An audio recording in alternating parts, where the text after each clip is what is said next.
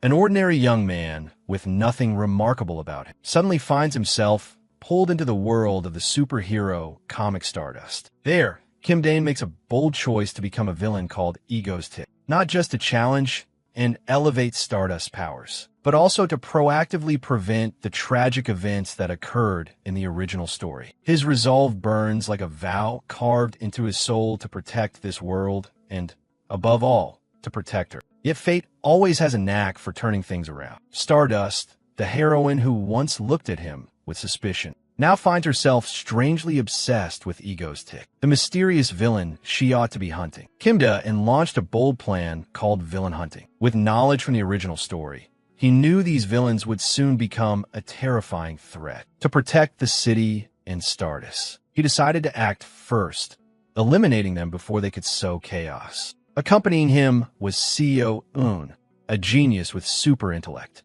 He supported him through an earpiece. His voice was cold but precise. The target was in sight, sitting motionless on the sofa. The perfect moment had arrived. Kim Dane tightened his weapon, palms slightly sweaty, and his first ability, instant teleportation, activated. In the blink of an eye, the cold muzzle was pressed to Reno's forehead. An A-rank villain.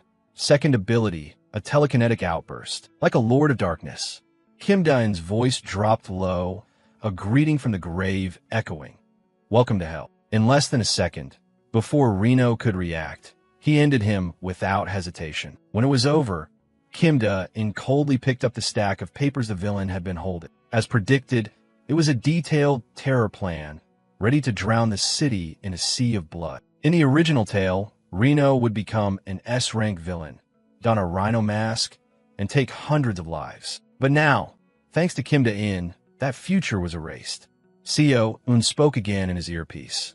The police and heroes are coming. Before leaving, Kim Dane left a line written in blood on the doorframe. A message sent straight to Stardust. When the police and heroes rushed in, they quickly realized the culprit this time and the previous one were the same person. That line was like a challenge that set Stardust boiling with rage. The press began to report frenetically. Under the articles, the public buzzed. Many unexpectedly supported Kim Dane's actions.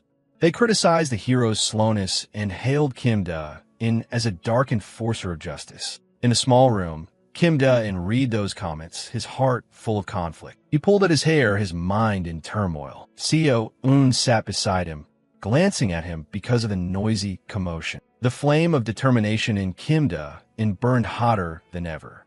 He couldn't let things go this far.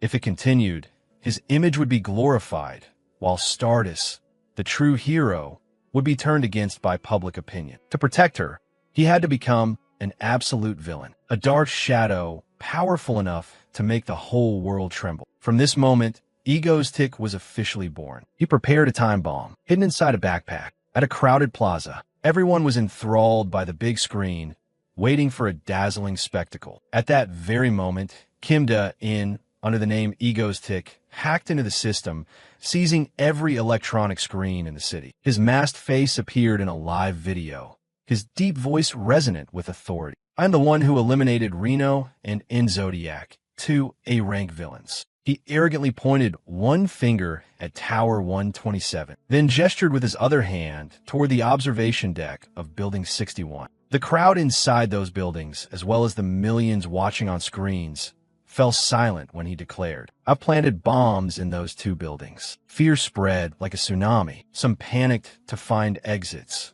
Others froze, unable to believe their eyes. Before hundreds of lenses, Kim Dane smiled defiantly, calling Stardust by name.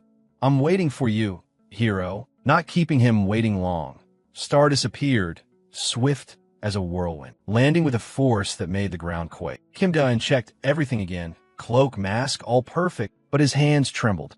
This was the first time he faced the character he loved most in the story. Stardust, radiant like a goddess, so beautiful his heart missed a beat. Wow, he blurted, unable to hide his admiration. In that moment, time seemed to stop. Memories surged back.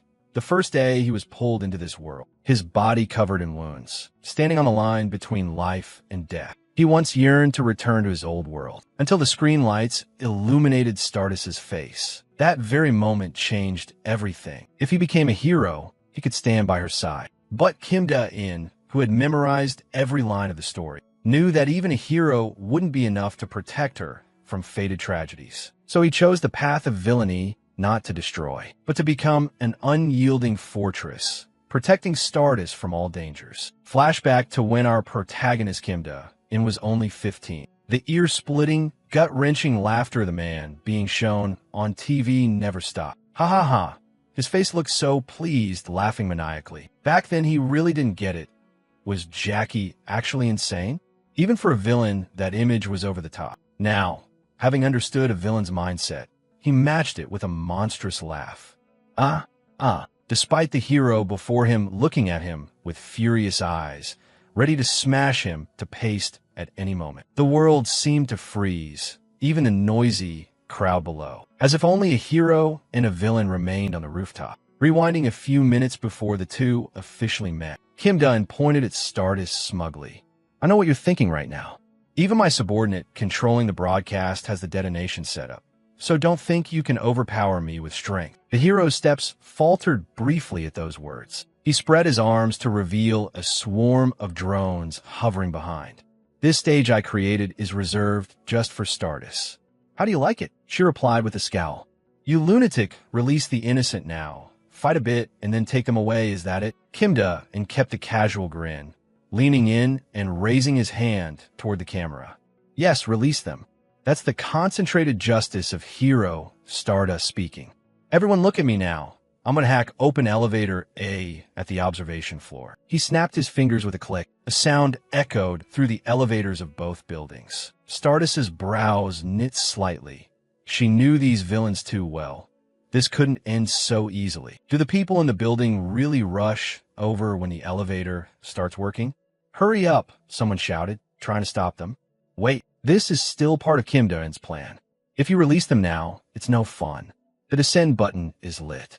He excitedly told them, just press the bomb at the other observation deck and it will explode. Simple, right? He sang in his tone. Let's see. There are 30 minutes until the bomb goes off. And he grew wildly excited. First, hurry up and press it and get down. Kim Da-in became a devil tempting the weak-minded. Come on, they're total strangers anyway. Right? The big screen showed the chaos inside the building. Children crying loudly mixed with arguments. Stardust gritted her teeth and cursed the bastard. Kim Da-in pretended not to care about her mood. Today I'll show everyone the depths of human selfishness. This is a Gnostic's game. Those inside the building were in utter chaos. If the other side presses first, we'll die horribly, but we still want to live, right? Time's up and it explodes. You said there were 30 minutes left.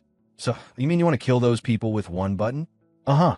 Wow. They were all anxious and suspicious. Will the other side press it? There's no time to mull. The bomb will explode in a few dozen minutes. So what now? They will press the button. The situation was truly chaotic now. Some couldn't sit still. Damn it, what is the hero doing? Stardust stood there, unable to act rashly. Even if she dashed in to take him down in a blink, it would be futile if there were detonation devices elsewhere. Damn it, at this rate, the hostages will. Her gaze was ice cold, her voice strained. Is playing with people's lives fun for you? Opposite her, Kim Da-in remained relaxed, eyes narrowed in a smile. Haha, fun isn't about that. Stardust, one of Korea's few A-rank heroes who believes in justice and her convictions, never compromises with evil. Actually, I quite respect you, Stardust. Those words made her flush with anger. What nonsense are you spouting? He gleefully rubbed his nose in pride. I just wanted to praise you while the whole country watches you on TV. Kim Da-in's voice rang out again, drawing attention. Seeing her powerless and unable to do anything. His face crazed as he touched the bomb button. This is really fun. His figure blurred and vanished. I'll give you a chance to join the game. Now, I'll connect you with those anxiously waiting for the hero. Stardust's expression turned puzzled and wary as she stared at him. What? Kim Da-in continued his act. If you can convince them and in 30 minutes no one presses the button. He crossed his legs and grinned wickedly. The bomb won't detonate. Of course Stardust didn't believe him. You expect me to trust a bastard like you? She snapped, not only unafraid but provoked. Better than letting them stare helplessly at the sky. She helplessly clenched her fist at her side. Kim Da-eun didn't need her opinion. He gestured with his hand. A loud shout rang out. Ready? All the cameras turned to circle around her. 3, 2, 1. After the 3 count ended, a dramatic scene began. The hero's face appeared on the giant LED screens across the buildings. People immediately recognized her. Stardust, Stardust. She took a deep breath under the invisible pressure and looked into the camera as if staring straight into their eyes. Hello, everyone. I am A-rank hero Stardust. Each of you holds a belief in your heart. His handsome face went blank. Yes, this is exactly what I want. A half-real, half-fake world, just like a dream. I'll be portrayed by the public as the terror-causing villain. His dream came true, and she would shine. This stage is for her. Stardust, let her radiance be seen, so later people can be proud of their choice today. Show this villain what for. Her voice was like a warm breath into everyone's hearts. We are strong, their gazes steadying, our faith unshaken. We will never bow to evil. Thank you, everyone. Kim Da-eun faintly curled his lips in a mysterious smile. The countdown on the screen dropped to 5. Those trapped in the building hugged each other and prayed. Stardust's face was filled with worry as she watched the screen. As the numbers reached the end, everyone closed their eyes and braced themselves. People were tense and uneasy. Would the punishment be carried out, or was the villain telling the truth? That was also the moment Kim Da-eun took the stage. Now all the cameras dropped, and his unbelievable scream rang out. No way. Selfish people. The cameras caught his puzzled, suffering face, so they wouldn't rush out to save themselves? Impossible. No way. There must be at least one person who pressed the button. There has to be a selfish one like me who pressed it. Kim Da-eun clutched his head, muttering theatrically, people can't be this kind. Why? At that moment, Stardust spoke up. Egoistic, people aren't as selfish as you think. Her image appeared, emitting a radiant halo. No one is completely selfless, but I believe in people's goodness. It's because of you, Stardust. You've brought them together. He suddenly changed color, chuckling. Interesting, isn't it, Stardust? Before Stardust rushed forward, he politely bowed. The next game is a sure thing. Kim Da-eun gave her one last look. Wow, Stardust's blue eyes, full of resolve, made him exclaim. Her gaze was righteous. Finally, he disappeared with a declaration. I will win. All the citizens erupted in joyous emotion. They cheered, hugging each other in celebration of the hero's victory. Altogether, they shouted one name, Stardust. Still, the hero stood silently in midair. Kim Da-eun quickly teleported to another location. The moment his feet hit the ground, he collapsed weakly. That was rough. He groaned and complained. Oh my God, I'm going to die. This was the consequence of teleporting. The deadly side effect of instantaneous travel. Bodily damage scales with distance travel. His body, so heavy he couldn't even crawl. Ugh, I'll probably be bedridden for days. Seo-eun exclaimed. I told you not to change that hat again. Seo-eun looked at him with a scornful gaze. How ugly. Kim Da-eun pleaded weakly. Seo-eun, I'm really about to die. Give me a glass of water. The girl brusquely brushed off her skirt and walked away ruthlessly. Drink it yourself, leaving him frozen in place. The big screen flashed breaking news of a terror incident at the building. The death toll was 0. Sadist hovered in the air, teeth clenched with hatred. Playing with other people's hearts? Next time I'll catch you for sure. I'll remember this name forever until I grab him. Ego's tick. One early morning at the Korean Hero Association, the association of superpowered individuals in Korea. The big screen showed countless tabloid posts online. These are recent headlines. The radio wave kidnapper watched by the whole country. Who named the hero Stardust as the target? Review his actions. Who is Ego's tick, the A-rank villain? Hot dopi. No casualties from the terror incident. The news spread across the peninsula. The broadcast hijack went abroad. Is Korean broadcast security okay with this? The meeting host flipped to the next page. Next was an analytical profile of Ego's tick. Villain information plus some details about Kim Da-eun as the villain Ego's tick. Male, masked, likely using a disguise function to degrade identification at his residence. A pot-bellied, bald uncle spoke up. Let's begin the report. This is Park Jun-ho, chairman of the Korean Hero Association. Images of the closed-room murder scenes appeared. He looked disgusted. Okay, we've seen this part many times. Next. The host continued presenting.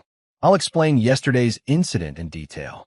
First, it seems the perpetrator exploited instantaneous teleportation to attach a bomb to the building's exterior beforehand. After disarming it, it was confirmed to be a high-yield, improvised explosive device, with enough blast power to blow away the observation deck. Classified as a high-performance homemade bomb, the conclusion is that he seems to have made it himself. Park Joon-ho rubbed his shiny head in distress. Still no clue about the abduction? The secretary answered awkwardly. Yes, how he bypassed modern security to broadcast is still a mystery, though we have some specific analyses. However, since no one with wave-related powers has appeared before, we think it's likely he has a tech-savvy accomplice handling the back routes. That's our tentative guess. As for an accomplice, the chance that person built the bomb is high. The secretary's face grew serious. One more thing I want to add. He seems obsessed with Stardust. Everyone's gaze immediately swiveled to the blonde woman. From scattered clues, they could be sure he left a message aimed at her at the murder scene directed to Stardust. And in this case, it was confirmed he directly mentioned her through the villain's words. The A-rank hero in charge, manager of Seoul, Stardust. Hearing that, Park Joon-ho directly asked the person involved, how did it feel to meet that guy face to face? He pointed straight at her name, Stardust. She stood up slightly and offered her perspective. He seems like someone with a psychological compulsion to toy with people's hearts. Moreover, he can organize large-scale terror acts. Truly a dangerous villain. 2 days later, after the previous terror incident, in Kim Da-eun's room, he lay prostrate, moaning, "Oh my God, I'm going to die." He forced himself to sit up and stumbled to the kitchen for something to eat. Just as he gulped orange juice, a sudden voice rang out. "Are you doing this again?" Kim Da-eun spat out the drink in surprise and hurriedly explained, it's not like that. Seo-eun, I'm not like that. Now, let me introduce this girl. This is Han Seo-eun, someone with super intelligence. At first, he wasn't used to the girl calling him Hyung, a genius hacker, in the original story. In the future, she grows into an S-rank villain, a hacker prodigy. Well, that's in the source material. For now, he's kept this girl by his side. The girl was angrily causing a fuss.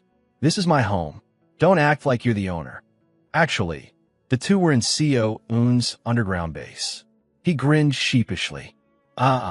Anyway, I cover living expenses and everything. Seo-eun swiftly shut him up. "Anyway, you should be quiet and just drink. Understand?" Kim Da-eun chuckled softly at that cute little threat. He gently ruffled the girl's hair. "Okay, got it." The warm moment barely lasted before the girl sheepishly dragged him and the kid away. Something else is happening. Hurry up. The door to the high-tech electronics room opened and closed. Seo-eun sat before an advanced control screen. "Remember that girl Lee Soo-bin I mentioned earlier? She's our candidate for an assistant." Kim Da-eun didn't think long. The girl active on the deep web? I think she's a fan of mine." The girl made a few keystrokes and pointed at the screen. "Look, she's here." A broadcaster's voice rang out. Followers of Egoistic are carrying out a terror hostage situation in central Incheon. They've planted bombs in that building. He froze and leaned toward the screen. What the hell? These lunatics, so that girl is being held hostage there? Han Seo-eun. He pointed at the trembling gunman. "No, the masked girl over there." The broadcaster reported.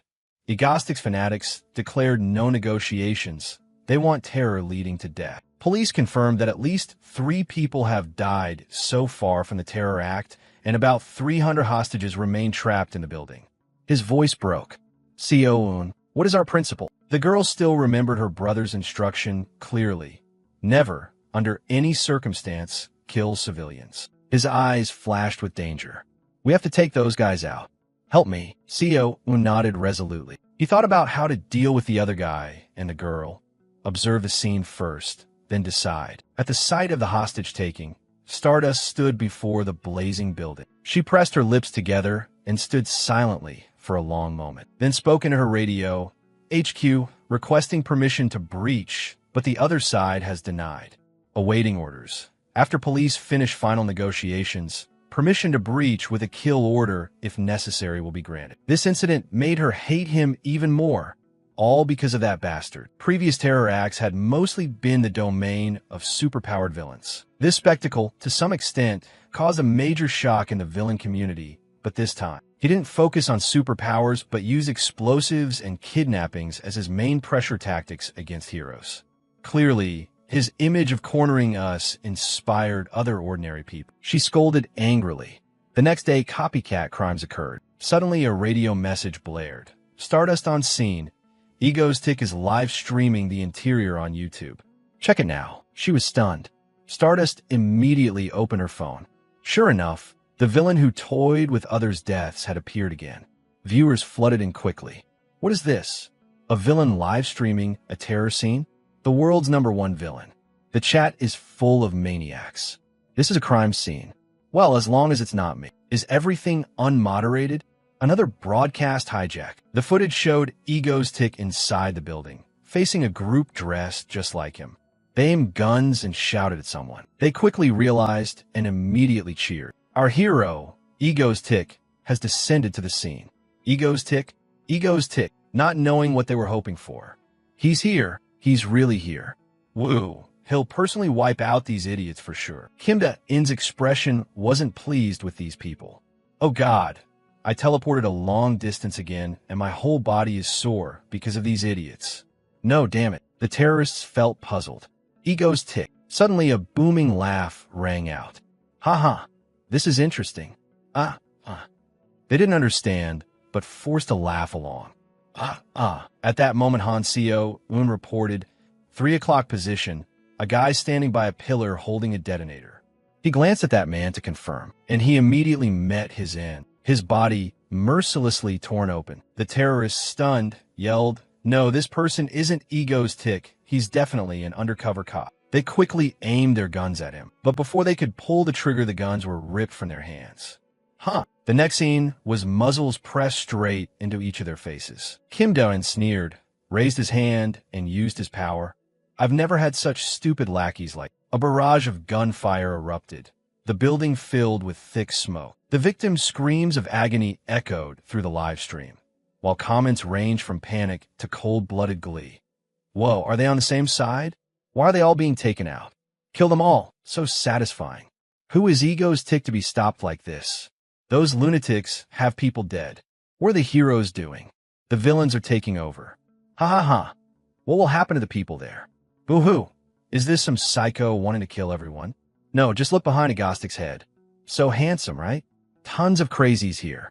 This is real people. Only then did superiors permit Stardust to enter. Top priority. Ensure the hostages' safety from both the terrorists and Ego's Tick. She hesitated no longer and dashed in to check, finding only one person left unharmed by the shooting. The very one he was searching for. Seo-un's voice came over. Sir, save her. From what I can tell, she's been dragged out and forced by those maniacs. She isn't part of this terror. She curled inward, clutching her head and sobbing in a corner. Hey, help me. Sniffle, sniffle. Kim Da-in's hand made her jump and hiccup. Hick, you literally threw her mask off. His voice asked loudly, did you do something wrong? Or not? Subin choked back tears. Okay, I admit it. Her crying grew louder. All right, I admit it. Wah. Kim Da-in had no patience for that. If you keep crying like that, you'll get shot. Subin fell silent and clamped a hand over her mouth. He then turned his steps toward the civilians taken hostage. He solemnly bowed. I'm sorry. Although this wasn't caused by me, I feel a great responsibility because copycat acts arose from my case. This move set the comments ablaze. What? Is the villain taking responsibility? Wait, what's going on here? He earnestly addressed the hostages and those affected by him. I'll transfer compensation to your accounts. Please check. I deeply apologize to the 3 victims who died. I'll pay the highest compensation I can. Still, Kim Da-in hesitated inwardly over the flaws in that plan. Oh man, transfers from fake accounts are easy to trace. Who knows? Seo-un will handle it, right? Seo-un sighed and urged, take her back now. It's obvious the girl agreed to do that. Okay, got it. Kim Da-in hoisted Subin onto his shoulder. Hey! His body instantly felt like it shattered. The after effect of teleportation left him trembling. Suddenly, a shockwave hit the entire floor. Kim Da-in recognized instantly who could have done that. Stardust. She was rushing in, not yet fully aware of the exact situation there. And a few days of commotion at Yunhee University passed by. At a cafe, KPS News reports the villain will pay monetary compensation, sending the public into chaos. Villain Ego's Tick bowed at the scene of the terrorist attack, confirming the hostage's accounts isn't easy. Who is he really? KPS investigates in depth. A blonde girl sat alone at a table, eyes fixed on her phone screen. Her fingers skimmed the comments. Everyone was speculating. Who is Mangostic anyway? Mangostic even sounds legendary. She suddenly changed direction and rushed over. Luckily, Kim Da-in's legs went numb at that moment, and he managed to dodge. Stardust was truly impatient and couldn't react in time. Oh dear, and just like that, she let the villain they needed to catch slip away. Thinking back made her even more bitter. Haru sighed in frustration. Just then another girl came over and pulled out a chair. She gently asked, "Haru, are you okay? Is the assignment too hard to do?" Kim Chae-hyun, Haru's senior, snapped her back to attention. Haru looked up. "Oh, it's nothing, sis." She awkwardly returned to her work. "I'm fine, just a bit distracted." Stardust, an A-rank hero of Korea, is actually Shin Haru. As a hero, she hides her identity with a cognition-reducing filter. So everyone thinks she's just an ordinary student named Shin Haru. Well, maybe she's not entirely ordinary. Every man's gaze seems to land on her. Anyway, lately she was worried about one thing. Haru kept mumbling the name Ego's Tick all day. She circled that resentful name. People are selfish, after all. A big question formed in her head. Why would he save the hostages? Suddenly the person in front of her pinched her cheek. "Look at you," making that sad face again. Kim Chae-hyun suggested, "Forget the assignment for now. Let's go eat mango bingsu, your favorite." Haru's face immediately lit up at the word mango. But instantly her mind flashed the crazed face and warped laugh of Ego's Tick. "Ah!" Haru blinked. Her expression darkened. Kim Chae-hyun, watching her closely, noticed immediately. "Mango won't fix it? Impossible." She heard Haru snap a pen and mutter, "The mango is mine." Kim Chae-hyun coaxed her like a child. "All right, the mango is yours, all yours." The fire inside Haru burned like hellfire. "I'm haunted by the name Ego's Tick.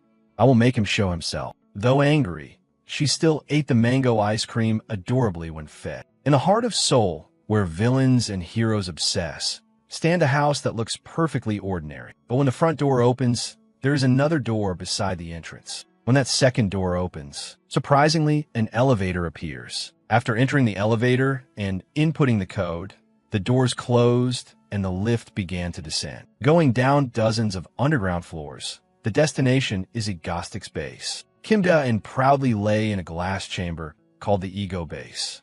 Seo-un looked annoyed. "Hey, why did you go and name someone else's house?" He offered a perfectly natural excuse. "HM? Why?" "Well, between us, there's no separating whose house is whose, right? Your home is my home, and my home is your home." The girl puckered in disdain, but didn't deny it. What the heck? Ridiculous. Suddenly his knee wouldn't let him relax like that. The pain shot through him, making him thrash and scream. "Ugh," Seo-un scolded impatiently. "Don't babble. Stay still so you'll heal faster. Don't make a scene." Kim Da-in whimpered, "Stop talking. Teleporting and carrying someone at the same time tires you out twice as much." He suddenly grinned slyly. Han Seo-eun, the one with superintelligence. He was definitely casting a hungry look at the girl on the sofa. "TSK, how far did I read?" His face was satisfied. Though recruiting an assistant wasn't for this reason, the fatigue recovery capsule really was the best. Han Seo-un looked at him and spontaneously gave a thumbs up, her gaze odd. "What's that about?" The door suddenly opened, and the person he had risked his life to rescue stepped in. "I'm home." The fridge was empty, so Subin asked shyly, "Does anyone want snacks?" Kim Da-in jumped and yelled, "Wait, aren't you being chased?" "Huh," she recounted excitedly. "I covered my face before I went out." He stared in alarm. "That's even more suspicious." But little Seo-un put her book down obediently and ran over to the Melona. Given the way she looked, Kim Da-in had an odd suspicion. Was she telling him to bring a captive home to do chores? He immediately teleported in front of the girl. "Why did you tell him to bring this person here?" The girl unwrapped the ice cream she'd been given and replied nonchalantly, "Oh, I just meant to ask for a little help." "Kim Da-in, what the?" He whispered relentlessly. "That's something you should decide before someone becomes a terrorist. I object to bringing a terrorist home. Seo-eun, can you guarantee she won't open fire in our house? The girl sighed and denied it. No way that would happen. The girl insisted firmly that this person had no intention of joining the terrorists and had been practically forced out by his henchmen. Then she pointed at the girl and said, "Sis, no wait bro, oops sis, you're Lee Soo-bin, right?" The girl startled. "How did you know my name?" Seo-eun's manner? Of course she understood. "I know everything. Lee Soo-bin."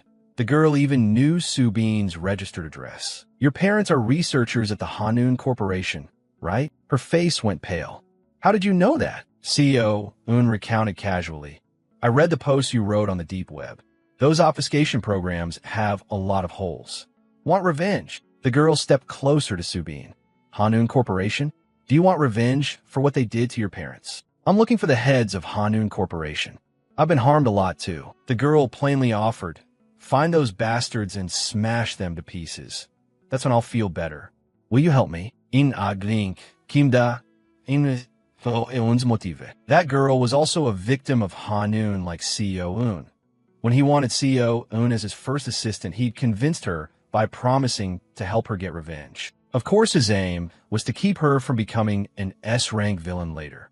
But Soo-bin in the original story left him no impression. Probably just a side character. That might be proof she's harmless, but depends on whether she can be of use to him. Suddenly, he snapped awake when he saw the two girls hugging and crying. Kimda stood dumbfounded amid their sobs. "Bah, cease. Hick, Seo-eun, this development is moving too fast. I'm the only one who can't keep up emotionally. Seo-eun, your cool image has totally crumbled." He watched the two emotionally for a long while in silence. Then he settled back into the compartment. "Fine, I'll just lie still." As evening fell in a cozy restaurant, everyone worried about a young married couple. The restaurant was quiet. Only the wife's hiccuping sobs could be heard, tears streaming unchecked down her cheeks, her desperate voice demanding an answer. "Why, honey? Why are you doing this to me?" Yet the man opposite was gloomy, glaring at her until she lost her appetite.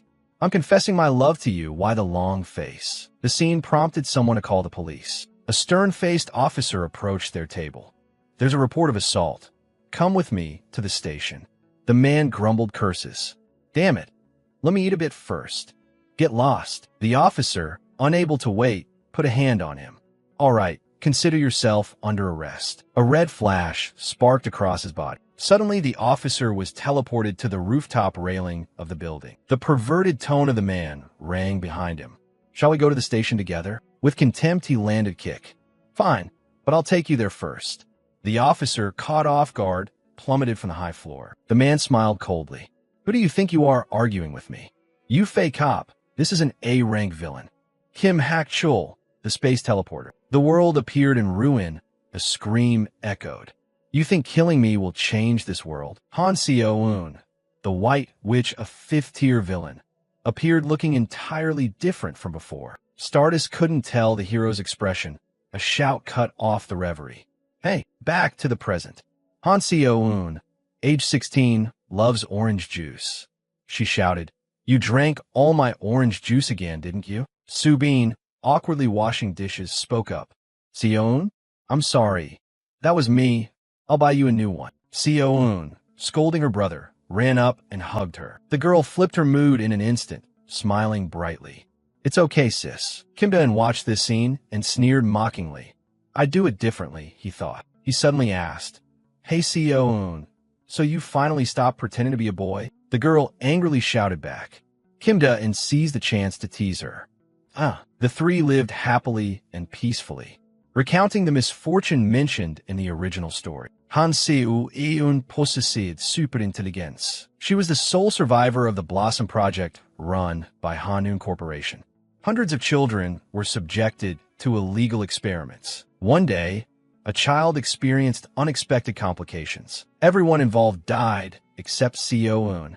The whole building collapsed then. After that, with a body full of wounds, she escaped from the research facility, hid in an underground shelter, and set up the hideout she lives in now. She lived in isolation like that for many years until he found her. Kim Da-in's sudden appearance came when the girl was finally at peace. A chair toppled with a loud crash. Seo-un bristled like a hedgehog, on guard.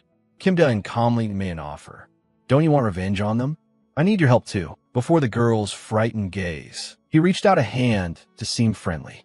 I didn't come to harm you, and that was the beginning that led to the present. I came to save you. Unlike the original, where Seo-un turned into an S-rank villain out of hatred and died. Poor her.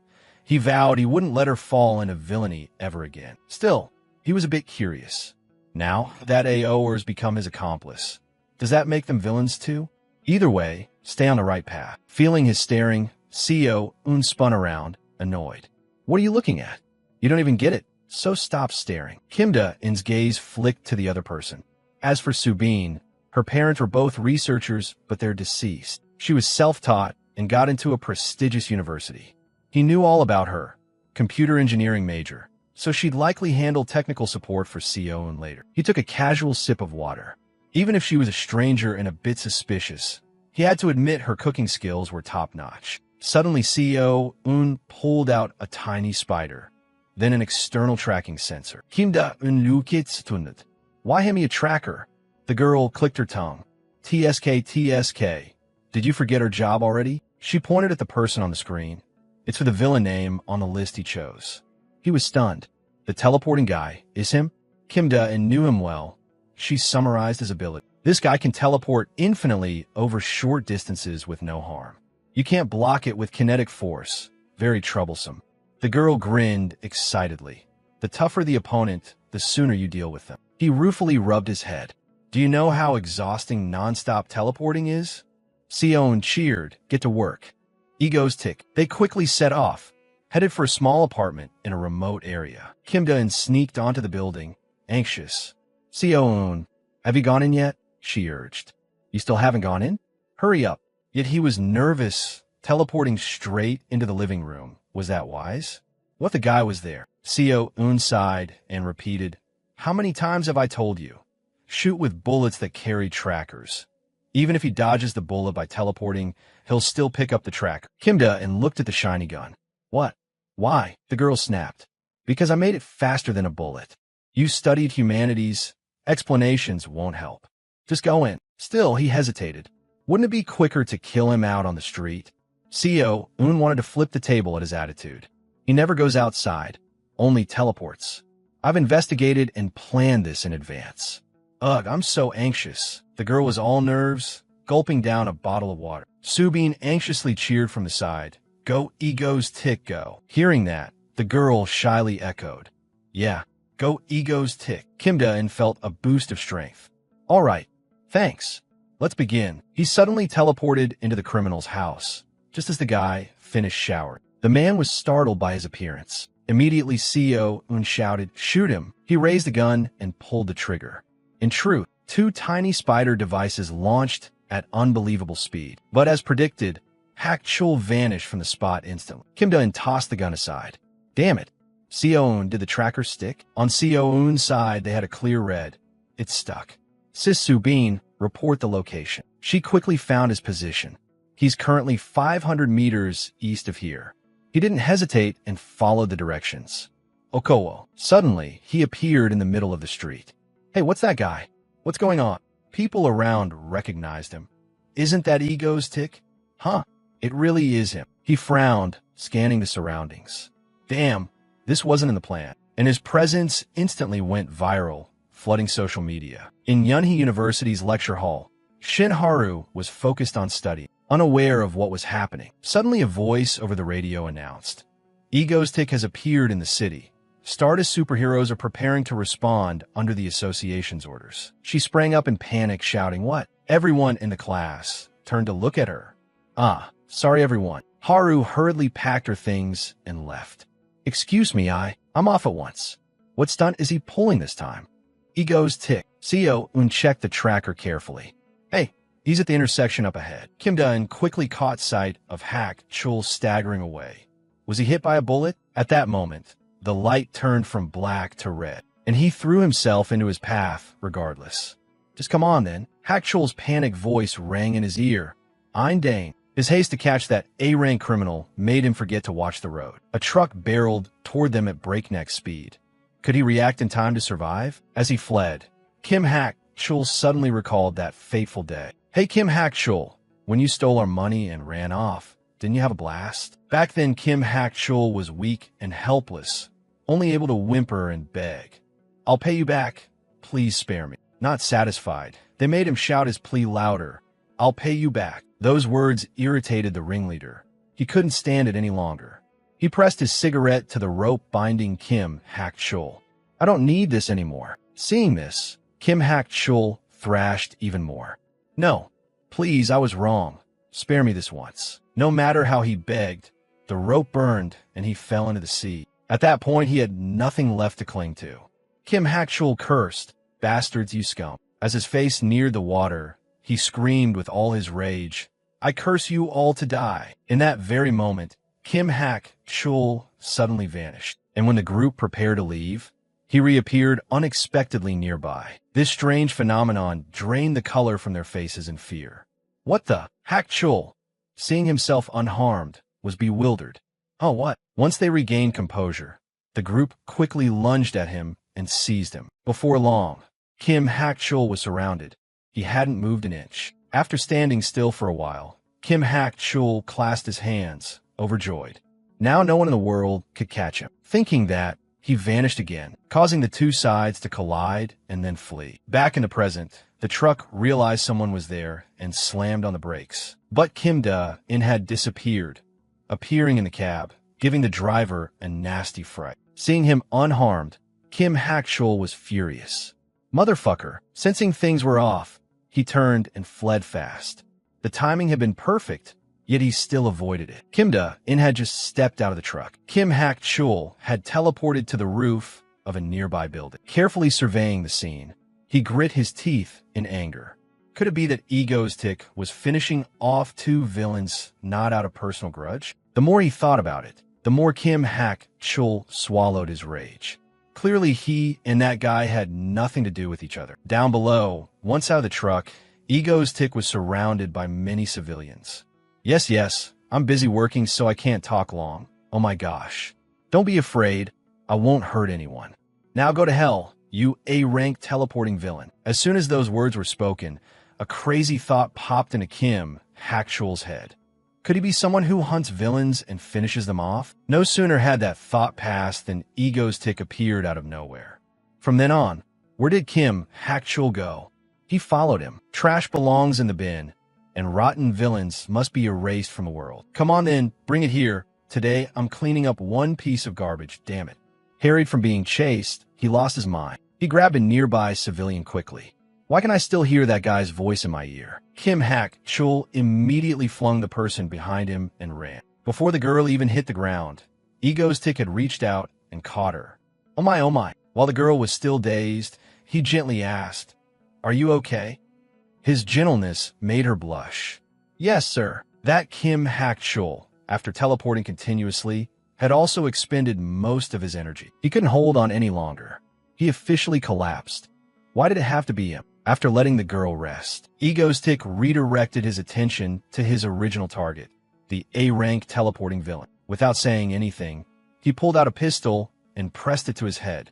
You've already admitted your crime. Suddenly insulted like that.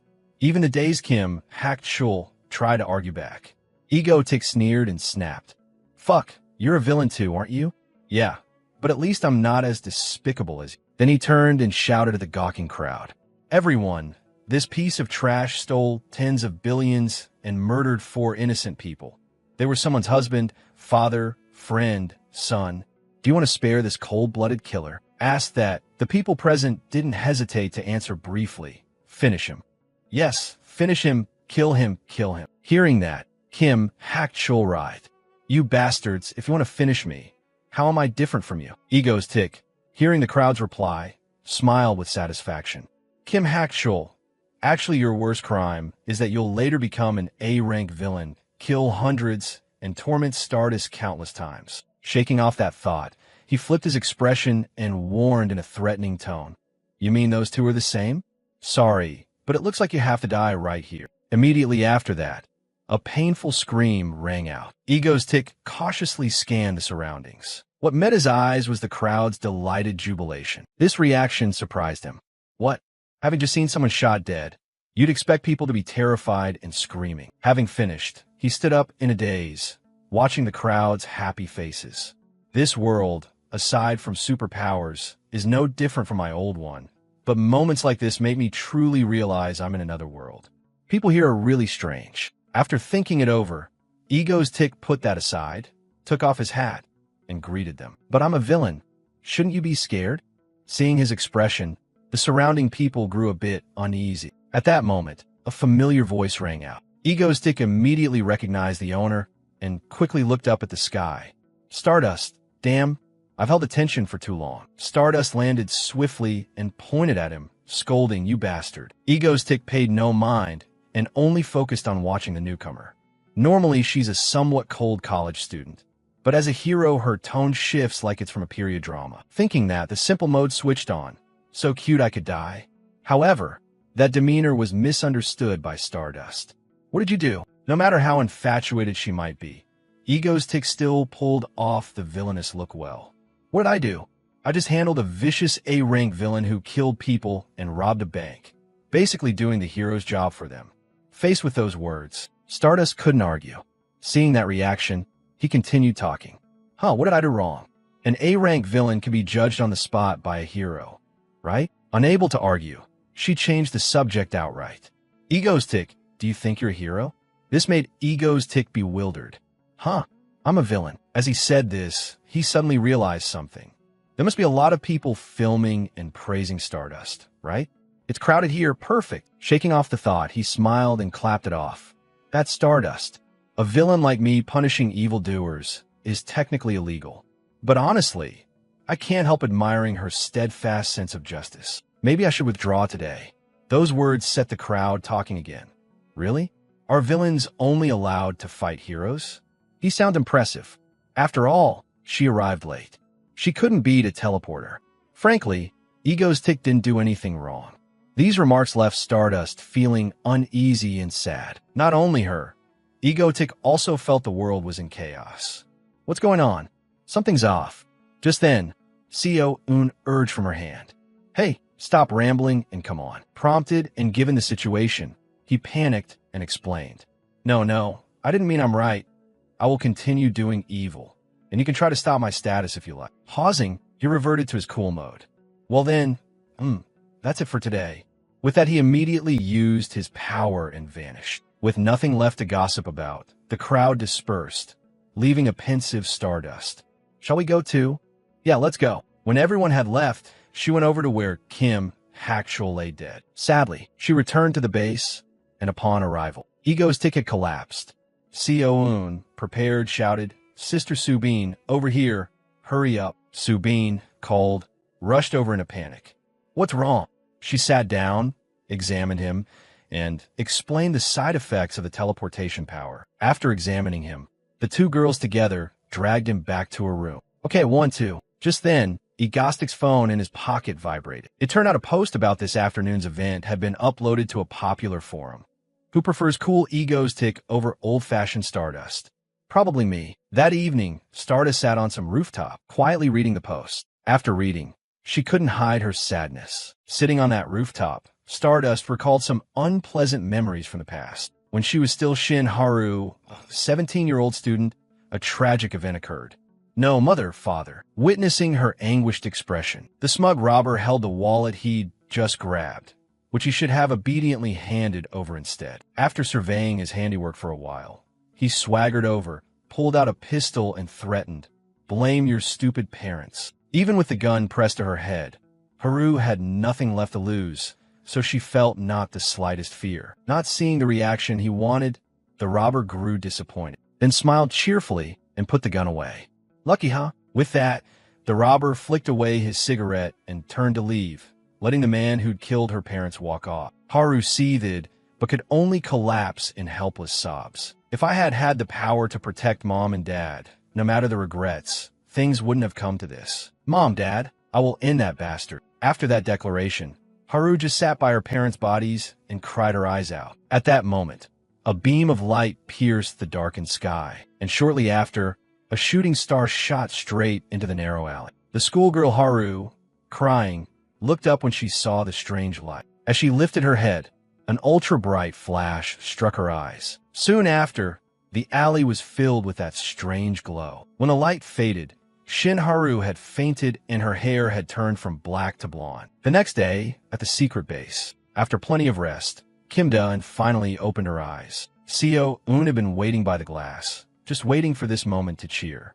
She's awake. Suddenly, Seo-eun thrust her phone toward her. Eat while you listen. Immediately, the girl read the article on her phone aloud to her. A roundup of the facts about A-rank villain Ego Tick. Just state the facts about villain Ego's Tick. Reading carefully, Seo-eun recounted his many feats. Eliminated A-rank villain life. Eliminated S-rank Zodiac. To a Korean public already tired of crime. He even staged and suppressed special situations at the observatory without mercy. It seemed the article ended there, but the girl read on. He also put down disruptive cultists and terrorists holding hostages, and even paid compensation to the hostages. Pausing briefly, Han Seo-eun finished the rest of the piece. The A-rank teleporting villain had long been on the run. Despite rewards, authorities judged him extremely hard to catch. Honestly, Ego's Tick doesn't look like a villain at all. Not yet satisfied, the girl cheerfully added another detail. 7,842 likes and 12 dislikes. What do you think? Hearing this, Da-eun panicked and asked, "What about Stardust?" At the name, Kim Da-eun couldn't hide her annoyance. Stardust? Check the comments right below. Before he could grab the phone, the girl read on, "Actually, Ego's Tick beats Stardust. What has Stardust even done?" Hearing this, Da-eun spat out her candy on the spot. Not stopping there, the girl added that Ego King had already taken down 3 A-rank villains. After calming down, Da-eun asked hesitantly, "So why is Stardust being criticized?" Seo-eun thought a moment and replied, "Maybe because among the 3 A-rank heroes, she operates the least. Shadow Walker or Ice have each saved dozens or hundreds alone, while Stardust hasn't done much." After reading everything, the girl watched his reaction hesitantly. See, that's how people react. Hearing those comments, Kim Da-eun was despairingly unable to hide it. Most of them are like that. The shock wasn't over. Han Seo-eun then proudly showed a screen with a weird mango icon.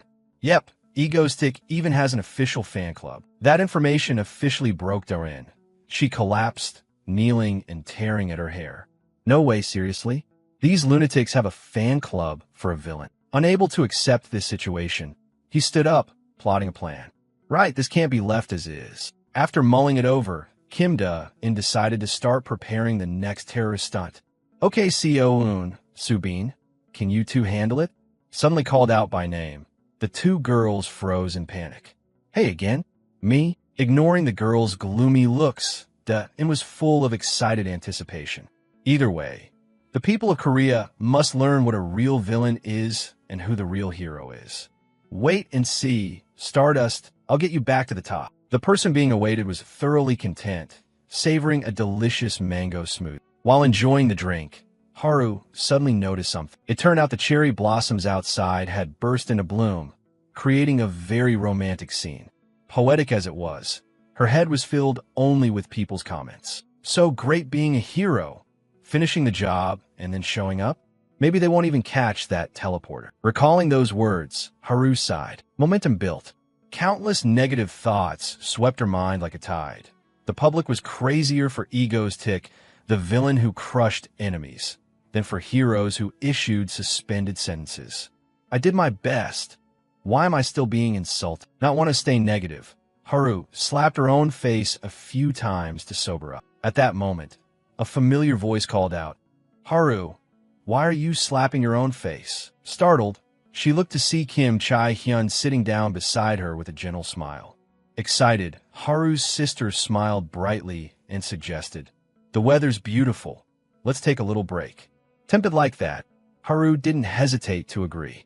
What did the cherry blossoms suddenly burst into bloom like this? Kim Chae-hyun eagerly pulled out her phone. "All right, do you want to go see this? It's really trending, though you probably haven't seen it yet." She showed a bouncing mango image. "What do you think? Funny, right?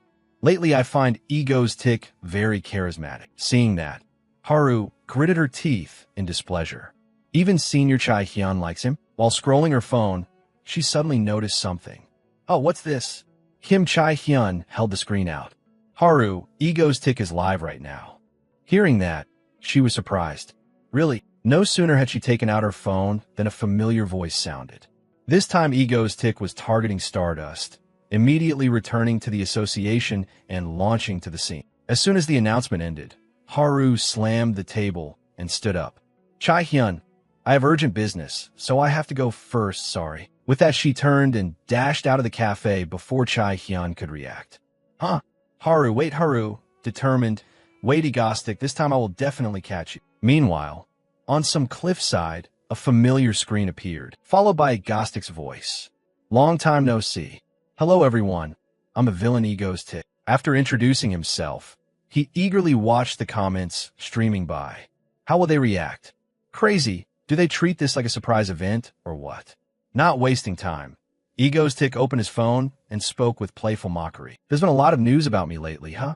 I'm not a hero, I'm a villain, and I even have a fan club. Saying that, he flashed a mischievous grin and aimed his phone's camera down the tracks. Perhaps everyone is misunderstanding. I really am a villain. He pointed at the people taken hostage, then gestured toward the train in the distance. Ah, the train's almost here. Are you watching? Stardust. That question prompted a comment to pop up. He's still a die-hard fan who loves the drama for real. Huh. Ignoring that, he began the broadcast. The rules are simple. Your choice. Ego's tick tilted the camera toward the tracks and started to apply pressure.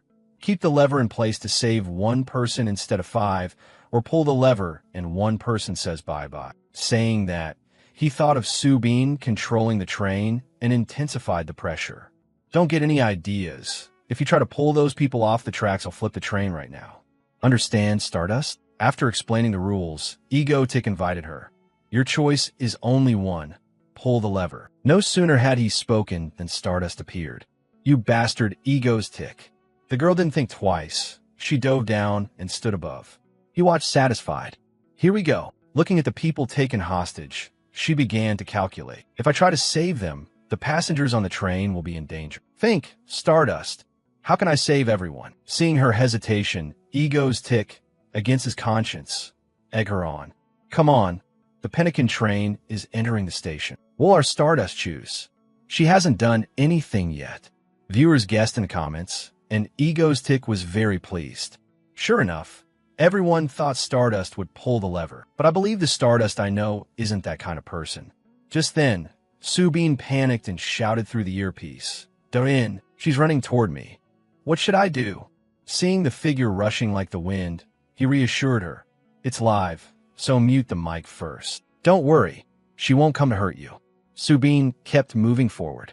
At this point, Subin was a bit more confident. Yes, successful reassurance. Ego's Tick continued to play the villain. Okay, turn the mic back on. Oh, what is Stardust doing? She can do that? That'll be a total mess.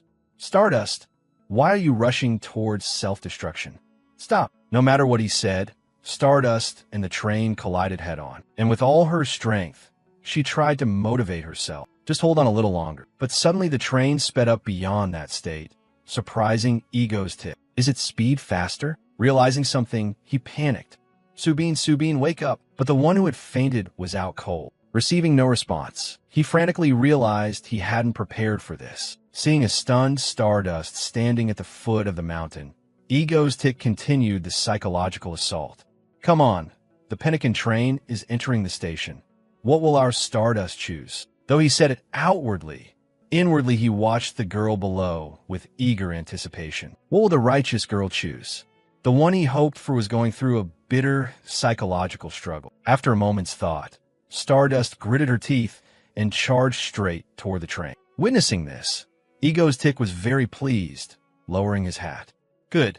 So far everything's going exactly planned. Satisfied with how things were unfolding, he dragged a terrified, struggling girl closer to the tracks. When they arrived, Ego's Tick gently laid the pale-faced girl on the rails and taped her down. Despite acting like this, Ego's Tick inwardly groaned.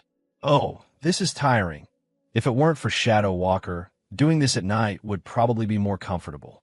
Daytime terror preparations require attention to so many things. Complaining aside, he still finished the final knot. After securing the hostage, Ego's Tick used his teleportation power to jump up the cliff to watch the performance. Observing the 5 people he'd tied under the tracks, he was very pleased with the result. I'm a bit proud of myself. Looking at the peaceful scene before him, Ego's Tick recalled some information. In the original story, Stardust would weaken after clashing with the villain, but in return she would grow stronger. So if I eliminate the villains beforehand to help her, she'll lose the chance to grow. Snapping out of that thought, he drew a few familiar lines on the ground. When he finished, Ego's Tick grinned smugly and murmured, "Consider this a specially tailored fitness boot camp just for her." Back in the present, seeing Stardust throw herself at the train with all her might, he was a bit taken aback and hurried to stop her. "What are you doing?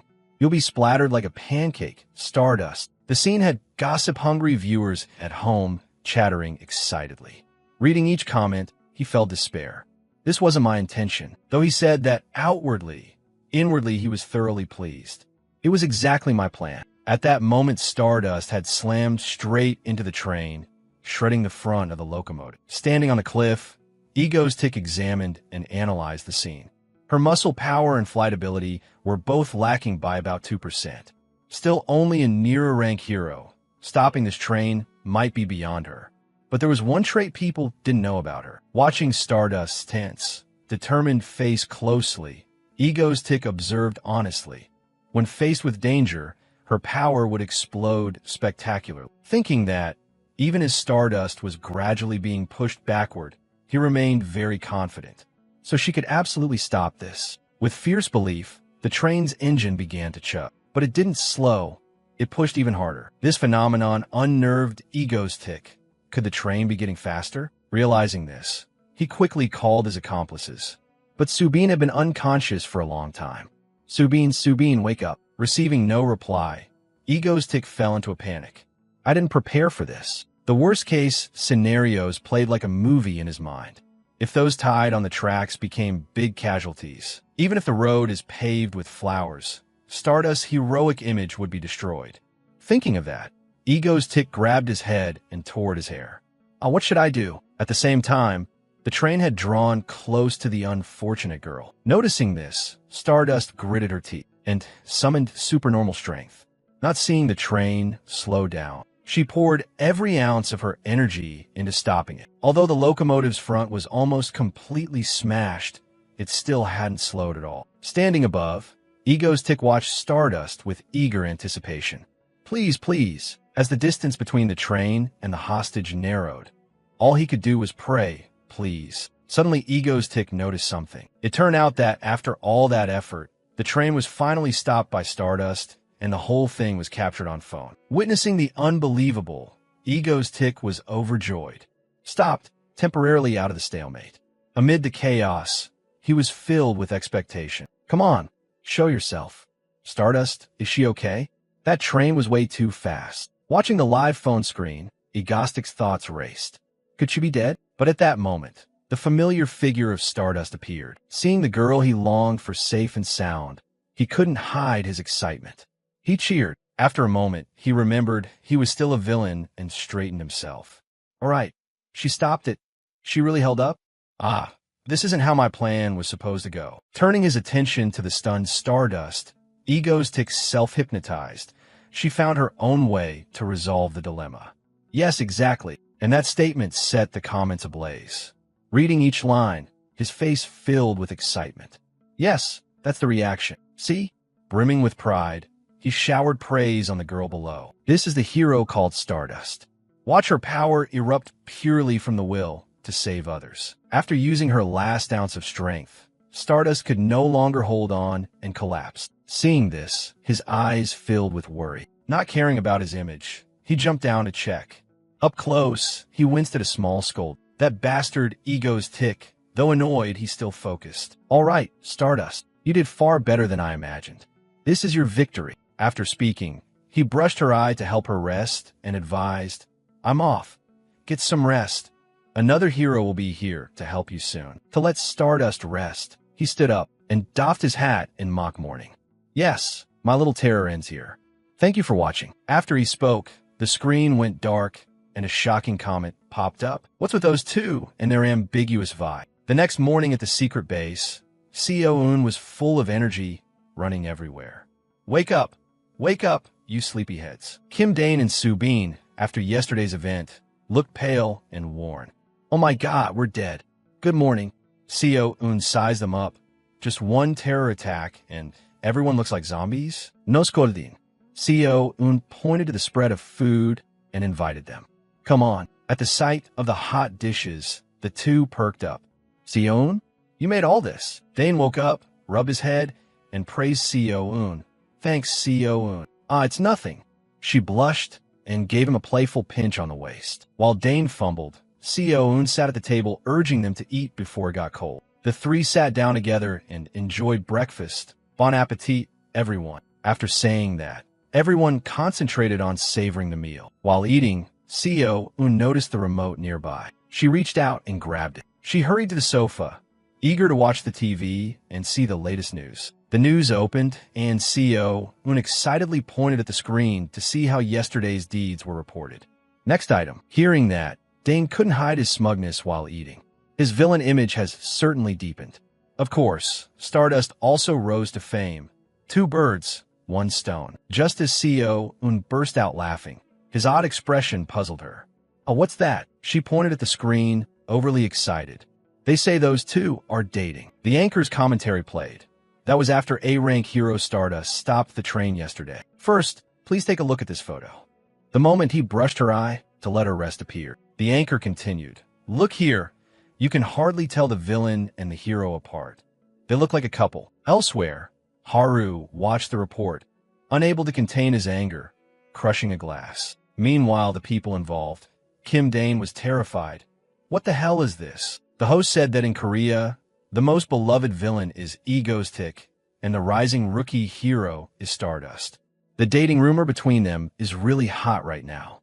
Reporter Park, why has this love rumor exploded? Reporter Park pointed at the screen and added, Look here, do you recognize it? The anchor asked. Huh? Oh yes, this is a caption that reads Stardust. Reporter Park slammed his hand on the table, stood up and declared loudly, No, it's not just a caption, sent to you Stardust. This is a gift from me to you. That's the meaning behind it. Next, the screen showed Kim Dane kneeling on one knee beside the unconscious Haru. He said, All right, Stardust, you did far better than I ever imagined. This is your victory. Reporter Park pointed at the scene and asserted in a strong tone, Look closely. If this isn't love, then what is? As Egoistic spoke those final words and closed Stardust's eyes, Stardust quietly drifted off. Reporter Park said, If those two aren't dating, then what do you call this? Elsewhere, Haru sat alone in the study room, watching that segment of commentary. Haru felt gloomy, propped her chin with her hand and thought, Is everyone still sane? Dating that crazy villain guy? No way. That absolutely could never happen. Haru fell silent for a moment, then wondered to herself, What is this? Clearly I feel hatred and loathing toward that guy. Yet along the boundary of those feelings, there's this confusing sensation mixed in. As Haru sat sulking and muttering to herself, a girl approached. Chae-hyun, looking sympathetic, said to Haru, Haru, your soul must be exhausted from all the schoolwork. Then Kim Chae-hyun pulled out a flyer for an ice cream festival, smiled brightly, and told Haru, Today I'll heal you. Kim Chae-hyun tossed the flyer aside and with eyes shining full of feeling said, Just trust me today. Let's go have fun together. In another place, endless whining echoed through the house. Go, go. Seo-eun lay on the floor, throwing a tantrum, writhing and begging to go. Soo-bin didn't know what to say. Seo-eun? Don't be so whiny. Seo-eun refused to relent. We've already staged 2 terror incidents, so now I want to go out and play. At that moment, Kim Dane also spoke up. Miss Soo-bin, Seo-eun, how about we all go out for a trip? The moment Seo-eun heard that, she immediately sat up and stopped the tantrum. The girl shouted with joy in celebration. Soo-bin smiled too. Kim Dane held the same ice cream festival flyer that Kim Chae-hyun had earlier. He smiled and thought, in the original story this bit didn't exist, but it should be fine, right? Over with Haru. Her mood had also improved, and she began to look forward to the ice cream festival. At the festival, there were people everywhere, and the scene was full of life. Dane remarked, "Wow, even a regular weekday noon is pretty crowded." Seo-eun walked beside him with a cone in hand and curiously asked Kim Dane, "Hey, you're wearing black again?" Kim Dane smiled and replied, "Seo-eun? Oh, men should wear black, you know." Seo-eun teasingly said, "What nonsense are you talking about?" Kim Dane looked rather surprised. She's smiling so brightly, and she called me on too." Kim Dane chuckled softly, thinking she really did seem genuinely happy. Seo-eun squealed, pointing ahead. "Rice cake ice cream is over there." Then Han Seo-eun excitedly ran straight to the ice cream counter. Kim Dane smiled and said to Soo-bin, "Going out was totally worth it." Soo-bin replied happily, "Yeah, for sure. She seems so happy." Soo-bin activated her personal reduced perception filter. When Kim Dane recruited her, she had gone on stream once already. Kim Dane tasted a spoonful of ice cream. He exclaimed in surprise, "Oh, this is really good." As Kim Dane scooped another spoon, he said, "Soo-bin, you should try some too." Soo-bin blushed and shyly looked at the spoon of ice cream Kim Dane offered. Seo-eun stood beside them and innocently asked, "What's wrong?" "What?" "Hurry up and eat, of course." Soo-bin stammered, Wait for me a bit." She shyly opened her mouth and edged closer to the spoon of ice cream, thinking, "Isn't this kind of an indirect kiss?" Finally, Soo-bin tasted the spoonful of ice cream, and immediately her face lit up with delight. "This is really good." Seo-eun had finished her cone and cheerfully ran to another stall. "There, mango ice cream." Kim Dane hurried. "Hey, wait for me." Seo-eun pressed her bright eyes to the glass, staring at the ice cream section. Then she quickly excitedly told the vendor, "Give me one cone, please." The vendor handed over the ice cream and laughed to Kim Dane. "Oh my, this kid looks exactly like their parents. So cute." Kim Dane was speechless. "What?" And he just accepted it with his eyes closed. Yes, that's right." Soo-bin stood beside him, her face flushed bright red. Seo-eun turned back with a small teasing smile at Kim Dane. "This guy looks older than he actually is, huh?" Kim Dane wouldn't back down. "No, it's probably because you're short, not me." Seo-eun couldn't argue and The vendor brought out the ice cream. "Here's the kid's cone. One cone and 2 cups, please." Everyone took their ice cream. Kim Dane grinned and asked Seo-eun, "Did you order for us too?" The girl replied, "Of course. The leader of the Pelican Guild must have mango flavor." Kim Dane grew puzzled at this new identity and asked, "The Pelican Guild?" Kim Dane couldn't hide his embarrassment at the vendor's smile and awkwardly said, It's nothing." Suddenly, Kim Dane's eyes widened in surprise. As it turned out, the vendor was showing off a picture on the back of his shirt, an image of Kim Dane as Ego's tick. The vendor laughed. "I made it myself. Looks good, right?" Kim Dane had no words. Seo-eun generously gave a thumbs up. Totally cinematic. A while later, the three of them sat on a bench relaxing and eating ice cream. Suddenly, Kim Dane spotted something and asked Seo-eun, "Seo-eun? Back in the day, I used to be a master at darts. You know that." Kim Dane prepared to show off his skill. He would demonstrate his prowess to her. But Seo-eun, as if catching him out, asked, "Hey, are you planning to cheat using remote control powers?" Kim Dane immediately froze, embarrassed. The vendor announced, "There's an event over here." The staff at the darts booth explained that if you hit the target 10 times, you win the 10-tier ice cream. Seo-eun said she preferred the consolation prize. The stuffed bear looked much cuter. Kim Dane asked the vendor if the first-place winner could choose freely. The vendor agreed, saying yes. Kim Dane confidently promised Han Seo-eun, "Hey, listen, I'll get it for you." Kim Dane thought to himself that he'd act like he was concentrating, then discreetly add a bit of power and launch. The prize would be his. At that moment, Kim Chae-hyun also approached the darts booth and asked the vendor how much a try cost. She caught Kim Dane's attention beside her. He thought, this face looks familiar. Immediately, Kim Dane was startled, as he remembered who she was. Kim Chae-hyun was Shin Haru's university classmate. Kim Chae-hyun said, "Wow, Haru, the prize even includes a 10-tier ice cream." Another female voice chimed in, "Let me try to get one for you." Seeing Kim Dane hesitating earlier, Seo-eun asked, "What are you doing?" "Hurry up and throw." At that moment, Soo-bin and Seo-eun finally noticed the arrival of Shin Haru. The three of them suddenly broke out in a cold sweat, not daring to make a sound. Then Shin Haru glanced over at the three of them. She looked at Kim Dane, while Kim Dane was still frozen in a stance ready to throw a dart. A few minutes earlier, Kim Chae-hyun had beamed a bright, excited smile and pointed ahead. Haru, there's rice ice cream over there. The two of them went to the ice cream shop. Kim Chae-hyun was swooning over the flavor. So good it was almost sinful. In a cheerful mood, she looked at Haru. Haru, try this one. Haru leaned down and tasted the ice cream with her lips. After tasting it, her cheeks flushed and her eyes lit up.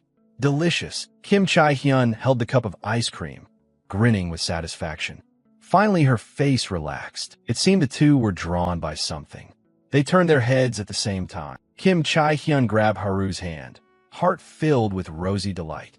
Come on, over there is your favorite flavor. She looked toward the food stall and said, It's mango. Hurry, let's get some. At the sight of mango, Haru's eyes sparkled, showing extreme delight. But shortly after, her expression suddenly turned gloomy and she looked down. The vendor gleefully turned his back to reveal a chibi image on his shirt with the caption, I made this myself. Kim Chae-hyun admired it.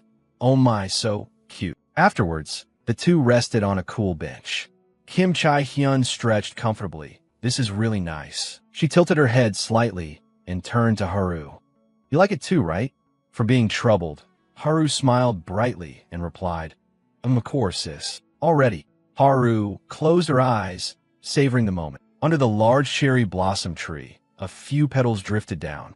Haru thought how long it had been since she'd been out to enjoy a view like this. She smiled at the corner of her mouth, closed her eyes. Wonderful. Soon after, Kim Chae-hyun pointed at the food stall in front of them. Haru, after you finish that, let's try that one next. Haru watched her intently as she got excited.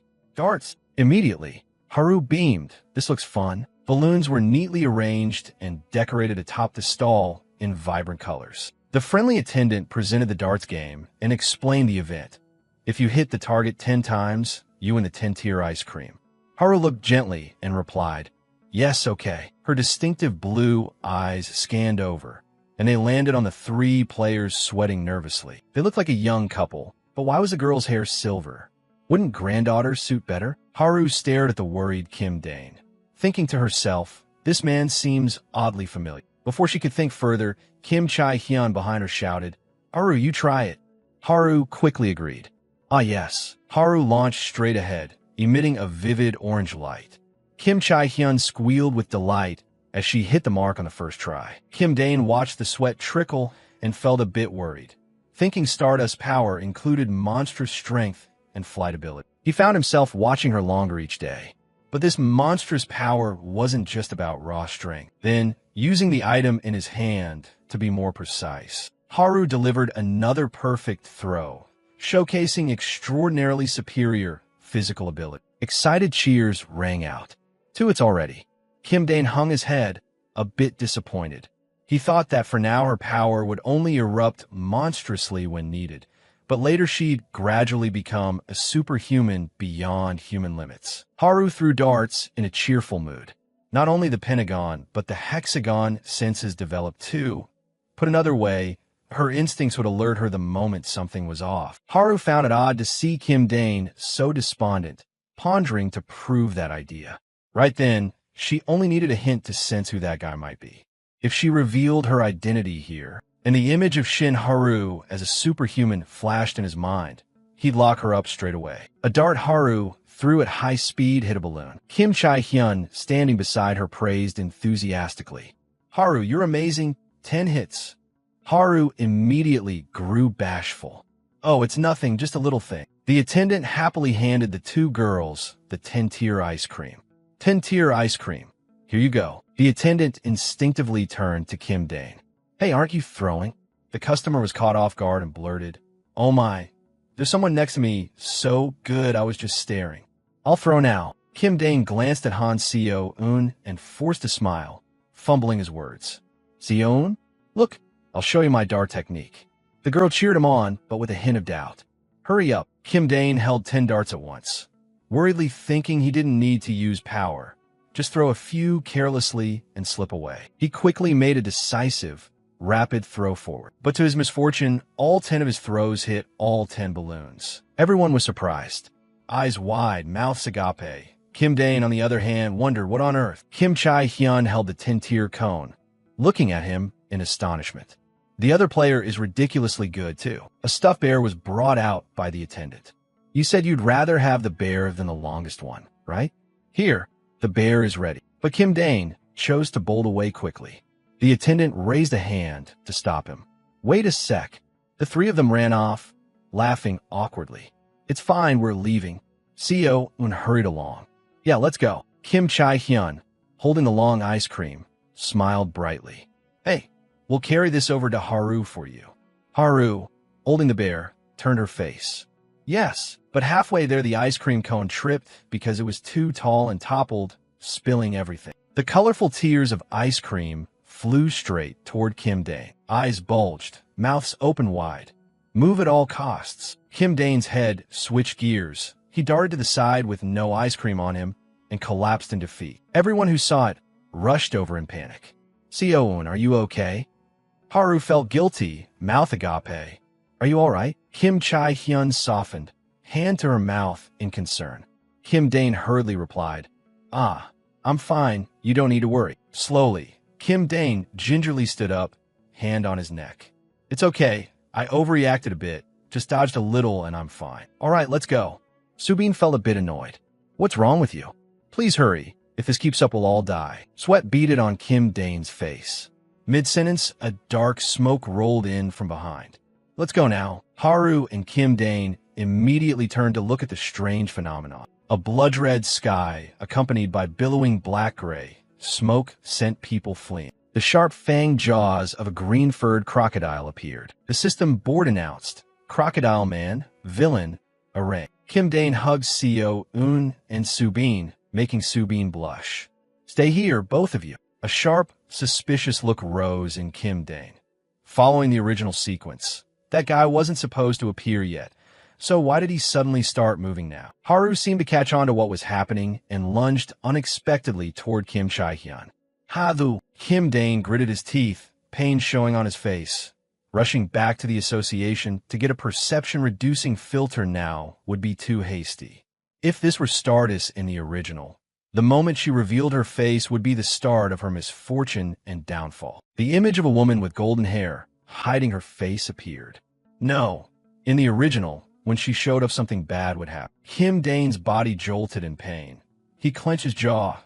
No matter what, even if everything collapsed, he wouldn't let that happen. Kim Dane let out a shout as sudden purple rays flared up, enveloping his body. And the more it happened, the stronger those lights became. His everyday clothes fell away and flew off elsewhere. He reappeared wearing a vest and a dapper hat, completely different from usual. I'll pack up my things later. Seo-un, the girl standing behind him, asked, What are you going to do? Before long, Kim Dane ordered Seo-un to help broadcast for him. Seo-un sat awkwardly clutching the stuffed bear and mumbled a few words.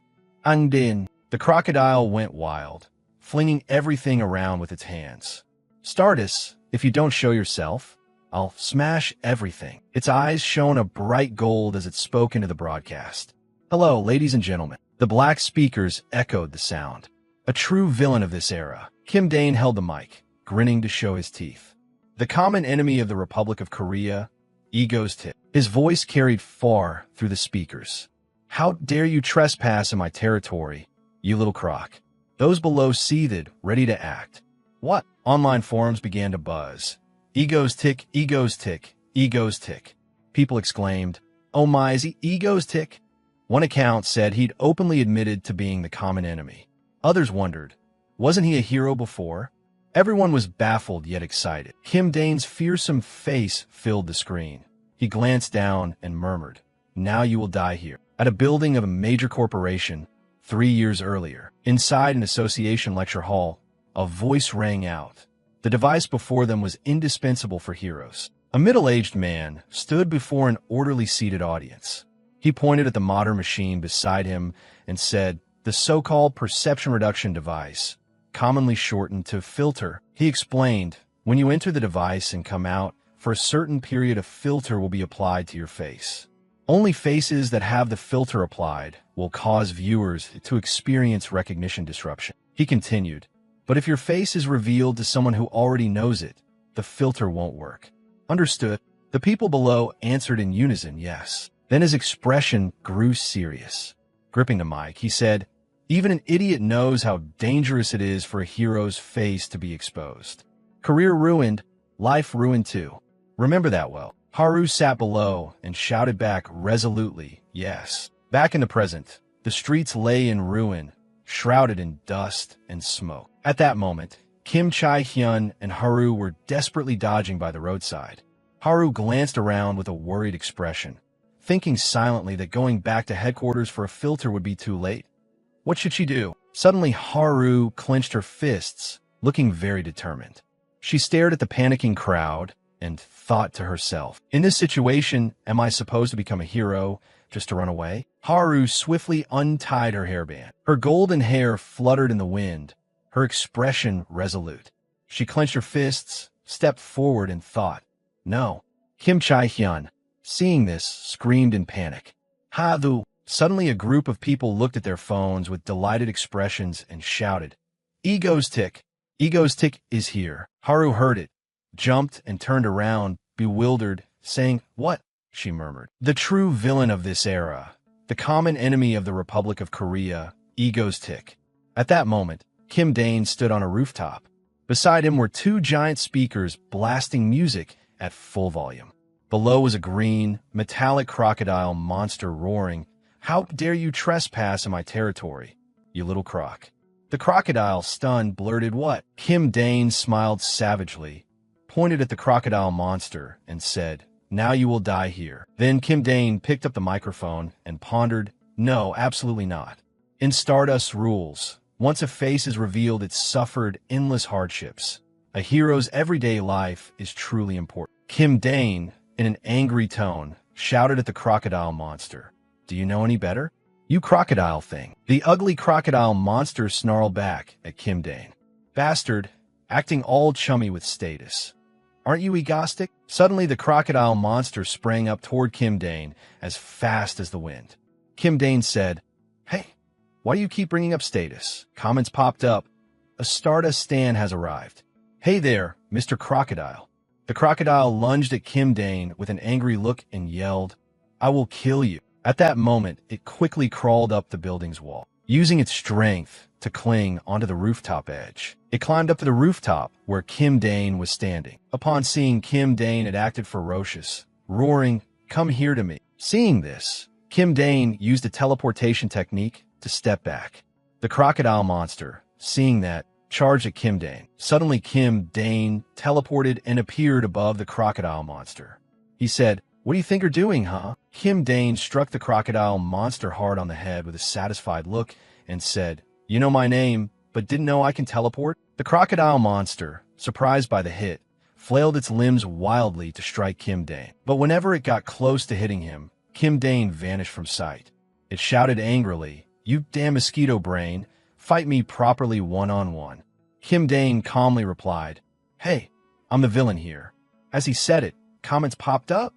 Villain, still insisting today that he's the villain. Dane looked bewildered at those comments. They kept appearing. But why did Ego's tick run over there? Kim Dane thought, wait, I need to explain this a bit, otherwise people will think I came because of Stardust. Suddenly Kim Dane stopped and shouted at the crocodile monster, hold on, let me speak. The crocodile replied, all right, say it quickly. Kim Dane shouted in a questioning tone, okay, but first I have to ask this.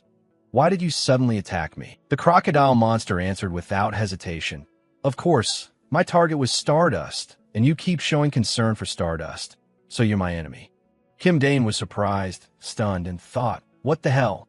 What kind of logic is that? Comments appeared. That stupid villain even knows Ego's tick likes Stardust. Don't know if Ego's tick can teleport, but he knows he likes Stardust. More comments. Two guys fighting over one girl? Didn't Ego's tick come here on behalf of Stardust? What's going on? How did he get tangled up with these two? Haha right now. Suddenly the crocodile pointed at the bewildered Kim Dane and yelled, also, you were the one who said you'd kill me first. Comments displayed, haha, exactly. Kim Dane was stunned and replied, "When did I ever say that?" Upon hearing that, the crocodile monster became furious, blazing with rage. It shouted, "You said you dare touch my territory? You little crocodile threatens me. Now you die here. Didn't you say that?" Kim Dane floundered to defend himself. No, I didn't say that." Comments popped up. Why did the croc suddenly start talking sweetly? How's that a threat? Suddenly, the crocodile monster seemed to have reached its limit. It screamed madly at Kim Dane. "I'm really pissed off." Next, it opened its long mouth wide, and a fireball slowly began to form inside. Kim Dane looked fearful, eyes wide, thinking, oh, isn't that an ultimate skill? Before he could finish his thought, the crocodile blasted out a huge jet of flame, scorching almost everything in front of it. Crocodile Man's ultimate fire-breathing skill was powerful. Fortunately, Kim Dane quickly used his teleportation technique and avoided a fatal blow from the crocodile monster. He teleported behind the crocodile monster, horrified by the terrifying scene, and exclaimed in amazement, "One hit and they'd die instantly." The crocodile turned to Kim Dane and said with a sharp tone, "Surprised? Ego's tick." At that moment, Kim Dane didn't hesitate and whipped out a black cloth, and countless guns immediately sprang from the cloth, shooting toward the crocodile monster. Kim Dane looked at the crocodile coldly, without hesitation, clenched his fist, and said, "See you in hell, you bastard." Instantly, all the guns fired at the crocodile. After a series of explosions, everything was engulfed in smoke. Kim Dane flew up, peered into the smoke, and wondered, "Is it dead yet?" Comments appeared. Oh, could it be that, surprisingly, after taking that barrage, the crocodile is still alive?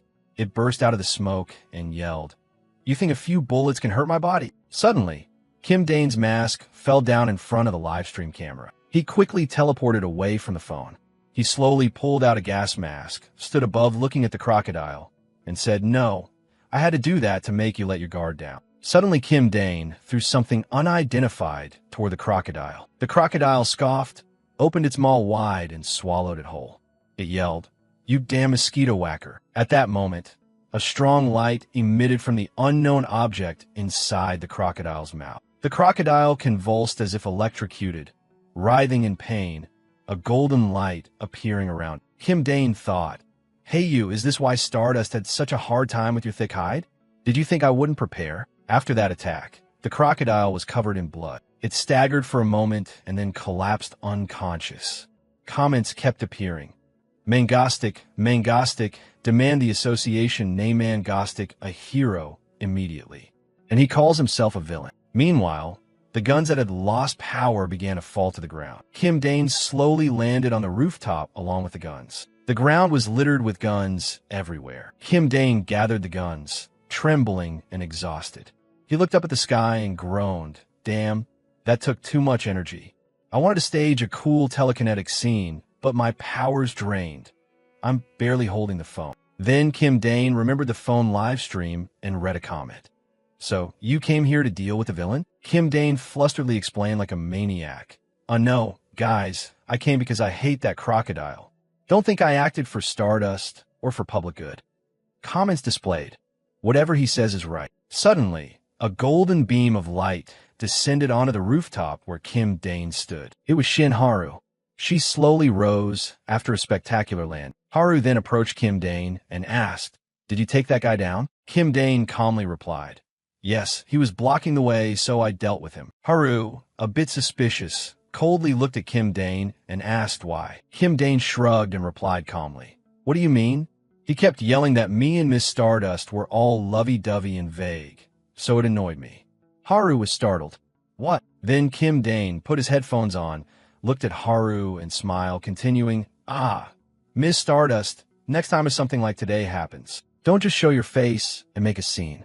Once you're exposed, your life will get really hard." Haru, surprised, stared blankly at Kim Dane. Then he grabbed the phone and said, "All right, that's it for today's stream. That was too unexpected. I'm exhausted. There's a big event next month. Tune in, everyone." Comment popped up. What were those two saying on stream that they cut the mic? Then Kim Dane vanished in a flash of light, saying, "See you later." Haru raised her hand and said, "Wait," her expression a little sad. At that moment, Kim Dane had already teleported home, when suddenly blood gushed from his mouth. Kim Dane's face was expressionless, looking almost soulless. Seo-eun and Subin, seeing this, panicked and ran over with worried faces, shouting, "Sir Dane!" At that moment, Kim Dane collapsed to the floor. On the rooftop, Haru found Kim Dane's mask and picked it up. She examined the mask, wondering how he knew her thoughts. "Who are you really, egoistic?" Haru sat in front of her computer watching the news. Two breaking stories from KBS News were on the screen. Exclusive: chaos at the ice cream festival. A-level villain Crocodile Man has been captured. He was subdued by Egoistic and taken to the Eastern Heroes Penitentiary. The building was destroyed by the Croc 4 hours ago. Close up, Egoistic quicker than anyone. A-level villain Egoistic. Is he really a villain or what? Searching for Egoistic. About 2030 results in 0.45 seconds. Official fan club Egoistic Mangastic Mango Stick Association Hero Portal. The true hero of this era, from mangoes and by mangoes. The fan club was formed to honor Mangastic. One commenter: "Is Mangastic a god?" Admiring Mangastic is confusing. Just as you start praising Mangastic, you get banned for supporting a villain. Why has everyone stopped doing it now? Haru buried her head in her hands in exasperation. She suddenly saw a comment. What are heroes doing these days? Mangastic strolling the streets while fans cheer blindly. If Korea keeps this up. Under that post was a comment with Dane's humorous icon. Brilliant, right? Haru exclaimed, for crying out loud. She flopped on her bed, closed her eyes, thinking she was the only one who disliked. She recalled the ice cream vendor proudly showing off his Mangastic Club shirt. "I made it myself." Chae-hyun beside him praised. "Oh, it's so cute." Then she remembered him warning her, Miss Stardust, next time if something happens, don't just show your face and make a scene like that." Haru agonized over the answer. Could everyone be right while I'm the only one wrong? Meanwhile, Subin and Seo-eun stood before a glass enclosure. Kim Dane lay in sight. Little Seo-eun couldn't stop being angry about that Miss Stardust. Suddenly a sound made the girl freeze. Kim Dane opened his eyes, tapped on the glass, and asked, "Why is everyone crying?" The two of them, unable to help it, looked at him with worry. And Seo-eun immediately rushed in, hugged him, and sobbed loudly. Seeing that, Kim Dane reassured her, all right. Eventually he recovered and had dinner with everyone. He couldn't believe he'd been unconscious for 3 days. Looking back, it was probably because he teleported so much and kept lifting his body with telekinesis. No wonder he was exhausted. Suddenly Seo-eun said, "From now on you have to take care of your body properly, okay?" Kim Dane hurriedly promised, "Okay, I will." He looked at the girl happily, thinking that at least this kid cried for him. Spending time with her seems to work. Meanwhile, Subin worriedly said, "What's wrong with you? Why did you run off so suddenly? People thought you were a hero gone missing." Seo-eun agreed and questioned, "Exactly, I don't get it all. They're always going on about villains this and villains that." Kim Dane replied calmly, "If I don't step in, Stardust will anyway." What? She still doesn't understand. Kim Dane answered. That made Seo-eun freeze. "It's very dangerous." He explained, if that situation happens and a hero's identity is exposed, all their personal information gets revealed. Then what? Grudging villains or other bad actors will track them down and try to eliminate the hero. Seo-eun still didn't see the importance. What does that concern me? Kim Dane patiently explained. Seo-eun, the world we live in is off-kilter. The imbalance between good and evil means most heroes don't follow the traditional heroic path. They choose the villain route. Rewards for heroic effort are too small, and they're constantly hassled. So instead of struggling as heroes, many pick villainy for an easier life. According to him, just in Korea, A-rank heroes are only Stardust, Ice, and Shadow Walker. 3 in total. But A-rank villains are everywhere, aren't they? After hearing this, Seo-eun could only sigh. So that's why he plans to eliminate villains in their stead. What? A sort of crude hero, but how does that involve us? Kim Dane scratched his neck, clammed up. It's not that extreme. He just cares a bit about Korea's fate. Seo-eun darkly asked, "You and that Stardust girl, do you like her?" Immediately Kim Dane grew serious. "Hey, don't call her that. Seo-eun, show some manners." The atmosphere between them grew tense. Subin could only try to mediate. "Seo-eun, change the subject. Why don't you bring up what we discussed earlier?" Tell Kim Dane about it. Seo-eun instantly shifted mood and exclaimed, right. She turned to Kim Dane and said, "Hey, Kim Dane, you're so mysterious." She snorted. Seo-eun pleaded, "Summer's coming. Let's go on a trip." "To the beach." Kim Dane replied. "A trip? That sounds nice." She cheered at that. But then Kim Dane came up with an idea. "But let's stage one more little terror incident, then go." Seo-eun blinked. "Huh? Another terror? You want that to tone down our fame a bit?" Actually, Kim Dane had another goal, to make Stardust stronger. He wasn't sure crocodile types like that wouldn't show up again. If Stardust faced them head-on, it might be tough. Seo-eun pouted a little. To soothe her, Kim Dane hooked his pinky with hers. "Promise?" She joyfully cried out. "You promise, right?" Then Seo-eun happily ran off to pack her things. She packed with full energy, claiming she had thought up a dozen plans already. Seo-eun spoke clearly. If she could propose one. Kim Dane and Subin exchanged looks. Wow. Seo-eun's being proactive, huh? She outlined the plan. Previous terror incidents were at the observatory or on trains. Both were land-based attacks, right? She proposed something new. This time let's do it underwater or in the sky. Instantly, Kim Dane felt a jolt of inspiration and shouted, "Got it!" Subin gripped his hands and asked nervously, "What is it, Kim Dane?" He replied, "Let's try it." Thinking of an idea, a plane crashing into the sea. The idea flashed. Kim Dane and Seo-eun grinned slyly, while Subin felt a bit scared of these two villainous people. A plane was flying in the sky. Everyone on board relaxed, unaware of what was about to happen. Suddenly, the plane lost power. Everyone still thought it was just a minor glitch. Look, with the lights off, the stars show up clearer. Real vacation vibes. The screens on the plane suddenly lit up, displaying the words, "The Ego." A voice echoed through the cabin. "Hello, everyone. Glad to see you all again. The biggest quiz in the sky at 25,000 feet. No, make that the greatest airborne trivia game. Welcome to the Ego." An angry passenger shouted. "Flight attendant, what's going on?" Kim Dane continued the announcement.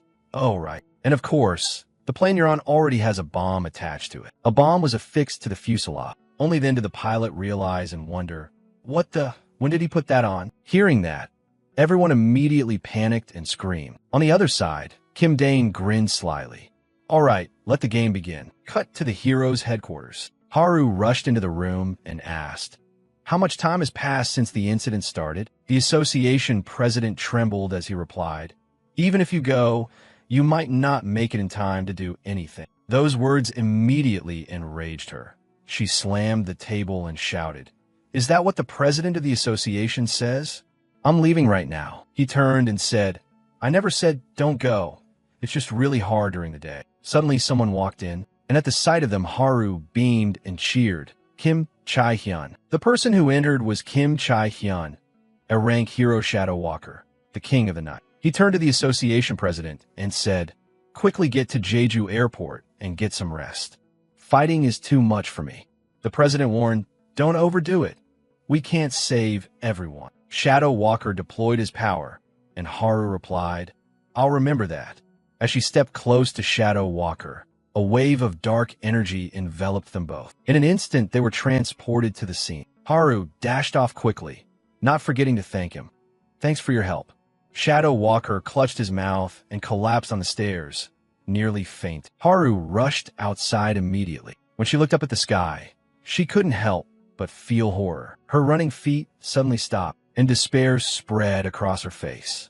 How can we stop this? Before Haru was a plane blazing in the sky. Cut to 1 year earlier, in a building where villains were convening. All eyes fixed on a man seated above. He began, "The day we place all of Seoul, the whole Republic of Korea, beneath our feet is not far off." He, a fifth-tier villain, laughed with glee when a voice interrupted. I see it differently." "Who are you watching out for?" Shadow Walker appeared in the corner of the room and replied, "The heroes, of course." The rookie A-rank hero Shadow Walker, king of the night, crossed his arms coolly and said, "You agents of evil." A villain swaggered forward to show off. "Hey kid, do you know whose turf this is?" A henchman sneered in confusion. "How did he even get in here?" Suddenly Shadow Walker's eyes went cold, and he stood motionless. The villain lunged forward and shouted, "This is my territory. I'm 1,000. He threw a powerful punch. That surge of force shot toward Shadow Walker, but he stood still. Suddenly the punch stopped when it touched Shadow Walker. This left Thousand incredulous. He and his henchmen looked around in confusion. Where did it go? Then, beneath one man's shadow, something strange happened. He was instantly swallowed into the shadow. The remaining henchmen quickly met the same fate. Thousand immediately surrounded himself with power. Don't underestimate him. He's no ordinary thug. Shadow Walker's dark power crept onto his shoulder. Shadow Walker appeared from behind and lunged. But Thousand had some skill too, firing a spiky blast from his back at Shadow Walker. He smugly turned and said, "Does this nicknamed brat dare swipe at me?" But when he looked back, Shadow Walker was lying on the ground, shrouded in black power. Then he vanished, sending Thousand into a panic. Shadow Walker reappeared behind him with blood-red eyes and asked, "Hey, you hedgehog. Earlier you said this was your territory, right?" He reached out, gray power surging, and said, "Sorry, but this place has become my territory now." A dark hand enveloped and swallowed Thousand into another dimension. Recalling that scene, Shadow Walker was lying on the stairs, panting. He thought he must be dead. All this time, Kim Dane had been watching the whole scene of Haru and the King of Night. He thought, okay, the main character has stepped onto the stage. He grinned slyly and said into the mic, "All right, now for the dramatic final puzzle. Let's begin." Everyone held their phones, praying in desperation. A man sweated nervously, flashing back to 30 minutes earlier when everyone was still terrified. A piercing sound rang out along with an image of Kim Dane. Everyone grew anxious, silent, and too afraid to make a sound. He then spoke, "Now, before the game begins, I'll announce the rules. Everyone turn on your phones and disable airplane mode." Seeing a message arrive, people stared at their phones, hearts uneasy. A message that read, "The Ego Live, a senseless quiz. There are 10 questions in total. If one person answers all questions correctly, the bomb will be disarmed. But if no one answers any question correctly, everyone will be wiped out. Send your answers to this number. Ready?" Kim Dane continued, "From now on, absolute silence. No cheating, no discussing. Clear. Any sound, and you're immediately eliminated." Question 1 begins. On the phone appeared. How many people could a Titanic lifeboat hold? 59 seconds counted down for this question. A woman tried to glance sideways to look, and Kim Dane immediately announced. The cheating woman was eliminated in a panic. She let out a cry. He announced again, "She made a sound just now, right? She's eliminated." Then the uncle beside her is out too for helping her. Viewers in a live stream are commenting wildly. This quiz show hell is tense even to watch. Some wondered aloud, what nerve. Who said Ego's Tick is a hero? Truly terrifying. When the timer hit 0, Kim Dane announced, "Too easy, wasn't it?" The answer to question 1 is 9 people. Why? He slapped his thigh in glee, laughing. Because it saves him, right? Everyone fell silent. He was smug. Too boastful, huh? A seating chart of everyone appeared on the big screen. He announced, "More than half have been eliminated. Just this, and it's already chaotic? People should be a bit more tense. Now come on." Next question. Time passed, and the number of eliminated kept rising. Some breathed a sigh of relief for surviving the question. Hands clasped in prayer. Now it's the final question. Only one person remains. Kim Dane said, "Well, feeling the ultimate tension yet?" Kim Dane looked at the screen and saw Haru step forward. Good. Then he extended the time. "Since it's the final round, let's do a little interview. See how it goes." Everyone's lives rest on his single word. That is Mr. Kim Dok-bae from Bayong County. You became the last survivor. How do you feel? The man called out panicked. "Ah, quite the responsibility." Kim Daing T-sit. "Why so?" "I told you. What happens if you make a sound?" The man and everyone were terrified. But then he sighed in relief when Kim Dane said, "Oh well, since it's the final question, a small mistake can be forgiven, right? Isn't that so, everyone? But I don't like that." After saying that, the man was eliminated. The plane rocked violently amid the screams of everyone. The plane caught fire and plummeted into the sea. Kim Dain similit tirimpant. All right, the show stage is set. Time for the hero to appear. Stardust. But Haru, seeing that scene, was horrified. Despair was written across her face. She didn't know how to save everyone. Haru looked up at the object exploding in midair. Then she quietly asked, "What do we do now?" The association president on the other end replied, dismissively, "What can we do now? Forget it. I'm busy drafting a statement to deal with the backlash." Damn, now the president's phone is ringing. I have to hang up. Haru's hand clenched in anger. Then she collapsed in helplessness. She thought she had stopped the 100 kilometers per hour plane, but in the end her current power still wasn't enough. Damn it, what should she do? Suddenly Haru seemed to recall some memory. In the past, in that desperate situation, the girl was helpless, tears streaming down her face at the pain of losing loved ones. "Mom, Dad, I'll kill that man no matter what." It was unbearably tragic. A girl clutching the bodies of her closest family members in a dark, narrow alley. Recalling that painful memory, Haru slammed her fist down hard, creating cracks. She gritted her teeth in rage. Then as before, now as well, she couldn't save anyone. Suddenly her communicator connected. To her surprise, the voice on the other end said, "Hello, Ms. Stardust. This is Ego's Tick." Elsewhere, Kim Dane stretched and yawned, saying this terrorist episode is remote-controlled, so it seems easier to handle. Seo-eun was typing when she suddenly nervously called out, "Hey Kim Dane, take a look, will you?" "Sure." Seo-eun turned, pointed at the screen, and laughed. That Stardust woman, no, Miss Stardust, is standing frozen on the ground over there. Kim Dane's eyes went wide in surprise. Then he suddenly leapt up and shouted, startling Seo-eun, "What's going on?" "Stardust." The image on the screen showed Haru intently listening with her headphones on. Kim Dane seemed to realize something and turned to call out to the girl. "Seo-eun, can you connect to the headphones that Stardust is wearing?" Seo-eun quickly typed to the keyboard and said, "Connected, but why are you hurrying?" Kim Dane replied, "No time, hurry up." Back to Shin Haru. She was stunned as the headphones spoke. "Hello, Ms. Stardust. This is Ego's Tick." She snapped and screamed, cursing the trash who blew up things. Kim Dane on the other end continued, "You're making me curious. Why aren't you saving people and just standing there? It's falling now. The plane is about to hit." Haru glared at the burning, falling plane in fury, shouting, "Is this your doing? Now you want me to stop it?" Kim Dane shot back, "If you don't do it, who will?" Haru was so upset tears streamed down. "If I touch that chunk of metal falling at 1,000 kilometers per hour, I'll be torn apart." She continued, "This is your plan, isn't it? You're trying to shove me into death, aren't you?" On this side, Kim Dane smiled dangerously. "You can do it, Haru." She was stunned. "What?" He continued, "Act. Clench your fists, fly up there, and save them. You'll manage it. Because it's you, you'll pull it off." Haru grew even more chaotic. "Damn it, what is this crazy guy saying?" In a blinding white space, Kim Dane stepped toward her and asked, "Why would I want to kill you? Without you, Stardust, I'm just an ordinary villain. You're the one who helped me become whole." Haru was briefly stunned by that line, then quickly braced her knees and sat up, thinking that even if this might be a plot to eliminate her, she would try once. Saying that, she pulled the headphones off. On the other end, Kim Dane was stunned. "What?" Haru clenched her hand and crushed the headphones. Then she planted her hands on the ground, and along the flow of power the space began to shatter, flying apart into fragments. She poured all her force in, launching into the sky like a rocket, straight toward the nose of the plunging airplane.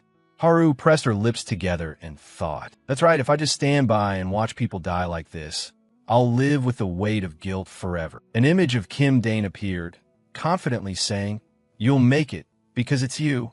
You'll do it." Haru's face filled with resolve. Better to sacrifice herself to protect them than live in regret forever. Thus, the two power streams collided, creating a massive shockwave in the sky. She thought, "I've already killed them if I focus a bit more now." A happy family flashed before her for a moment. "My kids, oh my kids, Mom, Dad." The man burst into tears, looking down at that sight, then closed his eyes as if giving up. Inside the plane, a little girl clamped her hands over her ears, gritting her teeth and trying to stay alert and look outside. Suddenly, the girl froze at the window in astonishment, tears streaming. She thought inwardly, is the speed slowing down? Those outside, tense over the situation, had to stare wide-eyed to watch. At that moment, a tense crew member reported over the radio that it's unclear what happened, but the plane is currently being aided from outside and is descending toward the ground. An announcement sounded in the cabin. Dear passengers, please remain buckled and await further instructions. High above, Haru was straining with all her might to bear the weight of the plane plummeting at a terrifying speed. She gritted her teeth, veins standing out on her face. Just a little more. Cut to another place, where a dim pair of eyes was slowly coming into focus. A flight attendant panicked as she watched someone waking up and asked, "Mr. Kim Dokbi, are you all right?" The man had just regained consciousness, holding his head in exhaustion, then looked around in bewilderment. A short while later, the two of them stepped down from the plane together. The flight attendant was supporting the victim. He stared around in a daze, utterly confused, and exclaimed, "What is going on?" Up ahead, Haru was kneeling on the ground, drawing everyone's curious looks. He blurted, "Is that her?" The flight attendant looked at him, not surprised. He, tears streaming with joy, said, "She's the one who protected us, a hero." By Haru's side, she was tilting her head back to the sky, gasping from exhaustion. Tears streaming down, she cried out, "Ego's tick." The story quickly hit the headlines. Of course, Haru's image was printed clearly. America horrified, Japan stunned, China loudly praising, and France bowing to this hero. Who is Stardust? China had to admit that when it comes to heroes, they were completely outmatched by Korea. Even 10 Japanese heroes combined couldn't beat Korea. Accordingly, the news quickly picked up the heat and reported, "Good morning, viewers. This is morning 900 of Starter Day. Yesterday morning, Erang villain Ego's Tick remotely hijacked a plane and made it fall. Fortunately, every passenger was miraculously saved. The one who steadied the plane was none other than Stardust, our proud hero. Many experts had predicted that with her known abilities, she wouldn't be able to stop this incident. But in the end, the plane was brought down safely. Finally, Haru returned home. Hearing the news about herself, she quickly turned off the TV and took a sip of water. Having just finished her shower, Haru looked very relieved and cute. Suddenly, the phone rang. She quickly answered. "Hello." After hearing the person on the line, she asked back, "Really?" On the other end was a blue-haired person confirming, "Yes." I asked the association chair to give Haru a short break. Go to the beach, relax, and enjoy the scenery for a day. It's been a while since we've gone out like this. Haru cheered happily. "Okay, I'll head out tomorrow." The blue-haired one added, "Ye also invite Kim Chae-hyun along." A little later, Haru went out to the balcony to catch some wind. Her expression turned serious, as if pondering something. Someone's words echoed in her memory. "You'll make it, because it's you. You'll do it." Haru smiled faintly, wondering if anyone had ever believed in her like that before. He's just an ordinary villain, after all. Suddenly, she seemed to realize something. Wait, why did he tell me to save the plane? If he was sure I could stop and save the plane, then why did he make it fall in the first place? Kim Dane's words rang in her head again. "I'm just an ordinary villain. You're the one who helped me become whole." Haru hugged herself, feeling a headache coming on. She thought Ego's Tick had too many mysteries, but somehow she felt he deliberately caused all this for some purpose. She needed to thoroughly investigate his movements. Her gaze filled with determination, when suddenly her phone screen showed a call from the Hero Association. What the person on the line said next left Haru astonished. What? Remeasure the force parameters? Time quickly moved to the next morning. Han Seo-eun wore a golden float around her waist, excited. "It's finally here." Kim Dane came out to remind her, "Seo-eun, we're about to leave, so let some air out of the float. Put it in the trunk." The girl replied excitedly, "Yes, sir." Kim Dane, seeing this, looked exasperated. "Hey, you okay?" Suddenly he rubbed his chin, thinking aloud.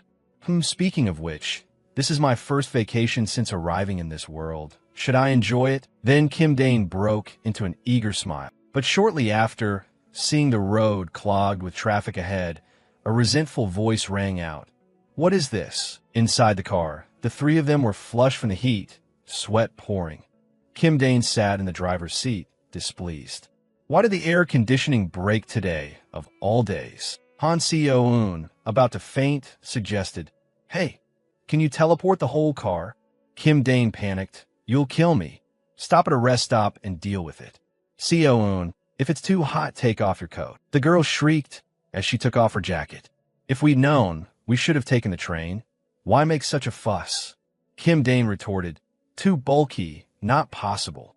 Seo-eun. Curiously, she opened the gray box beside her. What's this? Isn't this supposed to be vacation stuff? It turned out to be a gun case. Kim Dane gave a smug thumbs up. Who knows what might happen, Seo-eun. Behind him, Seo-eun, flames of anger rising, yelled. What kind of trip is this? Kim Dane exclaimed, hastily calming her. Sorry, Seo-eun. Put the gun away and we'll talk. After a round of mishaps on the way, their group finally arrived at the destination. Seo-eun changed into a cute swimsuit and, clutching her golden float, dashed into the sea with excitement. The ocean. Kim Dane sat on the shore and smiled. This really was very childlike. Subin popped open a can of soda at that moment and handed it to Kim Dane. I just bought drinks, have a can too. She had changed into a pretty bikini. Kim Dane took the drink and said, thanks. Suddenly Subin kept staring at Kim Dane, making him look back in confusion. She said, I'm always grateful to you, Kim Dane. He wondered, grateful? For what? Subin replied, just for everything. Thank you for saving me back then. Thank you for treating me well. Faced with that lovely, alluring sight, Kim Dane became wooden, squinting and giving a thumbs up. What are you on about? I'm the one who should be thanking you. You do our housework and cook so well. Subin tucked a strand of hair behind her ear, looking shy. Hearing that, he felt very touched. Kim Dane Suvalovit Odibidi. His expression turning suspicious as he thought, could this be a death flag like in comics or a betrayal? He nervously looked down at the can in his hand. Was he being poisoned? His twisted expression made Subin look at him in puzzlement. Cut to the large building in the city. Haru had appeared there. The staff were talking among themselves. We didn't record it wrong. The data clearly shows she couldn't have stopped the plane. Another staff member added, maybe there's a mistake somewhere.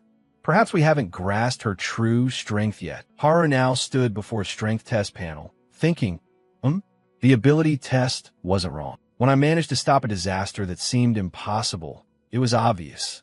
As she thought this, her power erupted, preparing to test it once more. The impact left the nearby staff stunned as they looked on. Haru yelled and swung her fist with full force. That punch struck the test panel dead on. The panel cracked and shattered from that power. Even the screws split. Her power cascaded outward into the surrounding space. The staff watched the scene in horror. Haru stood over her fist and exclaimed, I'm stronger now. Beside Kim Dane, Subin tucked a strand of hair shyly and said, hearing that, I felt very touched. Seeing that expression, Kim Dane pressed his lips together tensely, thinking, could this be a death flag from a comic or a betrayal?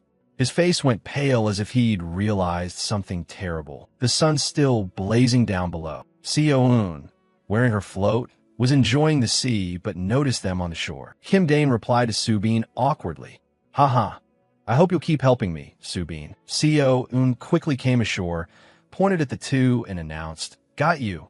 Hey, you two, plotting romance without me? Subin flustered and shyly protested. What romance? Seo-eun, Kim Dane calmly asked, puzzled. Huh? The girl angrily fired back. If this is a family trip, we should all play together.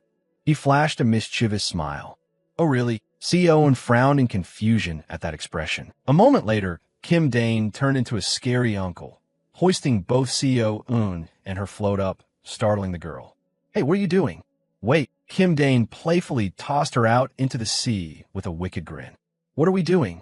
Just playing together. Seo-eun fell into the sea and struggled to resurface, flinging a piece of seaweed into Kim Dane's face as she shouted, Water's up my nose already. Kim Dane gave a strained laugh, wiped seaweed off his face, and thought that after so long, this peaceful moment felt really nice. Then he grinned like a devil and splashed water at Seo-eun, while Subin sat on the shore watching, laughing happily. Time passed quickly. Evening arrived. On the road, strange cars sped by accompanied by voices. Where are we raiding tonight? Busan Hotel, Mario's Royal Hyperion, Han Grand Ambassador 2. Everywhere, came the reply. The leader in the gloomy space shouted to make a grand strike. Cut to the Mario's Royal Hotel. After a fun day at the beach, Kim Dane's group returned to the hotel to rest. The receptionist asked, Hello, under what name is the reservation? Kim Dane replied, probably Seo-eun. The receptionist smiled brightly and handed over a key card. Yes, I have it confirmed. Here is the key for room 2708. Kim Dane asked in confusion. Only one room. Seon walked up, stood beside him, pursed her lips, and whistled sheepishly, explaining, well, saving a bit of money is good too. With that, the group let it go. The three of them went out to wait for the elevator to their floor. Suddenly, Seon squealed. Oh right, the bed is huge, so let's all sleep together.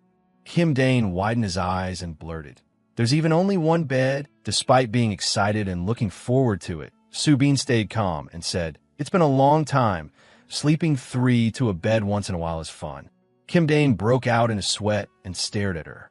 Well, we've never slept together before. He silently prayed to himself. Nothing's going to happen. Really nothing happened. What was I worried about? Haha. The three of them really slept together in a bed.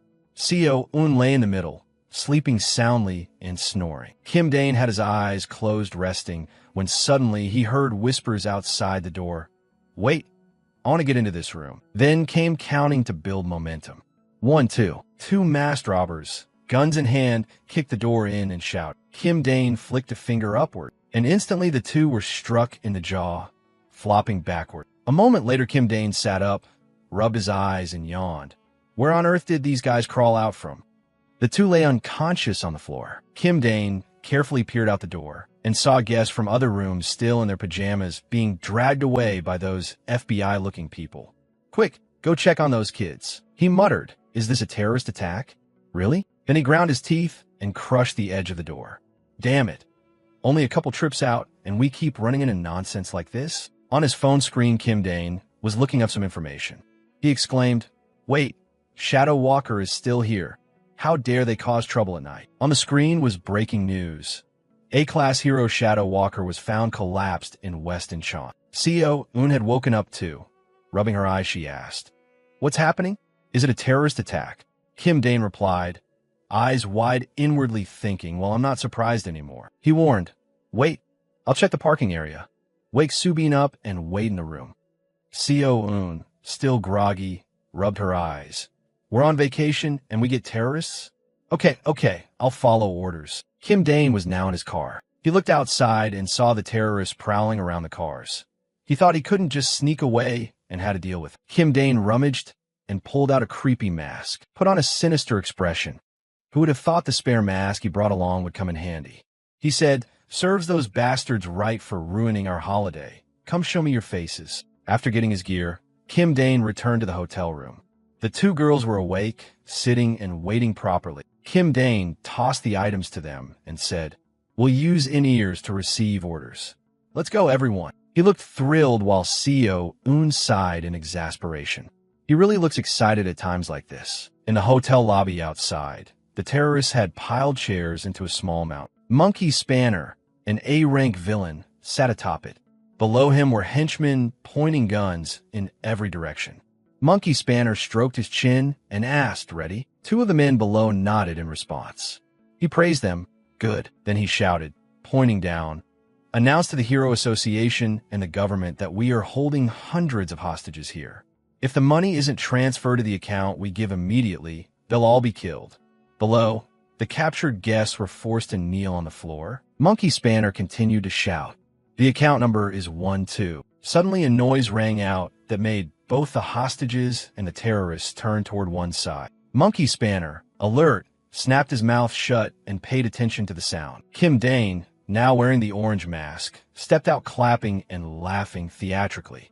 Enough, this silly little terrorist stunt ends right here. He reached out his hand and generated a wave of energy. And immediately a gun in one terrorist's hand was sucked away by that force. Then countless guns were seized by that power, barrels turning to point at the foreheads of the very terrorists holding them. Kim Dane swung his fist up, unleashing a blast of force across the hotel lobby. Inside, the hostages were terrified by this. Screams erupted. Kim Dane's pupils darkened to purple. He tensed. Could it be that this alone used up months' worth of his extra energy reserves? Then he leapt up and lunged forward to strike Monkey Spanner. Kim Dane kicked him to the floor and took his place sitting atop him. Looking down from above, he offered a devilish grin. These weaklings dare cause a terrorist scene? Suddenly, Monkey Spanner's eyes flashed red. He pulled out a gun and aimed it straight at Kim Dane. A shot rang out. A bullet slammed into Kim Dane's abdomen, making even him stare down at the wound in surprise. Quickly, a crazed laugh echoed. Ah, only one bullet. Kim Dane's expression left Monkey Spanner stunned. Kim Dane sat above him with the bullet lodged in his belly, yet calmly smiled and asked, "Is that all you've got?" Monkey Spanner suddenly felt small and hopeless. Above, Kim Dane silently broke into a cold sweat. Beneath the mask, his face twisted in pain. He thought, "Damn it, this is bad. If that thing moves inside me, I'll bleed out and die." Below, Monkey Spanner began to move his feet, intuition screaming that he had to get out now. He calculated inwardly, "Damn it, I plan to use Shadow Walker's absence to hit fast and disappear. Could be I'm on his target list too. So he hid here waiting for me?" Up above, Kim Dane forced himself to endure the pain and said with a smile, "You seem pretty tense. I'll give you a chance to run if you can." Monkey Spanner gritted his teeth and swung a fist, demanding, "What are you plotting?" Kim Dane remained seated. "Plot? Huh. The scheme you're racking your brain over is the real scheme. You ruined my vacation. Don't bother me. Retreat while you still can." Inside, he urged desperately, "Please, stop thinking so hard. Just go. Even opening my eyes makes me dizzy." Monkey Spanner thought again. "This is an opportunity, right? If I boost my power, I can recover at any moment." Startled hostages looked on as he became a blur and bolted for the hotel exit, muttering, "I, Monkey Spanner, will one day be king of Korea. I can't die here." But from outside the door, a fist suddenly swung in, carrying shards of sharp glass. That punch sent Monkey Spanner flying hard backward, his body deformed, like a misfired rocket veering off course. Haru had appeared in time, shouting a warning to the terrorists. "You're surrounded. Drop your weapons and surrender." But when she looked down at the floor, she saw a pile of terrorists already strewn out and unconscious. At that moment, a pair of straight legs stepped in. Haru was bewildered by the scene. Ice, an A-rank hero, with a cold expression said, "Huh? They're all dead." Shadow Walker, an A-rank hero standing beside him, looked bored. "So boring. All down already?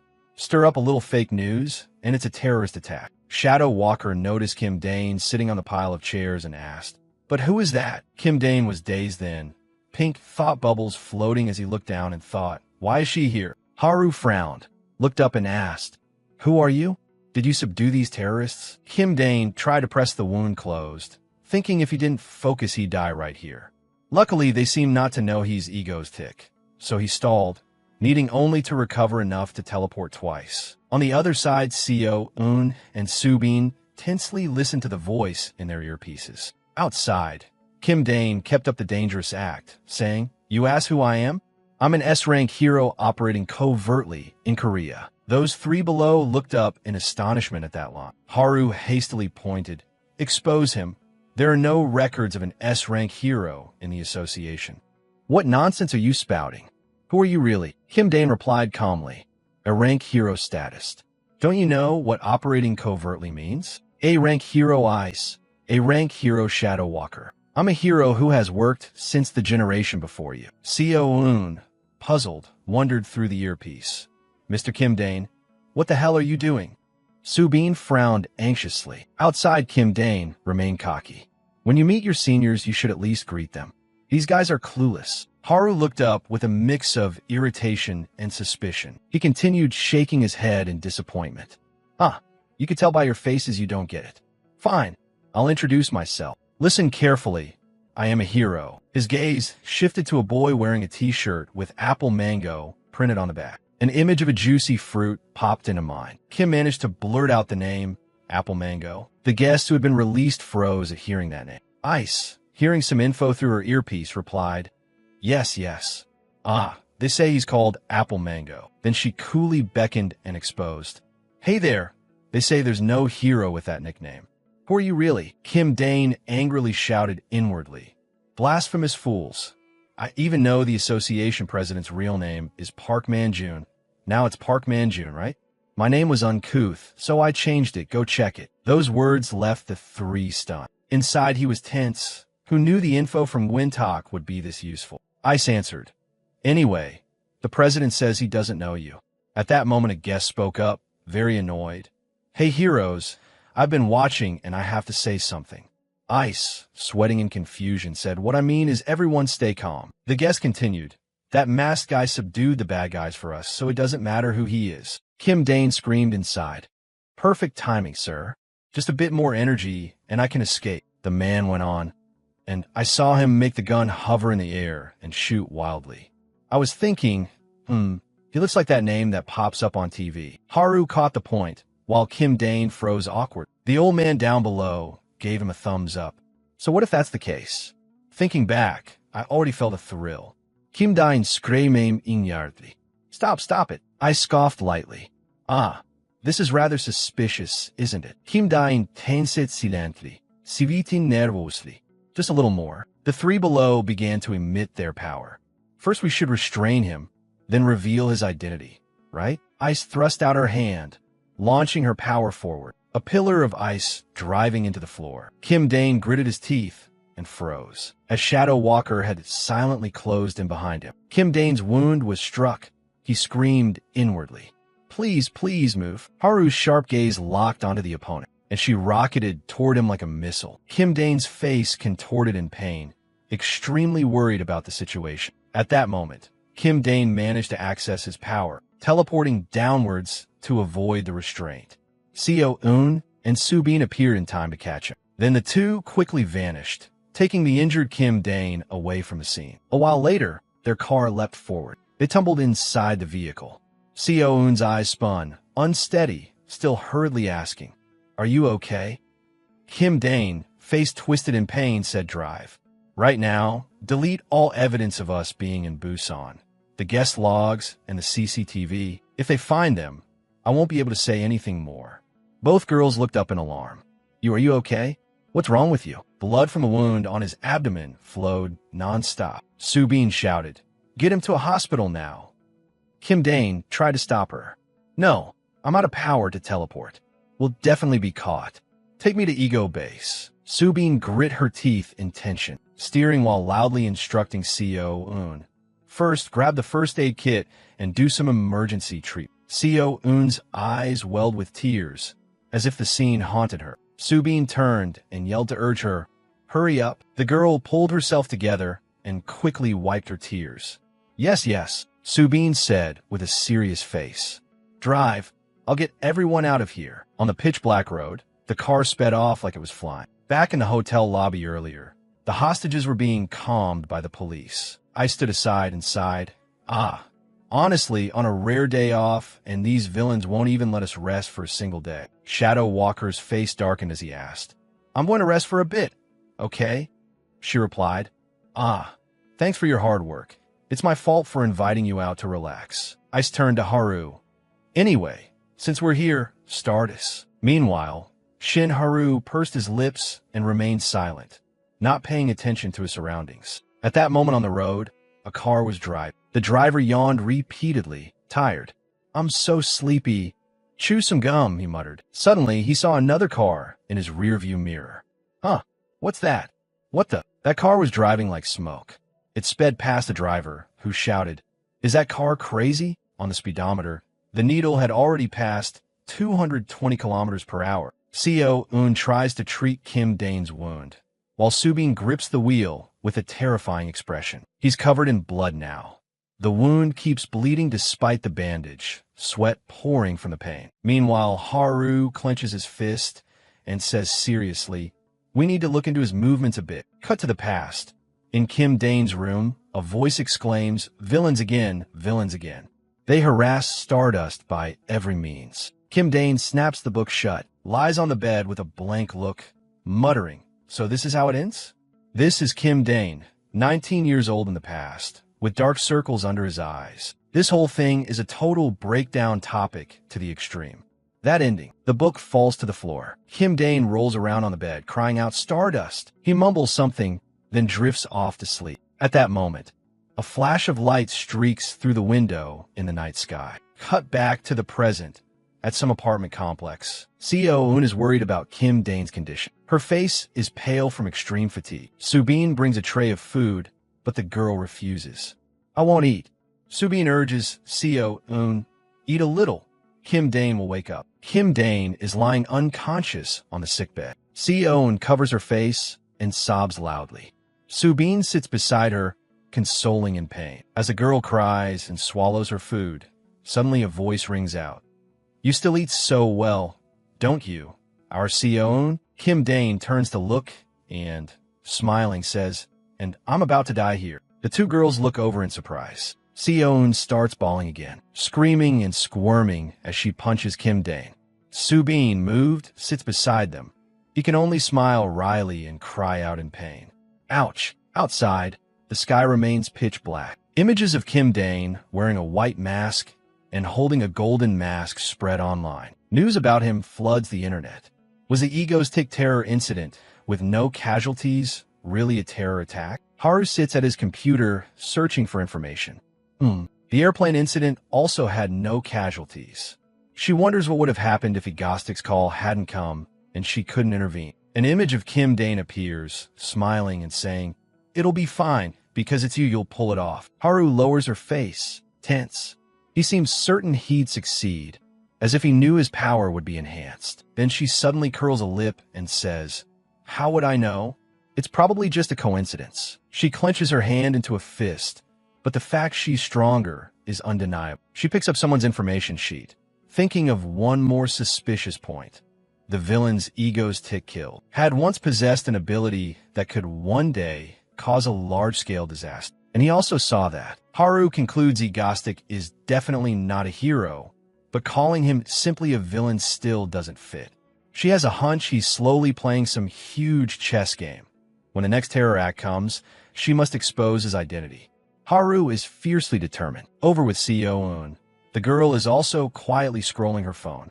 So what is the purpose of those terror attacks? Egostic knows the real name of the Hero Association chairman, Park Man-chan. Could Egostic have once been a high-ranking hero who, after clashing with the association, switched sides and became a villain? The conspiracy theory that Egostic conflicts with the Hero Association is spreading.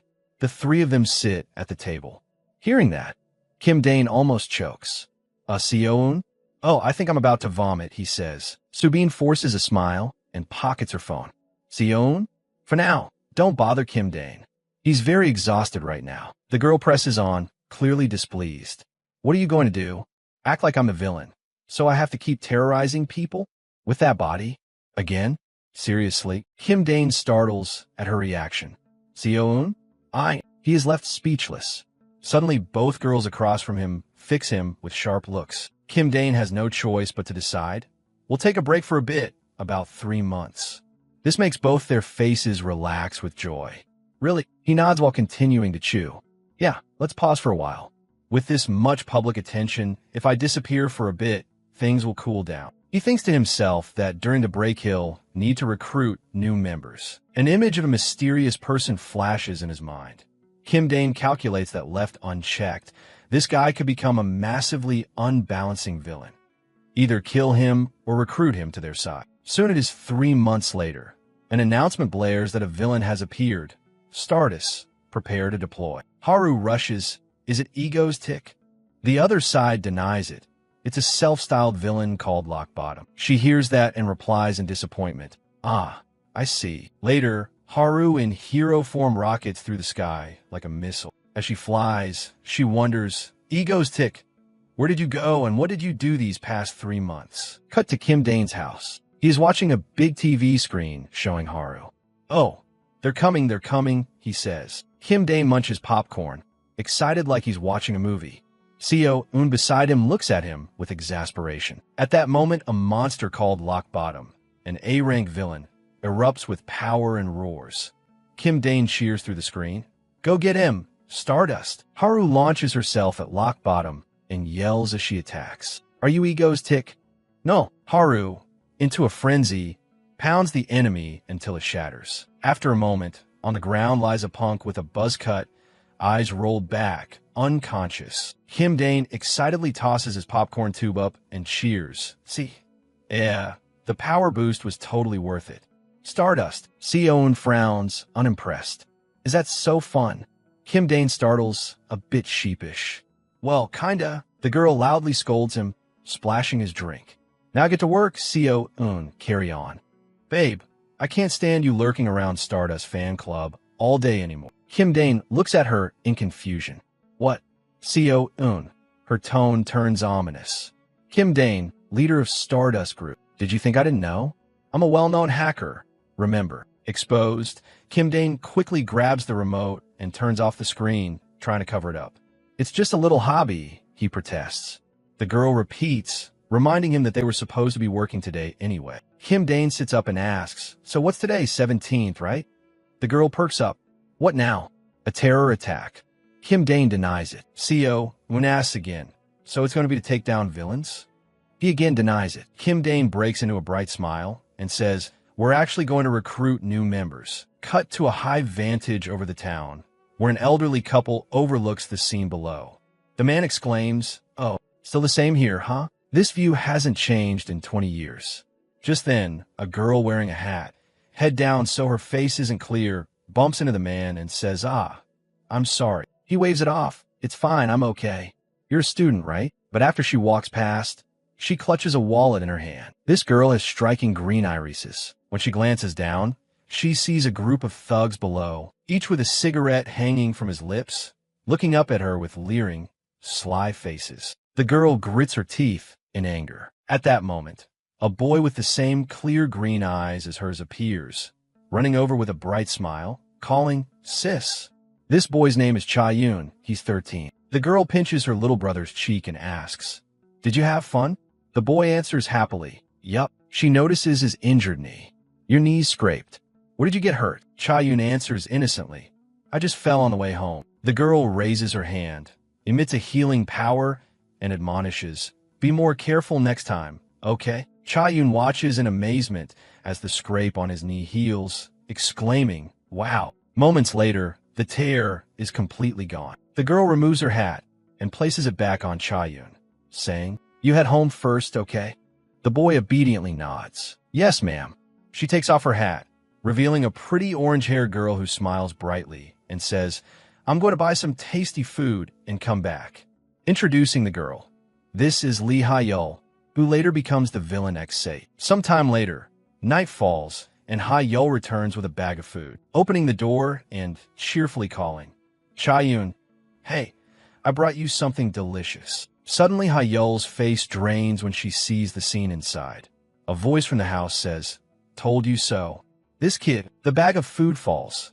Inside are members of the Stray Dog Gang from the reservoir area. Cha-Yoon is being restrained by a hooded man, who sneers, you dare pick pockets in our turf? If I find you hiding anything else, I'll send you off to meet the afterlife. Got that? Ha-yeol, terrified but defiant, shouts, enough. Leave Cha-Yoon alone and take all that stuff and get out. The thug sighs, sounding bored. Look at this kid over here. He grabs Cha-Yoon's hair tightly, making the boy cry out in pain. This guy takes pleasure in others' pain. Hey, you brat. Ha-yeol is then tackled and restrained by two other thugs. She screams, bastards. The man continues holding Cha-Yoon's head and says, look, seems like your sister doesn't understand what's happening, does she? The scar-faced man presses a knife to Cha-Yoon's throat. Today I'll teach you a lesson. Ha-yeol, seeing this, screams in horror, no, I'm wrong, please don't. The scar-faced thug maliciously raises the knife. Too late, you little bitch. Cha-Yoon squeezes his eyes shut in despair, when suddenly some force snatches the knife from his hand. He's stunned, glancing behind him, and is hurled forward by a force, slamming into the wall. Then, dangerous gun muzzles appeared over the heads of the Stray Dog Gang at the reservoir. Cha-Yoon seized the moment and lunged forward. Ha-yeol hugged the boy tightly, excitedly shouting, Cha-Yoon. Kim Dane appeared outside their yard. He thought to himself, it's Friday the 17th. Today Cha-Yoon was supposed to be killed by that gang. Lee Ha-yeol was supposed to be corrupted and turn to villainy. Good thing I arrived early.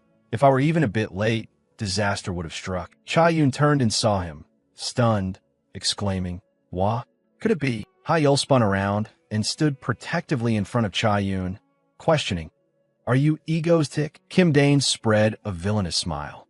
Pleased to meet you, Ha-yeol and Cha-Yoon. I'm here to take you with me. Ha-yeol scowled and barked. Why would you take us? You're clearly a cruel villain too. Kim Dane calmly explained, why? Of course to save you too. Didn't you see just now? Besides, if the police show up, it's a whole mess. She refused. I'd rather die than go. You bastard. What do you intend to do? Meanwhile, Cha-Yun dashed outside like the wind. Hayol felt as if struck by lightning at the sight and shouted urgently, Jia-Jun, no. The image in her mind was of Cha-Yun rushing toward a dangerous, vicious fiend. At that moment, Cha-Yun had reached Kim Dane, grabbed his hand tightly, and blurted out, Egoistic, I'm in a mango club. The boy looked at him with utter admiration and pride. Even Kim Dane felt awkward at the boy's affection. Quickly, Kim Dane took the two siblings back to his hideout. Then he introduced them to the other members. All right, these are our new members. Say hello. Cha-Yun's eyes lit up and he squealed. Wow, there's even Ego's infamous female cyber terrorist. Subin broke out in a cold sweat at that nickname. Cha-Yun still stared in admiration. So she's a hacker? Lee Hayol carefully bowed and greeted. Hello everyone. I'm Lee Hayol, and this is my brother. Seon scrutinized her like inspecting merch. New member has healing ability. Turns out it's a girl. After a while, the five of them settled in more amicably. Kim Dane happily opened the fridge. Cha-Yun, still excited, exclaimed, It's mangoes indeed. Seon stared ahead, thinking it reminded her of the first time she met Kim Dane. Lee Hayol sat beside them, still tense and on guard. Kim Dane by the fridge tilted his head back and gulped juice. Seon, seeing this, bared her teeth and shouted menacingly, Don't just stick your mouth on it like that. Startled, Kim Dane spewed out all the mango juice. Hey, that's mine, Seon grumbled, scolding despite knowing she'd gone too far. Then next time be more careful. Subin gently carried a plate of peeled apples and cheerfully asked, Cha-Yun, do you want some fruit? The boy's eyes gleamed even brighter. Wow, thank you. Cha-Yun quickly grabbed a fork and speared a piece of apple. Hayol, still tense, called out Cha-Yun. The boy at that moment had his mouth full, taking a big bite, chewing while looking over with a puzzled face. Hayol turned away helplessly, still worried. It's nothing. Kim Dane smiled brightly and called, Seon, Subin, I want to have a frank talk with him for a bit. Could you two step outside first? Seon sticks out her tongue and jokes. Can you two take your act outside for a bit? Kim Dane is at a loss for words at the girl's personality. Subin, take her back to the manor first, okay? Do that. A little while later, only the three of them remain in the room. Kim Dane sits opposite the siblings and speaks first. Lee Hayol, you killed the orphanage director and ran away, right? Those words make Lee Hayol frown. On guard, Kim Dane continues. I've investigated everything. That director often abused you too. I didn't come to you by chance. I have a purpose. She asked suspiciously, what purpose?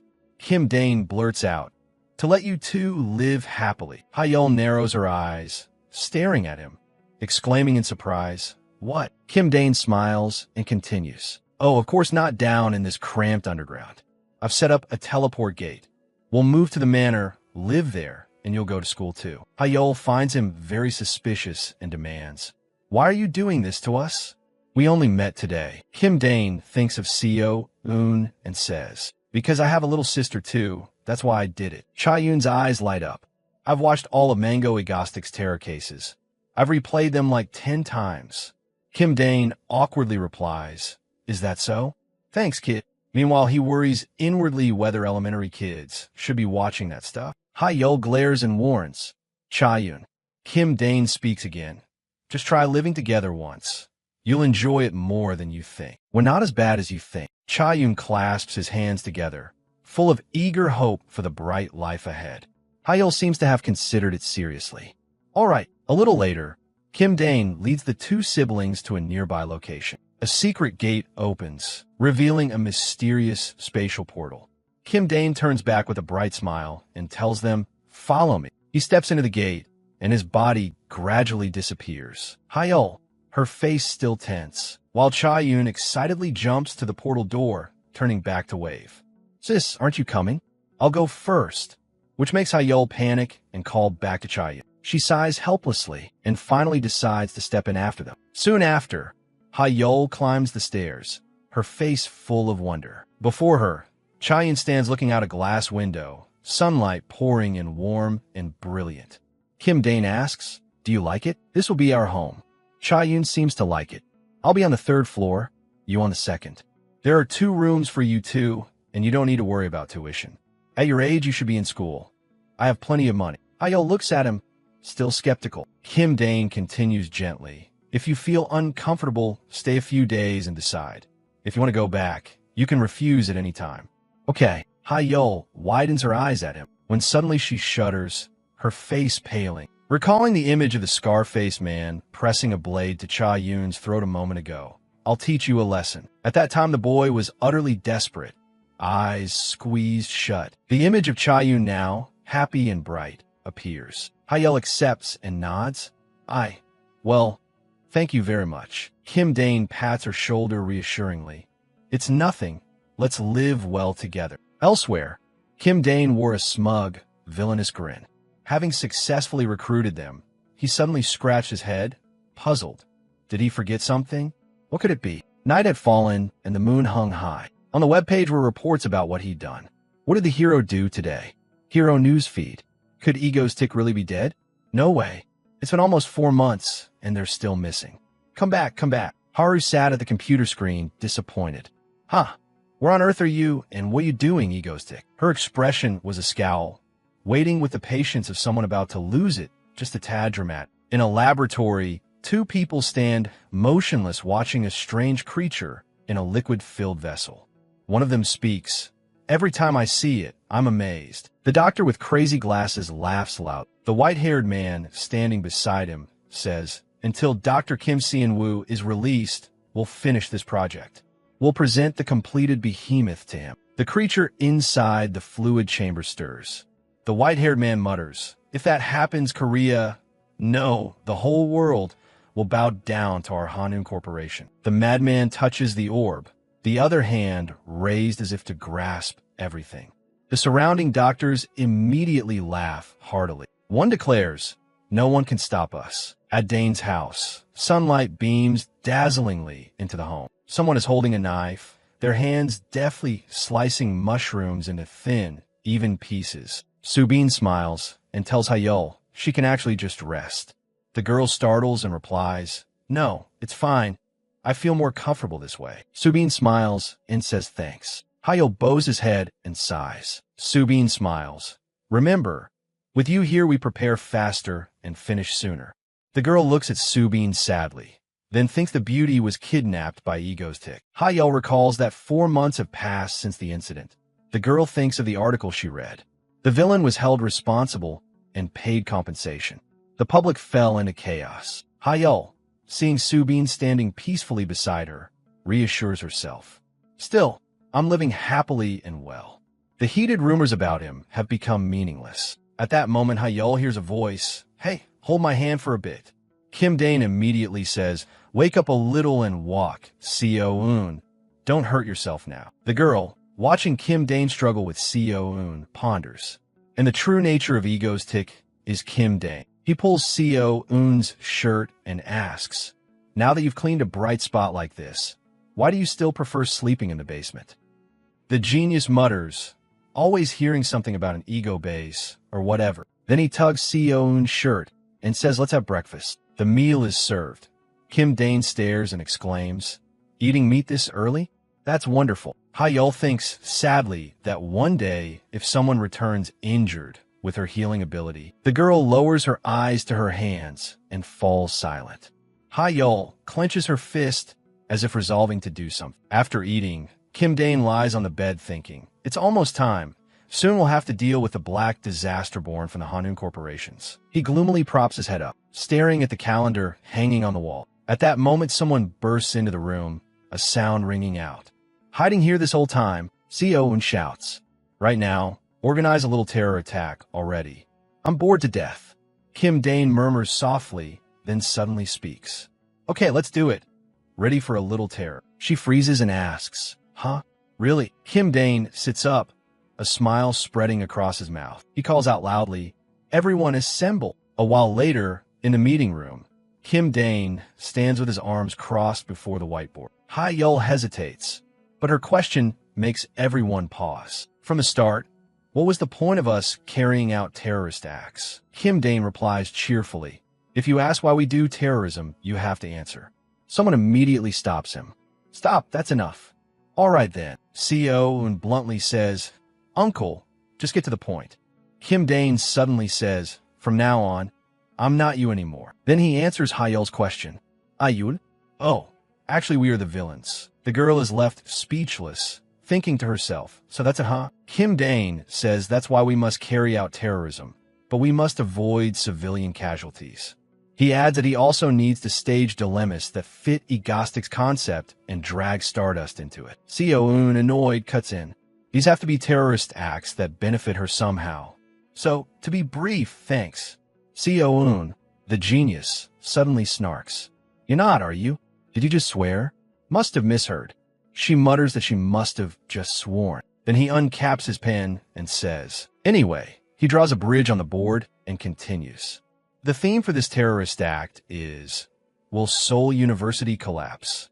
Subin, looking at the picture on the board, asks, Seoul University Bridge? He draws a monster and replies, yes. Because Kim Dane draws a landmass and continues. Right here in Udo, this winter, a giant monster will appear and sweep north in one go, wiping out the peninsula. He sketches an explosion and finishes with the letter N. But what if we make a terror attack that brings down the Seoul University Bridge? He keeps illustrating. The monster sleeps, then boom. The monster's weakness is water, so it'll be framed as both a terror attack and proof that we're the villains. In short, it serves both purposes. Handsome win for us and profit too. Seo-eun speaks up. As always, where do you get this info? Kim Dane takes out a hat, salutes with it, and answers, that's trade secret. The genius laughs loudly, feeling like they're both eliminating a villain and staging a terror attack. Also, this time, it doesn't seem to be about little Stardust. Kim Dane is exasperated and warns, drop the little nicknames, okay? Seo-eun beams and asks, good, the idea's locked in, right? Kim Dane also smiles and replies, what do we have in excess? She asks time. Kim Dane rubs his thumb and forefinger together and answers, it's money. A while later, the live channel goes on. The moment Kim Dane appears in Egostic's guise, viewers go wild in the comments. Before the camera, Egostic hovers in midair, with a speaker floating in front of him. Egostic, voted #1 by the Korean Association. He smiles and continues, I Egostic him back. Everyone knows what I'm going to do, right? What will I do on the Seoul University Bridge? Of course, a bombing terror. Comments stream across phone screens. Still the bomb specialist, huh? Now I just call Stardust. We know. So won't you set it off? Meanwhile, chaotic voices cry out. Mangle Oppa, leg Mitsu. Mango Oppa, I am gonna die. I am gonna die. Oppa, now I'm really dead on the Seoul University Bridge.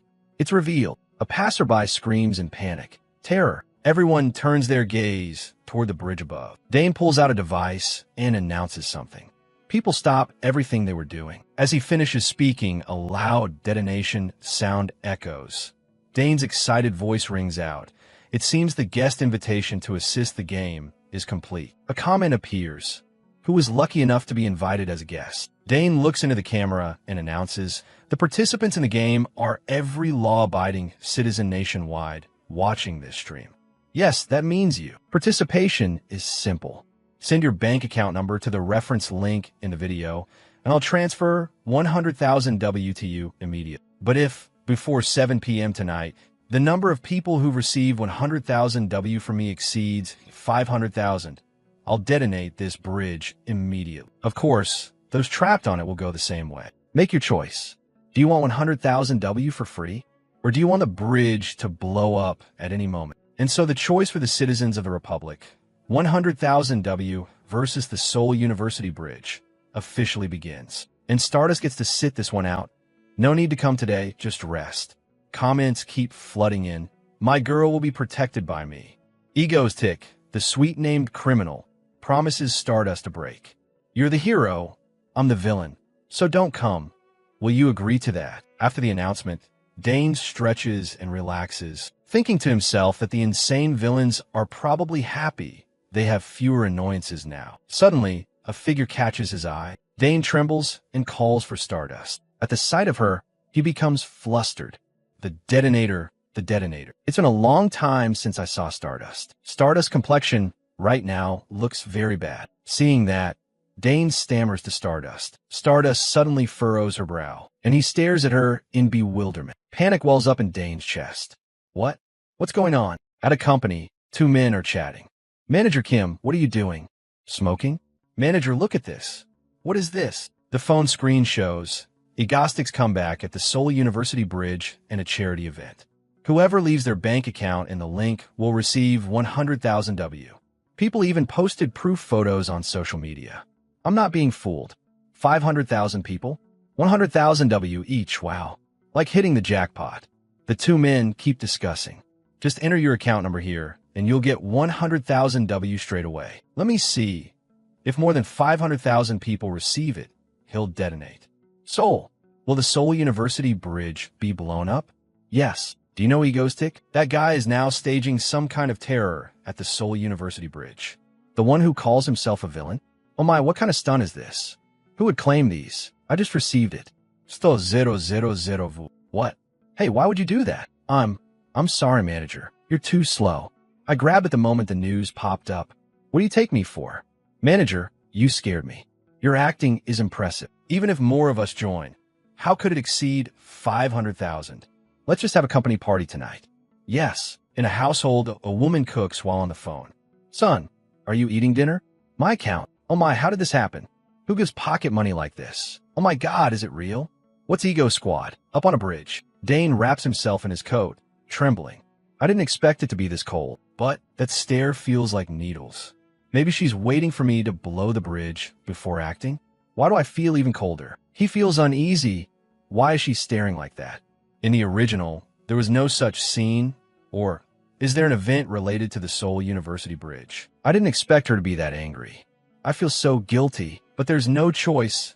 It's all for Stardust for her. With the power of the Black Disaster as described in the original, she currently can't be stopped. The Black Disaster. This event first appears in the original as a brutal incident. Unlike those light superhero pastime stories, this one smells of fire. This work will be much bleaker. Thinking that, Dane murmurs, anyway, let's test it out. Already 450,000 people, and there's still 3 hours to go. He quickly snaps. People in this world are really something else. Oh my god, Dane suddenly feels uneasy. I thought it would succeed, even if I didn't get involved. Are we really going to let them die for greed? A second later, he regains his composure. He smiles at the camera. Kind citizens of Korea, do you really think you actually got 100,000 W? Comments immediately reply, yes. Really? Of course. Dane places a hand on a car and says, surely you haven't forgotten, right? We're going to interview a guest who might be sacrificed by those heartless people out there. Okay. At the same time, he thinks inwardly that it's out of control now. Probably no one else will climb onto this bridge, huh? Dane smiles and says, oh my. Hello, sir. Thank you for coming. Could you introduce yourself? The man introduces himself. Yes, hello. I'm Choi Young-jin. Dane is surprised. Why is there no sign of worry? Even so, he continues the interview. Nice to meet you, Mr. Choi Young-jin. In such a life-threatening situation, do you feel nervous or uneasy? Young-jin suddenly laughs loudly, which startles Dane. Oh, why are you laughing? Young-jin answers casually. Why be worried? If viewers don't claim the money, the Seoul University Bridge, and I'll be safe, right? Dane inwardly cries out that he apologizes on their behalf. Look at that indifference. At the same time, comments appear. I hesitated whether to take it and then decided not to. You're so kind. Am I trash? I'll take it, as long as it's not me. Saw the. Dane stammers through Young-jin's statement about the strong trust and character of Koreans. We heard that clearly. Anything else you'd like to say? Young-jin cheerfully exclaims, Go Korea, I believe in you. Stardust, standing at a distance, thinks to herself, what are you plotting, Egostic? Meanwhile, Dane sighs over here. I'm exhausted. Seriously. Can you please react like a normal person? He moves to another car and begins, Before he can finish, an excited shout rings out from inside the car. All four inside blurt out, Mangostic is insane. So handsome in real life, seriously hot. Let's go to X tonight. What's X? We're not going to die here tonight, right? Perfect. We're your fans. But are you really going to kill us? Remember that plane crash? Oh right. Hearing that, Dane embarrassingly clutches his head and panics. Then he quickly flees. Okay then, I'll end the interview here. Run along. But they don't let him go, repeatedly blocking him. Wait, you're in such a hurry. Sign this before you go. Take 4 photos for me. Seeing him comply, comments appear. He did every request. Huh? So gentle. Signing a tablet? No idea who's the victim anymore. After a flurry of actions, the people in the car cheer. I received 100,000 W2, thanks. Got 400,000 W. Awesome, tonight hot pot. If we die here we can't eat it, true. Hearing that, Dane decides he won't interview civilians anymore. This terror plan has failed. He quietly asks, CEO Un, can you bring up a screen? CEO Un immediately replies, yes. As soon as he finishes speaking, a swarm of small drones takes off. In an instant they are activated. Dane's image quickly appears.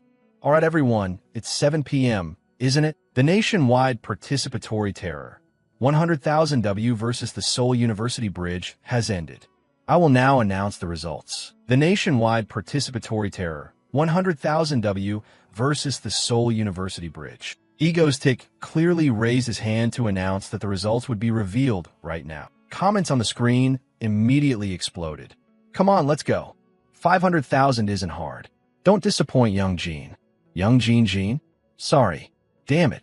If Seoul University crashes, how am I supposed to get a job? His voice kept ringing out, steady to the point of being eerie. The result, 125,000 people. They were the people who had received 100,000 W. Then a series of brilliant fireworks burst forth.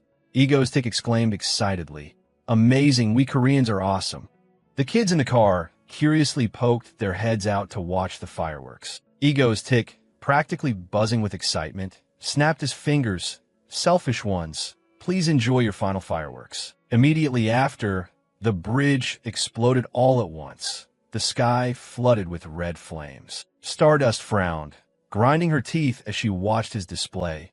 That guy, finally, and he remained utterly composed. He bowed his head. Up until now, I'm still me. Egostick. Below, the bridge was blown to pieces, and the comments exploded again. How cruel. I killed them already. After leaving the chaotic wreckage behind, Egostick departed in a slump. Hovering in the air too long had exhausted him. He was truly at his limit. In the end, all he had to do was watch Stardust save him. Stardust shot through the air like lightning, panic in her eyes, and she dove after a car that had just plunged off the bridge. Egostick was a bit surprised, glancing down. What's this? Did she finally catch me? Sensing the problem, he immediately followed, using his magic to control the situation. Damn it, the falling car instantly slowed, and both Stardust and Egostick screamed in unison. Luckily, Stardust had perfectly caught the car's nose. She immediately then sped away, bringing the 2 cars to a safe place. Egostick above kept panting. I've done all I can. His head swam for a moment. Then he immediately collapsed, his body falling freely downward, with the remaining strength only enough to open a teleportation gate that returned him to base. Seo-un and Su-bin rushed over at once, shouting in panic, no. Egostick lay on the ground. His mask had also fallen off, his eyes vacant. The 2 ran to his bedside and, worried, burst into tears. Open your eyes. Please, sir, please. At that moment, a blonde girl stepped forward. She looked up for a while, then lowered her head and rubbed her eyes. Elsewhere, Haru stood on the rooftop, tilting her head up to the sky, her eyes filled with sadness. Egostick held a stack of newspapers in her hands, their pages full of stories about Egostick and Stardust. He once said, don't think about showing your face and stepping out, okay? But she always beat herself up. If she did that, her life would be very hard. Stardust had stopped Egostick's plain terror plot. Even then, if he hadn't given her the courage, she surely wouldn't have dared act. Her gaze grew deep as she stared at the newspapers in her hand. It was that voice back then that made her believe she could do it. You seem to know everything about me. You once said I could do it. So then go save them. A flash of sadness crossed her eyes as she let out a sigh. A person who creates terror. It's been a long time, so I have a lot to say. Are you really the villain? Are you truly a murderer? What is your true nature, then? The more Egostick thought, the more uneasy she felt. But because of an unclear feeling In the end, she couldn't say a word. And back at the previous scene, she still persistently chased after the car, silently praying, "Please make contact." At the hair-raising moment, the car was suddenly enveloped by a layer of magic. She immediately noticed something was wrong. The speed was decreasing, and when she looked up, she saw the other person straining with all their strength, using magic to hold the car. In the distance, those who had been saved began shouting and cursing, wanting to kill him, the bastard. Only Stardust remained silent, watching. The bridge had completely collapsed, smoke and flames billowing high. She could only stare into the distance, gazing blankly as she searched for that figure. The more she thought, the angrier she became, clenching her fists.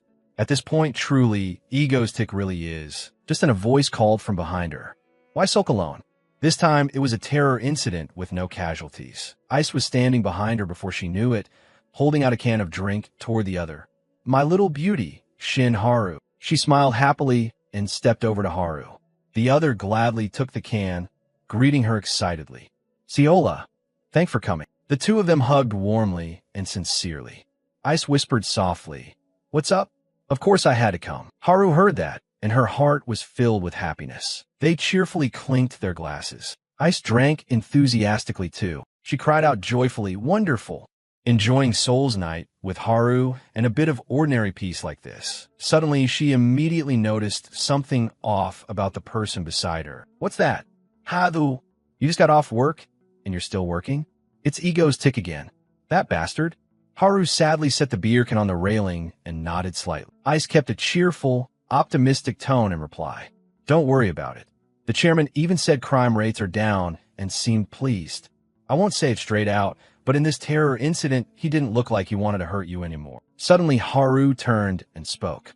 "But hey, Ciola, can I tell you something? I think, having Ego's tick around doesn't necessarily make him a bad guy." At Dane's base, Hayol walked slowly. She looked at Seo, Un curled up on the floor, gently took a thin blanket and covered the other with it. Then she looked toward the metal door and slowly stepped inside. Hayol stared at the glass pane of the person before her, her fingers lightly touching the cold glass.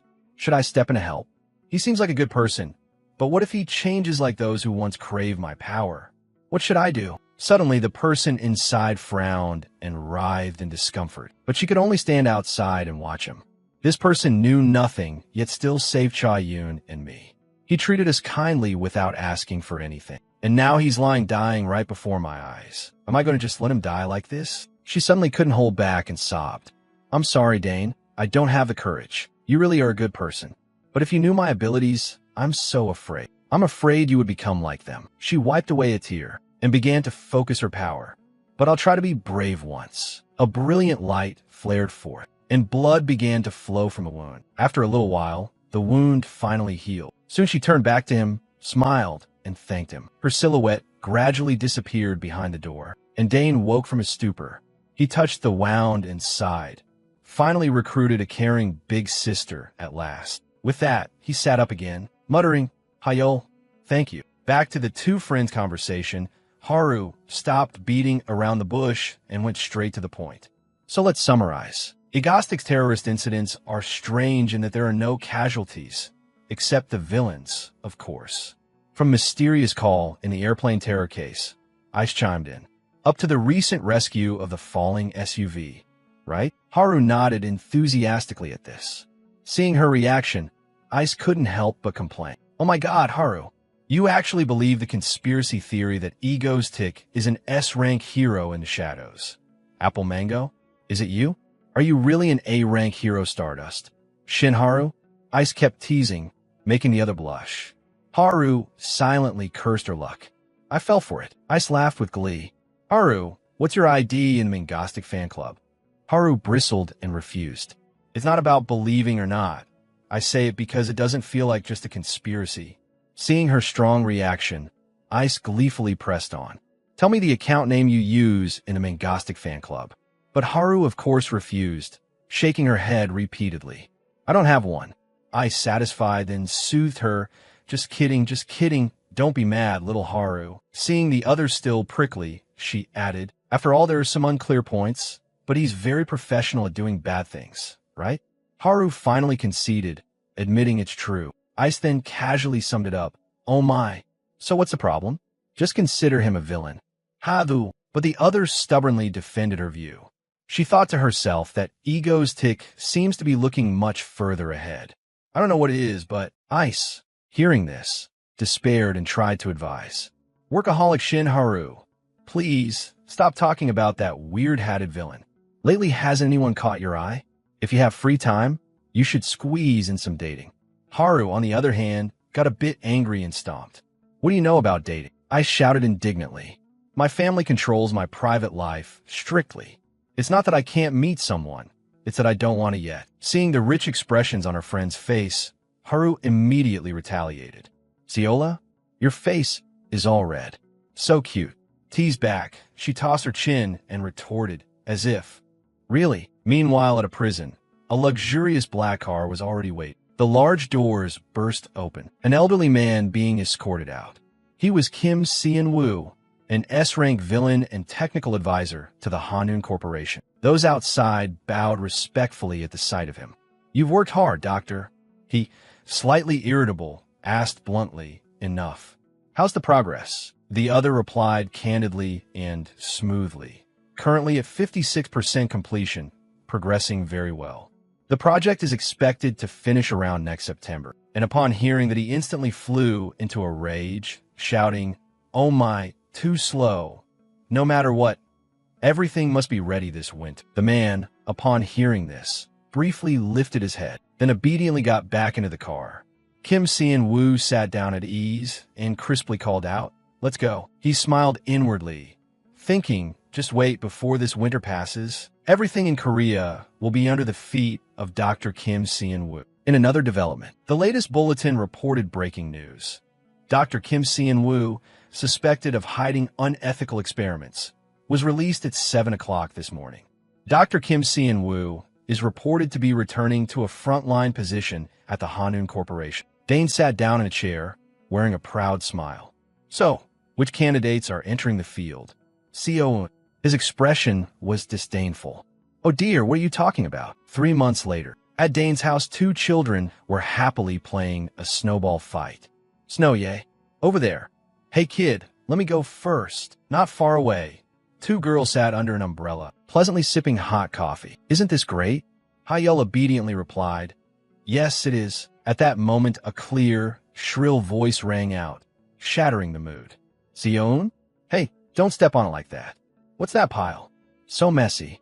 The snow looks so pretty when it's just right. No sooner had she finished than a snowball flew straight into his face. The 2 kids grew even more excited.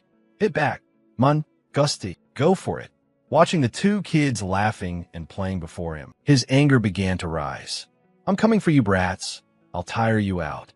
Then he raised both hands theatrically. Ultimate move, ego flashed. The children grew more curious. What's that? Wait, hey, that's cheating. Mangastic. Dane gave no mercy. So what if I cheat? The child next to him immediately raised both hands in surrender. I give up, I'm alive. He smiled at them. All right then. He turned to the little girl who looked bewildered, not yet understanding. Seon, are you ready? The outcome was clear to everyone. Seo, his giant snowball enveloped them, leaving only heads and limbs exposed. Dane and Cha-yoon happily walked off, still chattering. I'm starving. Let's get a snack. Right? They brought out some cookies and munched happily. Indeed, these are delicious. As expected, Hayel had asked to bring a few for me, and before he could react, Han Seo-un hurled a giant snowball down on his head. Dane immediately coughed hoarsely and fell motionless. Han Seo-un, seeing this, froze and panicked, shouting, Mangastic, are you dead? Is he that stiff? Maybe it's because I put water in the snowball. Are you okay? Hey, respond. The girl was truly terrified. Did we actually kill Mangastic? Dane. At that moment, Lee Ha-yeol came over from somewhere. She looked at him for a moment and said, Are you smiling? Is this acting? Caught out, he immediately sat up and grinned foolishly, teasing, Oh, Dane, with Seo-un worrying like that.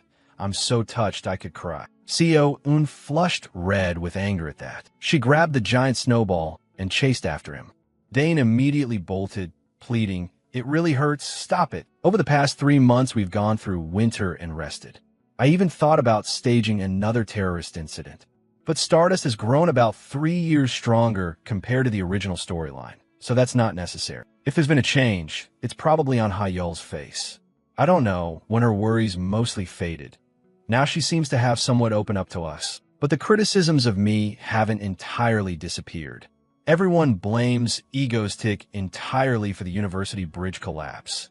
And because of that, my image has plummeted. Also, maybe because a million people took the money and shifted the moral blame onto me. They gossiped and spat cruel words at him. It's Ego's-Tick's fault for imposing weird conditions and staging such terror.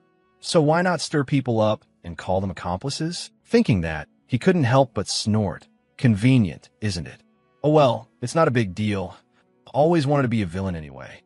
For now, just wait for the black catastrophe to appear. After a chase, Seo-un finally caught Dane. He was pinned down on the ground. Got you, you're caught, I win. Watching the kids play happily together, the two girls inside couldn't help laughing. The kids are so funny. What if they get hurt playing like that? Bored of playing, the children clustered back under the small umbrella. I am starving. What should we have tonight? Since we had fun out, how about grilling some meat? Yes, come on. Hurry up and come here. Time to deal with Seo-un. Right. Elsewhere, a blaring red alarm suddenly shrieked. Everyone in the laboratory fled in panic to escape. Kim Seon-woo collapsed into a seat, his eyes hazy with fear. Impossible, damn it. What's going on? What did I go wrong? Someone nearby, seeing he wouldn't run, kindly warned him. Doctor, we have to get out now. But he stubbornly clung to his life's work. Let go. Don't make me abandon my lifelong research. He lifted his head and stared into the chaotic red-lit space, where a monster lolled out a long tongue and emitted a terrifying growl. Others quickly hauled him out with all their strength. Doctor, come on, let's go. Kim Seon-woo looked back regretfully and shouted, It can't be. Behemoth was supposed to be just prototype number 1.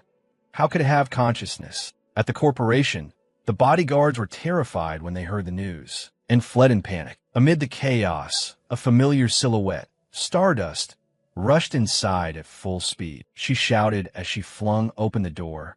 What's going on, Chairman? Park Jun-ho was just as flustered. Shout out. It's urgent.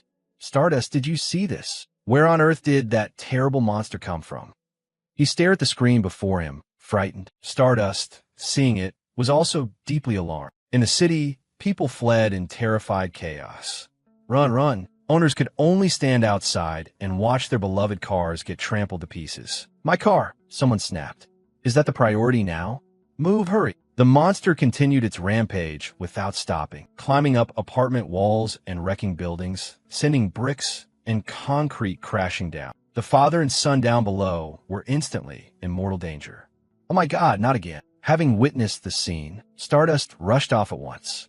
I'll set out immediately. Park Jun-ho couldn't stop her in time. Calm down.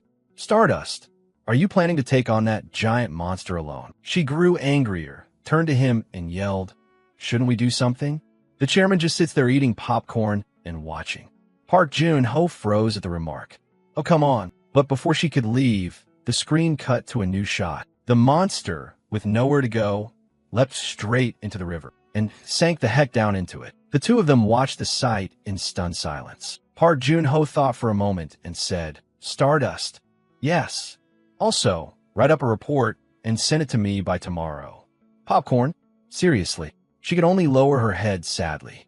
I'm terribly sorry. At home, Dane was still happily munching popcorn and excitedly yelling with the kids in the room. Night quickly fell. In her room, Haru was diligently searching for information on the internet, still wondering if Ego's-Tick is the villain. Immediately, a web article jumped into her view. Free daily news. If you still think Ego's-Tick is the villain, read this now. Korean break disaster. The Black Catastrophe. This creature seems to have a certain level of intelligence. If it is fully self-aware, it could change its attack direction proactively. In short, even if 2 A3 S-rank heroes from the US worked all day, they might not win. It knows to avoid water and understands its weaknesses. It might even wipe out all the heroes in Korea. Conclusion. Worship Mangast. She munched her chips and thought to herself. So that's how it turned out. To be honest, if Ego's-Tick hadn't blown up the Seoul Bridge first, no superpower in Korea could have stopped that monster. That can't be allowed. After that, she hugged her worries and went for a run as a way to vent. That guy is the villain, and I'm the hero. No matter what, I'll protect this world. The next morning, the big screen quickly updated with the latest news. The female anchor's voice came steady. The next report, one of the country's largest corporations, Hanun Group, has been exposed as behind the break disaster that shook public opinion. The Hanun Group headquarters collapsed overnight. There are currently no signs of survivors. Along with the chairman, the chief researcher Dr. Kim Seon-woo, and all scientists in charge of the project have vanished without a trace. Dane couldn't help exclaiming in shock at the report. Finally, this day has come. Ha-yeol watched and angrily stabbed at her plate. Seo-eun reacted just as strongly, cursing nonstop. Serves them right, those bastards are gone. But it's not over. We must capture those who fled and punish them. The Alliance opposes Hanun Group's natural death. We'll deal with them ourselves, drag them out, and execute them. Wipe out 3 generations. You're coming with me. Dane cheerfully waved his chopsticks to reassure them. Don't worry, sooner or later they'll stick their heads out. So after we finish eating, let's gather up. Okay, Seo-eun. Hearing that, she showed clear disgust. What stunt are you planning this time? If you do that, I'll be scared. But as soon as he explained the idea, everyone gaped in astonishment. Hanun Group's underground lab? Seo-eun shouted loudly, what's there? The two beside her immediately shot her a helpless look. Dane looked at her, puzzled, wondering, why are you so angry? He then circled box 9 on the paper with a red pen. His eyes lit up with intense excitement. There's something absolutely crazy down there. Behemoth, the ultimate weapon Hanun Group created while experimenting to build a superpowered monster army. Its body is made of a miraculous material that can absorb Shadow Walker's powers and withstand a nuclear bomb. Black Disaster is the prototype of Behemoth. If Behemoth were completed, its power would probably... Pausing there, he suddenly stopped to gauge everyone's reactions. Seeing everyone's faces fall into gloom, he felt fear too. What's wrong with everyone? Seo-eun frowned and spat angrily. Another army of superpowered monsters? Another season of self-destruction? Huh? You've been looking energetic lately. Or do you want a few more holes in your stomach for style? Hearing her sarcastic jabs, he couldn't help but feel annoyed. But before he could reply, Seo-eun took the upper hand. Messing with me? I'd rather have my eardrums punched out than listen. What's wrong? I want to be stronger too. After a bit of bickering, the two finally lunged at each other. Stronger than your head. Take this hit. It's to make you stronger. You said you wanted your own monster army. Those around them rushed in to stop things in case someone actually got hurt. You two stop. Suddenly Dane considered another possibility. Seo-eun seemed to refuse because the other side was easily stoppable. How could he block so easily? He wondered. The Heroes Association hadn't issued any special notice about handling the aftermath. Well, probably nothing to worry about. A few days later, at Hanul Corporation, the host spoke clearly on the program. We detected multiple biological signals in the buried laboratory area. It seems the creatures Hanun Group experimented on may still be alive. Park Jun-ho calmly called for Shadow Walker. Kim Chae-hyun put her hand on the communication device and replied, Last night, I tried to approach, but the life signs from whatever's next to it blocked all my sensors. Hearing that, Park Jun-ho felt somewhat satisfied. So they heard but can't assist. Are you still going, Stardust? She had already responded that she'd head straight to the scene. Yes, all right. Then Park Jun-ho took charge and issued orders. I approve an exploration mission to Hanun Group's basement. At that, Stardust immediately dove into the black void and teleported to where the monster rampaged. Ego's Tick hovered in midair, smiling with amusement. It was an off-the-books mission, so it was a bit tense. Seo-eun at home sneered. If you're scared, you can still turn back. Subin, not wanting him to get complicated, immediately defended him. Seo-eun, don't talk about him. He's confident. I'm Dane, you know. Am I supposed to be afraid of some silly monsters? Although not a professional, Seo-eun still tried hard to help. All right then, be careful. Soon after, both Seo-eun and Subin's clear voices rang out. Hello, beloved viewers. Ego's Tick here. Another terrorist stunt? What we have today? A terror attack. He broadcast arrogantly, baiting viewers. Sorry, but today it's not terrorism. It's an expedition. This is the S-rank superhero channel in Seoul. Apple Map, right? Thanks. About that Seoul Bridge incident. Did you really know it would collapse? Explain. But where is this? Why is it so dark? What crazy stunt are you planning today? The dark screen continued with a steady voice. This is Hanun Group's basement. Yes, the place that caused that horrific disaster. What on earth were they doing here? I'm so curious I'm going crazy. So I decided to explore this place with Park Jun-ho was also watching Agostic's broadcast at that moment. He shouted angrily, Stardust, Stardust, do you hear me? The manager next to him kindly warned that it seemed she had descended so deep the signal no longer transmitted. Damn it. Park Jun-ho slammed the table in fury. That egotistical jerk thinks he can barge in like he owns the place. What a lunatic. Saying that, he loudly ordered the person beside him. Assistant, get some popcorn. The caramel salted kind. Half salt, half caramel. The assistant immediately nodded in agreement. Yes, Agostic shone his light into the room, glanced around suspiciously, and called out, Hey everyone, look at this. He turned his head back. It's so gloomy in here. What on earth have they been doing? This place is really creepy, but why is it so empty? Where did all the stuff go? Be careful, Mangostic murmured as the commotion continued. He pushed on with his task, someone who makes all of Korea tremble like me. Surely I'm not supposed to be afraid of some experimental traces? Suddenly, he spotted an item that shocked him, and he shouted. He angrily pulled out a heavy firearm, ready to join the fight. But a second later, a cute round fluff poked its head out, leaving him momentarily stunned. What is that?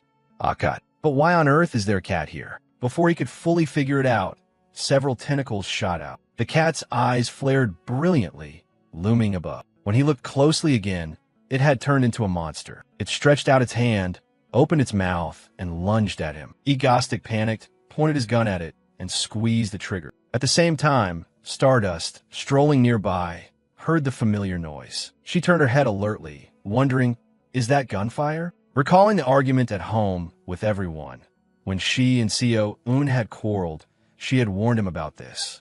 You two keep shouting at each other. Are you teasing me? I'd rather have my ears pierced shut than listen to it. You should be doing something more impressive. Thinking it over now, Agostic regretted and complained inwardly.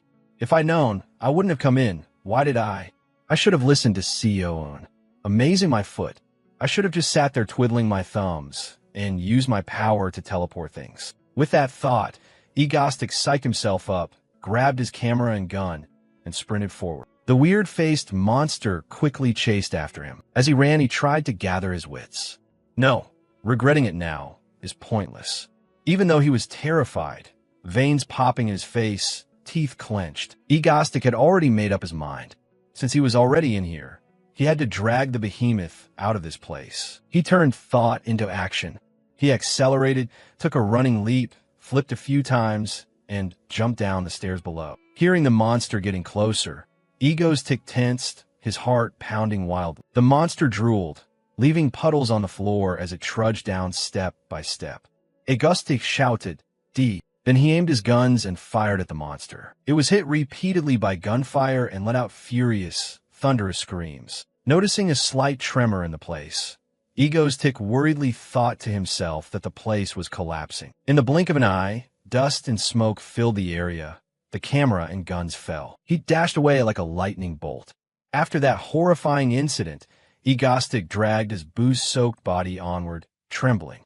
He couldn't help but moan in misery. Just how deep is this place? In the chaos, I even left my camera and guns outside. Suddenly, he remembered his earpiece for communicating with Seo Un. Agostic fiddled with it and kept calling Seo Un, but Seo Un didn't answer. Only a meaningless static crackle. No matter how he shifted position, there was still no signal. Agostic felt increasingly helpless and muttered, The signal doesn't get in here at all. I'm getting more scared, though not insanely so. Just a bit. When suddenly a strange noise rang out, catching his attention. A massive explosion sent rock and debris flying. The blast knocked Stardust, and Agostic back a long way by inertia. Stardust vaguely sensed something, murmuring a guess. Could this familiar feeling be? Agostic also looked back at her in bewilderment and called, Stardust. Seeing him, Stardust immediately scowled and asked, Egotic, what are you doing here? Egotic just played along, jumping and firing back. No way. Stardust for real? I'm the one who should be asking. Why did you suddenly crawl down here? Stardust flapped her hand and replied matter-of-factly, because I'm a hero. What suspicious thing is there about a hero like me cleaning up this mess? Hearing that, Egostic forced a grin and nodded offhandedly. Fair enough. But then Stardust suddenly smiled slyly, stared at him, and said with amusement, Perfect timing. This is an unexpected bonus. Sensing something off, Egostic panicked inwardly. What now? Stardust just smiled at me. I'm dead for sure. Stardust reached out and whispered that if he surrendered nicely, it would hurt less. As her hand neared his face, he put on an obedient puppy expression and asked her, What is it? Without warning, Stardust swung a punch at him. What did she punch? Egostic backed up and dodged, then stammered, trying to dissuade her. Wait. And so they went on. She threw punches, he ducked. Stardust laughed confidently and kept lunging at him. Egostic yelled loudly, calling Stardust, with no room to retreat. His face contorted as he raised his hand to stop her and shouted, Wait. Stardust halted anyway. Seeing that, Egostic hurriedly said, I know in your eyes I'm just a petty villain, but he suddenly stopped, panicking inwardly. Damn it, what do I do now? Stardust, seeing he couldn't finish, asked, But what? Egostic thought for a moment, then argued, Look around. This place is extremely dangerous. You don't even know what kind of demons this is, right? Since we're already here, why not form a temporary alliance until we reach the deepest level? His suggestion sounded reasonable, but Stardust still asked suspiciously, So what's your purpose here? Half joking, half serious, he answered, Me? Probably just curiosity and wanted to learn more. Those people pulled off that horrific affair. So I guess they're hiding something down here. Stardust was stunned for a few seconds, then gave a wry smile and said, All right, sounds good. I don't get what you're saying. He made an incredulous noise in reply. Stardust turned and agreed. You say alliance. Follow me. I'm having trouble dealing with these monsters alone. Give me a hand. I didn't expect you'd be this easy to convince. Egostic hummed in assent. Yeah, okay. Still, he couldn't believe it. How did that work? I only said it casually, but knew she'd take it seriously. So they walked with her leading and him following. Stardust glanced at Egostic, calculating inwardly. Forcing him might make him run, so better keep him close. Egostic, less cunning, glanced around and mumbled an assessment. The second floor structure seems more normal. Her small gestures and actions didn't escape her notice. Stardust loosened her guard a bit, thinking her suspicions about Egostic might. At that moment, Stardust pulled out a strange drawer and rummaged through the items inside. Egostic was still eyeballing the surroundings, when suddenly she slammed her fist into that cabinet. Egostic flinched and spun to look. Stardust snapped at him, ordering straight into his face. A villain daring to loiter here? This is top secret. Get out immediately. Egostic panicked and hurriedly replied, Why yes, I'll leave right away. Terrifying, seriously. Saying that, Stardust turned away. Only then did he study her closely, inwardly thrilled and moved. But being with her like this is actually kind of fun. After a while they continued. Stardust probed ahead, murmuring that it seemed this way. Egostic followed, constantly praising her in his head. She's really good at finding the way. Has her sensory power developed this much? Soon they discovered a strange room, the Superpower Containment Room. Seeing the room's name, he was astonished. Superpower Containment Room? Suddenly Stardust turned to him and called, Egostic. He nervously asked, What is it? Stardust knocked on the door and casually ordered him, Go inside. Hearing that, he jumped and asked her, What? Me? Stardust raised her fist to threaten him. He quickly blocked her punch, then smiled and pretended to be calm. Of course I'll go in. It makes more sense for me to do it. But inwardly, he couldn't help complaining. I'm turning into the guinea pig here. He opened the door and stepped inside. He carefully tossed his hat up to probe, and the hat landed safely in the middle of the room. Egostic closed his eyes in disappointment, thinking he couldn't use his telekinesis. Not even teleportation worked, even though he tried to concentrate with all his might and failed. Egostic whispered, Really can't use anything?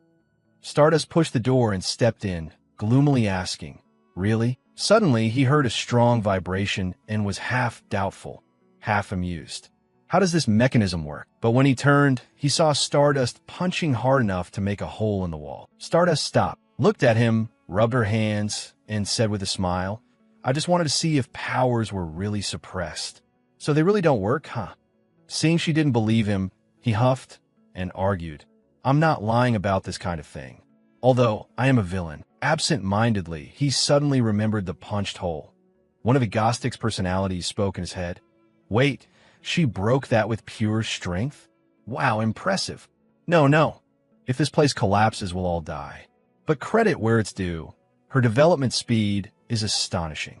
His mood roller-coastered, looking at her like a tossed flounder. Stardust, bored, didn't bother to comment. At that moment, the alarm blared loud. Egostic and Stardust stood close together. He screamed in fear. What now?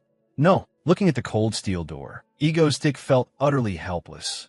That's it. We're locked in. Not only him, but Stardust beside him thought the same. The space was sealed, and neither could use powers. A hero and a villain. No, it's not like that. A grown man and woman, alone together. Stardust pounded on the immovable door with fists and kicks. Egostic noticed the countdown clock above the door and finally tried to stop her pointless efforts. It won't work. Stardust, stop. Look over there. Maybe the door will open in 3 hours. Don't waste our energy. Let's wait until then to be safe. Hearing him, Stardust was exhausted to the point of collapse and stopped, but then clenched her fist tighter and let out a shout. Egostic looked at her in confusion and sighed helplessly. Then he stood up and reasoned, saying, Come on, don't be silly. You can't use your powers right now. Stardust scowled, stayed in her punching stance, and glared at him. Egostic pulled a handkerchief from his coat and gently offered, Give me your hand. Seeing his hand reach out, Stardust felt a little flustered and embarrassed. He carefully bandaged her scratched, battered hand. At that moment, Stardust was dazed, her emotions tangled. She quickly composed herself, withdrew her hand from his, spun away, and snapped. I'm not saying thanks, you know. Hearing that, Egostic couldn't resist, teasing half-jokingly. Sounded like you're thanking me. Offended, Stardust punched the wall hard as if to warn him. Egostic yielded and said, Yes, I get it. Let's stop talking now. Don't hurt your hand anymore. Saying that, he put his hat on the ground and sat down, nonchalantly telling her, I'm going to rest for a bit. Seeing him in such a messy state, Stardust instinctively shouted, What? Egostic lay on his side with his back to her, still considerate enough to remind her, 3 hours with nothing to do. If Stardust has nothing to do, she should nap and save her strength. Stardust's face remained sullen, but she said nothing more. Although he said that out loud, Egostic remained tense inside. Still, an hour later, Stardust sat dazed beside him. Egostic's eyes were wide open, his mind in turmoil. How could he possibly sleep? He couldn't relax at all. He felt trapped in a jar. Stardust, without powers, was still much stronger than an ordinary man. He couldn't afford to let his guard down. Thinking that, he sneaked a look at her. Stardust met his gaze. She immediately turned her face away. Seeing that, Egostic also turned his body away. 2 hours later, they sat leaning against the wall. Stardust's breathing grew rapid. Egostic wasn't much better. He irritably thought the air felt like it was running out. By now he was exhausted. Then he glanced at Stardust, who had her head down, gasping. He worried a little.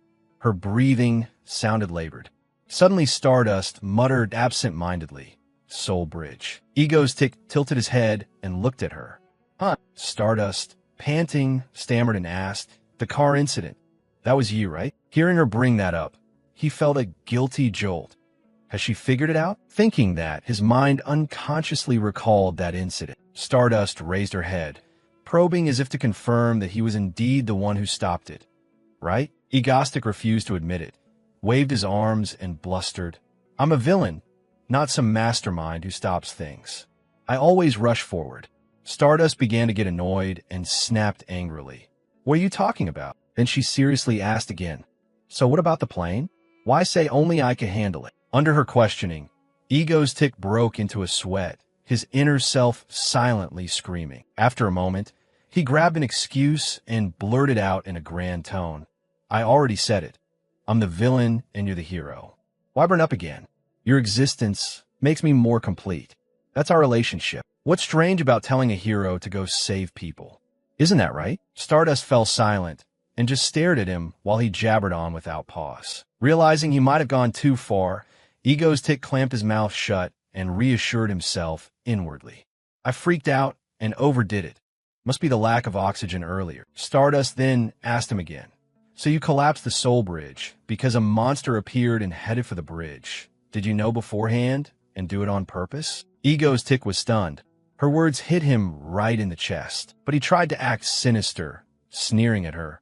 Oh dear, Stardust, are you buying into those silly conspiracy theories online? Then, worried she wouldn't believe him, he hypothesized, of course I was a bit surprised, but that was just a coincidence. He looked over at Stardust.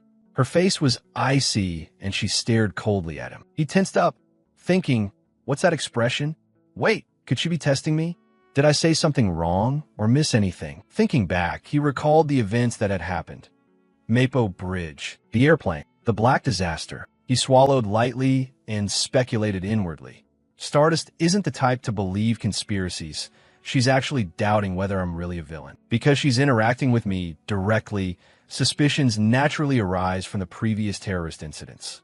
It's the intuition of a superhero. A clumsy explanation would only seem more suspicious. The only escape was to attack head-on with a direct confession. Suddenly, he burst into laughter. Stardust frowned and stared at him, puzzled. Ego's Tick laughed wildly and then bluntly admitted what she asked. Yes, that's right. I knew the monster was coming, so I collapsed the bridge first. Someone as clever as Stardust quickly grasped Egostic's exclusive tactic. Then Ego's Tick put on a sinister air and continued. So what? What are you going to do to me? At that moment, he was confidently thinking. So what if it's all strategy? To Stardust, it's naive thinking. He leaned closer and asked again. Well, Stardust didn't answer but pressed him. How did you know? Do you really have precognition? Ego's Tick adjusted his hat, feigning coolness, and curtly said, I hacked. Then he boasted absurdly. I'm the one who controls Korea's server network. Knowing some confidential info about the Hanun Corporation isn't strange. Calling it precognition isn't entirely accurate. Hearing that, Stardust said, puzzled. Still, it feels very strange to me. Ego's Tick grinned, playing dumb, and shouted back at her. What else? What part still seems strange to you? Stardust bluntly called him out. Why did you prevent harm to civilians?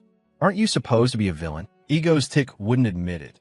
He babbled irrationally, claiming loudly that he just lost the spotlight. I intervened right when a monster appeared. If too many civilians died, who would pay attention to me? It's all for attention. If it weren't for that, I let civilians die. I don't care about them.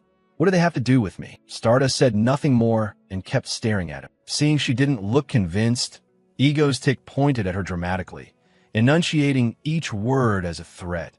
You understand now, right? Suddenly, Stardust sprang to her feet. He calmed himself and looked at her. Stardust had no intention of speaking. Her eyes locked onto him, her face cold and hard. Ego's Tick could only look at her in bewilderment. Suddenly, she curtly ordered, move aside. Only then did he glance up at the countdown clock. When the clock finished, the cold steel door swung open. Stardust knelt on the ground and picked up a few small stones to add more force to her arm to punch the wall ahead. Then she signaled Ego's Tick. Hurry up. Ego's Tick tried to control his power, lifted a few stones, then grunted and followed Stardust. They walked in silence for a stretch, one ahead and one behind. Suddenly, they discovered a machine with lights on, and the screen displayed strange information. RKCB 1107, temporarily classified as an instant teleporter. Note, has the ability to teleport and escape, so always maintain a level containment. Tends to attack from behind. Exercise extreme caution. Ego's Tick read it and couldn't help but be astonished, wondering, have they really developed teleportation powers? Ego Tick and Stardust looked around cautiously, looking at the ruined giant vial before them. He said seriously, Behemoth. That's the vial that held what they called a calamity. It broke the vial and escaped. Then he turned, smiled dryly, and said, well, the adventure in this cursed lab is over, right? There's probably nothing left to see. Blood splattered everywhere, and there's nothing usable. At that, Stardust spoke up analytically. Wait, If this is only a prototype, that means somewhere there's the real entity. Ego's tick was planning to leave. Hearing her, he froze, half a compliment, half a complaint inwardly. She really is sharp. But he just awkwardly scratched his head and suggested to Stardust. So shall we try going over that way? Stardust turned abruptly the other way and told him not to go that direction. Ego's step toward the original direction halted. He couldn't help but mutter how troublesome this was. They quickly reached another intact vial. Stardust whispered hesitantly, "We're here. This one is Behemoth." Then she walked up and stood before the machine displaying this vial's readings, then turned toward the row of machinery beside it. Seeing that, Ego's tick complained inwardly. "Where's she going? Oh heavens, Miss Stardust. Really leaving me alone by that behemoth? Earlier we seemed like an actual alliance, but I'd repeatedly insisted I'm a bona fide villain. How could she be so casual and decisively turn her back like that?" This excellent villain's pride is a bit bruised, noticing Stardust still intently reading the info sheet. A crazy idea suddenly came to him. "Oh, really? No matter what I say, she won't believe it, so I should just show her directly." At that moment, hearing the sound of glass breaking, Stardust panicked and turned back to look. Ego's tick was using his bare hands to take a sample of the specimen. Stardust snapped angrily. "Hey, what the hell are you doing?" Ego's tick held out his hand, wrapped tightly by the specimen's tendrils, and said nonchalantly, "What else could it be but betrayal, of course." Stardust was too furious to speak and could only scream. "You." Ego's tick, using his villainous reasoning, recalled Dr. Kim Seon-woo's principle of using Behemoth to fight Stardust. So that means, at that moment his eyes glowed red and a heavy aura emanated from him. Ego's tick wagged his hand to taunt Stardust. Stardust, full of heroic spirit without hesitation, rushed at him and shouted a battle cry. "I'll beat you nearly to death." Ego's tick swung his arm back to gain momentum, then thrust it straight at her. His arm enlarged, and Stardust recklessly charged at him. His giant arm and her punch collided. Sensing something, she froze briefly. Ego's tick laughed wickedly. Stardust battered and struggled against that arm with all her might. Explosion after explosion followed, a continuous succession of explosions. Stardust tried to hunt Ego's tick down and finish him off. Ego's tick flicked his cloak and half-jokingly, half-seriously said to Stardust as a barrage of energy attacks sped toward him, "Are you trying to blow this place up? If you keep going, this whole place will collapse." Stardust couldn't stand his teasing any longer and snapped back, barking a challenge. "Hey, let's have a proper one-on-one. Watch it. I'm about to lose it." But Ego's tick kept up his teasing and shot back at her. "Have you ever seen a villain fight fair? Just betrayed, and you still expect me to play nice?" Stardust swore in anger. "Damn it," then quickly lunged at him again. Their punches met, neither willing to back down. Ego's tick smiled dangerously and haughtily said, "This is how villains fight. Miss Stardust. Do you understand now? Just slip your guard for a moment," and, suddenly lecturing her, he suddenly froze, eyes fixed on a monster appearing behind Stardust. It was charging toward them. Ego's tick inwardly panicked. Too fast, I couldn't teleport Stardust with me in time. In the middle of their fight, Ego's tick vanished. Stardust, stunned and bewildered, felt a sharp claw jab into her head. Ego's tick cursed silently. Too late, but he still appeared, to block that stab for Stardust. Feeling his back against hers, Stardust cried out, calling Ego's tick. Ego's tick punched the monster away, then doubled over, clutching his stomach in pain. Stardust turned around and urgently asked, "What are you doing? What just happened?" Her eyes fell on the bleeding wound, and she went silent. Ego's tick tilted his head and said coolly, "I only said one thing. This time you owe me." Then he turned into light and vanished in an instant, leaving Stardust staring after him in daze. Meanwhile at home, 3 people fretted over him. Seo-eun kept sighing. He always disappears without contacting anyone. Do you know how worried we are? I think I'm getting a wrinkle between my brows. Suddenly, there was a loud bang as the door flew open, catching their attention. Seo-eun jumped up and said, "He must be back." She hurried outside, still scolding him. "Honestly, where have you been so long? Why would you disappear without telling us?" Suddenly, they saw him collapse on the floor, soaked and slumped, and Seo-eun's face froze. "Oh no," she screamed. "Hi-yo, and Subin inside the house stood up at once and rushed out worriedly. Seeing Ego's tick lying motionless on the ground, Seo-un sat beside him in a daze. Red blood soaked the floor. Subin trembled awkwardly and muttered, "Call emergency like last time, 119. She hurried to dial. After steadying herself, Seo-un helped lift Ghost up and shook him, calling, "Hey, wake up." He was dazed, blood pouring out. She panicked more and asked, "What should we do? He's bleeding so much." Hayol, calmer than the others, finally spoke up with a suggestion. "Let me take a look." Seo-un stepped back for a moment. Seo-un, face streaked with tears and snot, looked at her. Hayol used her healing ability, placing her hand on Agostic's abdomen. A beam of light flashed through the room. At that moment, Stardust was still sitting in the lab, dazedly touching the dark red bloodstain on the floor. Her mind was a mess, worried and puzzled. He seemed to be bleeding a lot. Why would he save me? What on earth is that egoistic guy up to? Looking at the spoonful of porridge coming to his mouth, Dane lowered his voice and said, "Subin, please let me feed myself, okay? Spare me a little dignity." Although he was annoyed, his hands were cuffed, so he couldn't resist. Subin just smiled, fed him a spoonful, and fussed over him like a child. Good job. At that moment, Hayol arrived with Father Yun. "Hello, everyone. I'm off to school now, okay?" Seeing this, Dane called out, "Hayol," and waved to her. Suddenly, Hayol bowed her head, gripped her backpack straps, eyes brimming with tears as she awkwardly said, "I'm sorry for only now telling you the truth about my ability. Please still look out for me at school." Dane smiled gently and reassured her. "What are you saying? I'm the one who should be grateful. This is your first day of high school. Good luck." Seo-un cheerfully added, "Be careful, sis." The two waved goodbye. Hayol returned their radiant smiles and said, "I'm off, Subin," and waved, also sending Father Yun off with a cheerful, "Have a good day at school."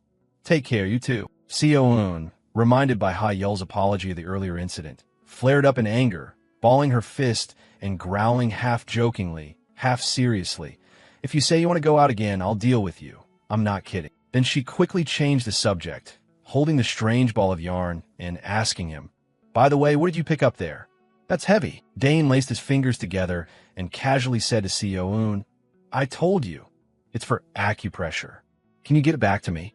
Seo-un inspected the odd thing and asked perplexed, "How do you do acupressure with something so round?" Without a word, Dane used his power to draw the object back into his hand, almost making her miss it. He held the behemoth specimen in his hand and muttered, half joking, "Wake up now, behemoth." Hearing that, both Seo-un and Subin watched him tensely, worried and scared. There was a sound, and the cuff on Dane's wrist dropped to the floor. Seeing the line of cable there, the two of them instinctively took a step back. Dane toyed with it like a plaything, spinning Seo-un and Subin around with one hand while spooning porridge in his mouth with the other, then teased, "You two learned your lesson, right? Dare to try that with me again." Seo-un, dizzy for being spun, cried out in surrender, "We were wrong." He asked again, "Will you do it again?" Seo-un, barely holding back tears, begged hurriedly, "I won't. Please put me down." Outside, night fell and the full moon rose high. At a house, Haru lay in bed, unable to sleep. She dreamed of the scene in the lab when he blocked a stab for her. The dream ended. Haru screamed, startled awake, and sat bolt upright, moonlight faintly streaming into the room. Haru curled up, her hands clenched tensely on her shirt as she tried to calm herself. In the silent space, she whispered to herself, "Ego's tick, are you really safe?" 1 month later, the sky was clear and the streets peaceful. Haru sat in an empty classroom, propping her chin on her hand and absent-mindedly staring at the sunlight outside the window. Chae-hyun came over and asked with concern, "Haru, you've been spacing out lately. Are you worried about something?" Haru forced a casual smile and replied, "It's nothing really." But Chae-hyun didn't buy it.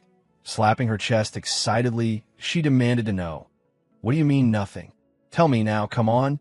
Hurry up." Haru finally dared to ask her cautiously and seriously, "Hey, if a villain save a superhero, what does that mean?" Chae-hyun laughed and asked, puzzled, "Why are you asking something so random?" Haru stubbornly explained, "I'm just hypothesizing. What if a villain and some hero?" At that, she could tell Kim Chae-hyun would actually entertain this absurd idea. so she brushed it off. Never mind, it's probably because I'm too into the novel I'm reading. Chae-hyun sat beside her, riffling through her bag excitedly, and said, "Oh my, so that's it? Actually, I'm hooked on a really good novel too. Its plot is pretty similar to what you just described." Saying that, she took out her tablet, held it up to Haru, and asked, "Look, what do you think?" Haru saw the cover and title, a star-crossed romance between the villain Ego's-Tick and the heroine Stardust. Haru immediately slammed her head down on the desk. Chae-hyun, panicking, blurted, "Are you okay?" Haru lifted her head, but didn't answer. Inside, she was in turmoil, wondering whether he was really safe. Could he possibly be dead? Ignoring Kim, Chae-hyun's frantic concern, "Haru, do you have a headache?" Haru kept staring toward the window, mind drifting. There was no way someone as scheming as him, who'd caused chaos across Korea, wouldn't be stubbornly alive. Even thinking that, she kept sighing, a small hope tucked inside. When will he strike again? Meanwhile, Dane seriously told everyone, "During this period, we won't do anything." Hearing him, Soo-bin, who was peeling an apple, froze mid-motion. Seo-eun, with an apple half in her mouth, also stopped. Both of them turned to look at him. Seo-eun suddenly asked, "Really, Dane?" Dane stretched out, sunning himself, and replied nonchalantly, "I'll be taking a break for a while." Seo-eun, getting carried away, jabbed a finger and babbled, "What do you mean for a while? Why don't we just quit altogether?" Then Dane dropped another announcement. "While I'm resting, someone will take over for me." Hearing that, Seo-eun froze and asked, "What?" "Someone will replace you." Dane fell silent, a toothpick in his mouth, brooding, "I can't be the one showing up forever. Right now, I'm still the strongest in the group, and that's the biggest problem. Just watching how easily Stardust held off the behemoth shows I need a partner strong enough for the coming challenge. For Stardust's sake, I've already prepared someone, a new member at a cafe." At that moment, a pretty waitress on shift, smiling on autopilot, said, "Welcome, customers." Then a young man, face flushed, burst forward holding a large bouquet and, eyes squeezed shut, blurted out, "I love you, Sei-hee. This pure white bouquet represents my heart. Please accept it. Take it, and you accept my feelings." And right then, Dane, sitting in the cafe with a drink in hand, got the front row gossip. This scene is even in the original work. Of course, the pretty waitress followed the script. Furious, teeth clenched, she snapped at the boy, "Please get out." Already annoyed, and now having your sacred workplace mocked. "Does he think I'm easy?" The young man fled crying, clutching the flowers and lamenting how cruel she was. Dane watched the little drama and smirked. Live entertainment beats, reading any day. Choi Se-hee, 23, helplessly slapped her forehead, holding the half-made drink in her other hand. Suddenly, her gaze locked with Dane's, who was staring at her and murmuring. Choi Se-hee's cheeks flushed pink. She quickly turned away and murmured, "What the heck? Why is he staring at me nonstop?" And according to the original script, Choi Se-hee will later operate under the alias Elektra, an A-tier villain. For now, she lives quietly like a civilian, but she constantly battles destructive impulses. Working extra shifts is just how she temporarily reins them in. To be blunt, she's basically a ticking time bomb. As night fell and the moon rose, Se-hee trudged along the familiar route home, grumbling to herself, "Damn, how long do I have to live like this?" One shift ends and another begins, and then another. Suddenly, on the quiet late-night street, Se-hee glanced around, hands tensely clasped together, half questioning, half asserting, "There's nobody here, right?" Then she sat in a dark corner by the road and activated her special ability, watching the brilliant stream of power in her hands. She couldn't help but smile with delight. As the power released and rose into the air, Se-hee gaped in fascinated delight, then grinned from ear to ear. At that moment, a deep voice murmured admiringly, "Beautiful." Se-hee jumped to her feet and looked at the man before her, calling out suspiciously, "Ego's-Tick." Ego's-Tick walked slowly up to her and made an enticing offer. "I've been looking for someone with your ability for a long time. Choi Se-hee, with your power, would you be interested in helping me with a few jobs?" He stopped hiding her power and even used it defensively against him. Then she boldly shouted insults at him. "What? Jobs? Are you crazy? Do you think every hero turns into a villain like you?" Ego's tick produced the behemoth's form. His eyes glowed red as he stared at Sei, he in a dangerous, challenging tone. Strike.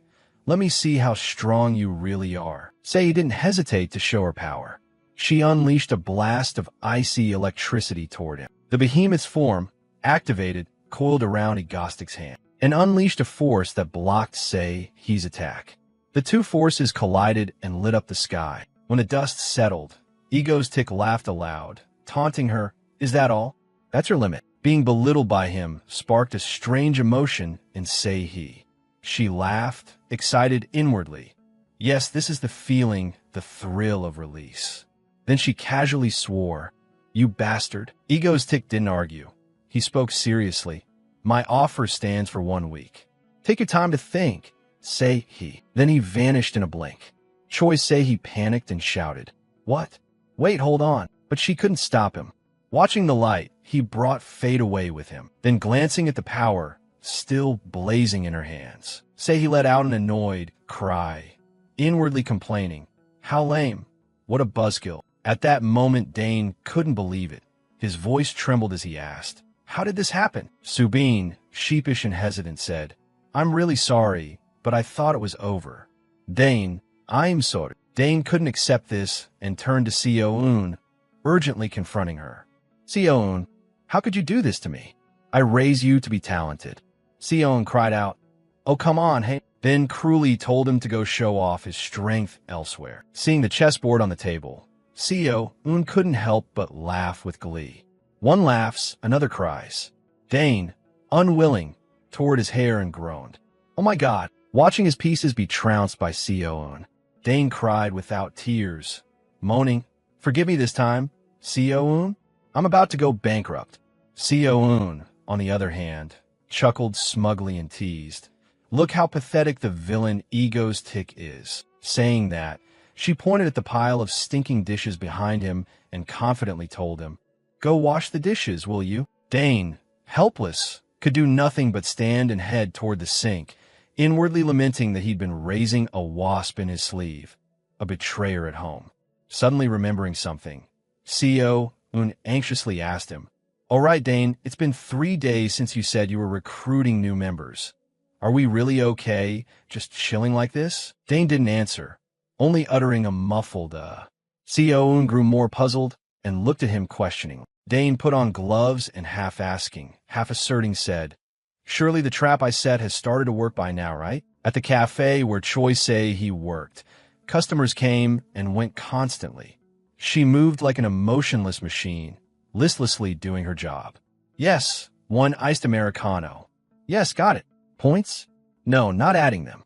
"Yes, yes." Noticing her unusual mood, the manager nearby was about to check on her when he spotted an upside-down cup of coffee. So he swallowed his anger and walked over with a concerned smile. "Sei, you look a bit tired. Do you want to step outside and rest?" Sei recognized her mistake and obediently replied, "Ah, I'm sorry. Thank you so much, sister." Outside, she plopped down on the break stool. Sei stayed tense, staring at her phone.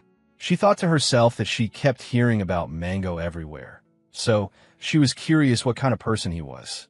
As she scrolled for news about Ego's tick, headlines announced him as South Korea's most influential criminal, the only villain with an official fan club, a villain more famous than superheroes. But was Ego's tick really a villain? Reading the striking headlines, Sei couldn't help but exclaim inwardly. She hadn't realized he was that formidable. Then she accidentally came across an article titled, "Are Egostic's terror acts really terrorism?" Aside from property damage, there are always 0 casualties. Sei's feelings became complicated as she murmured in doubt. "No casualties at all? Well, then he's not so bad, right?" Sei, who can control electricity. Surprisingly, before meeting Ego's tick, she had never once used her power properly. Because her parents hated that ability, they controlled all of Sei's capacities. The electrical energy built up like an overcharged battery and, unable to be released, stressed her until a destructive instinct gradually formed inside her. Since receiving Egostic's invitation, my offer stands for 1 week. Take your time to think, Sei. Day after day, she lived in anticipation, distracted from her daily duties. For years and 6 days had passed. Sei half afraid and half anxious, kept murmuring the name Ego's tick over and over. Finally, on the 7th day, on the dark road home, he walked hopefully, glancing around as she went. Suddenly, a strange noise sounded. He spun around in a panic and blurted, "Why are you late?" Words stuck in her throat. Turns out it was just a ginger cat. It puffed up at her in fright, then quietly slinked away. Seihi's nerves were exaggerated. She stayed tense, fidgeting with her fingers, thinking of Ego's tick. At that moment, the person she'd been waiting for finally appeared. Ego's tick, who somehow had appeared behind her, spoke solemnly. "Seihi, have you thought carefully about my offer?" Seihi exhaled a cold breath and whispered, "I will do it." Ego's tick, as if not hearing clearly, asked again, "What?" Seihi turned, grabbed his hand, and loudly repeated, "I said I will do it. Tell me what to do, and I'll do it." Suddenly she dropped to her knees, took his hand, and earnestly begged, "Terrorize or destroy. Anything is fine. Please find me something to smash to pieces."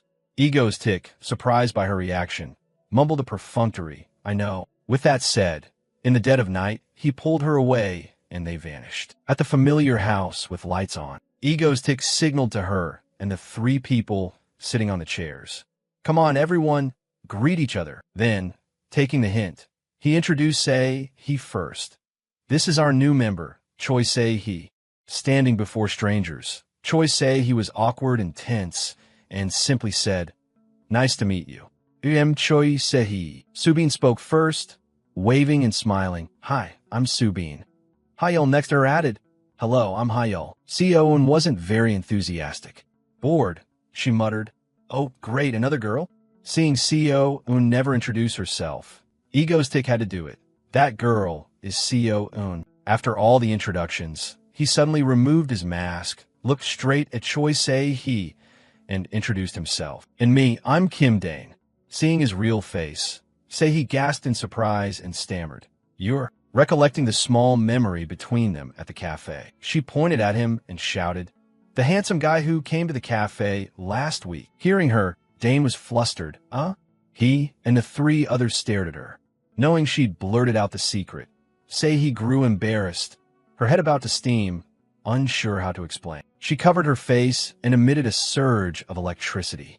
Dane immediately reassured her. He wait. Suddenly the whole house plunged into darkness, and everyone cried out, "The power's out." Dane loudly ordered everyone, "Someone, please turn on the lights. Phones, switch on your flashlight. Hurry." Seoun, holding a dead phone, said helplessly, "The phone's dead too. Must be her electricity blast was too strong." Subin babbled, "Can you feel it? My whole body's numb." Hyul, uninterested in that, was just excited and curious. "Wow, her power is intense." Suddenly, a flash of light streaked toward the group. He was hit in the face by the light and squinted away. Chayun came over holding a flashlight, face cold as ice, and asked them, "Hey everyone, what are you doing? I still have homework to finish. Can you turn the lights back on?" Late at night, under a hazy moon, another house was lit up. Haru stared intently at the computer screen. "The official fan club of Mangas. Congratulations, you've been promoted to Mango member." Staring at the confirmation words, Haru dared not click. She screamed in shock. "Oh my god, no way." She was exasperated with herself, slapped the desk, imagining Seola teasing her. "Haru ranked up in Mangastic's fan club? You're such a hardcore fan." She blushed all over.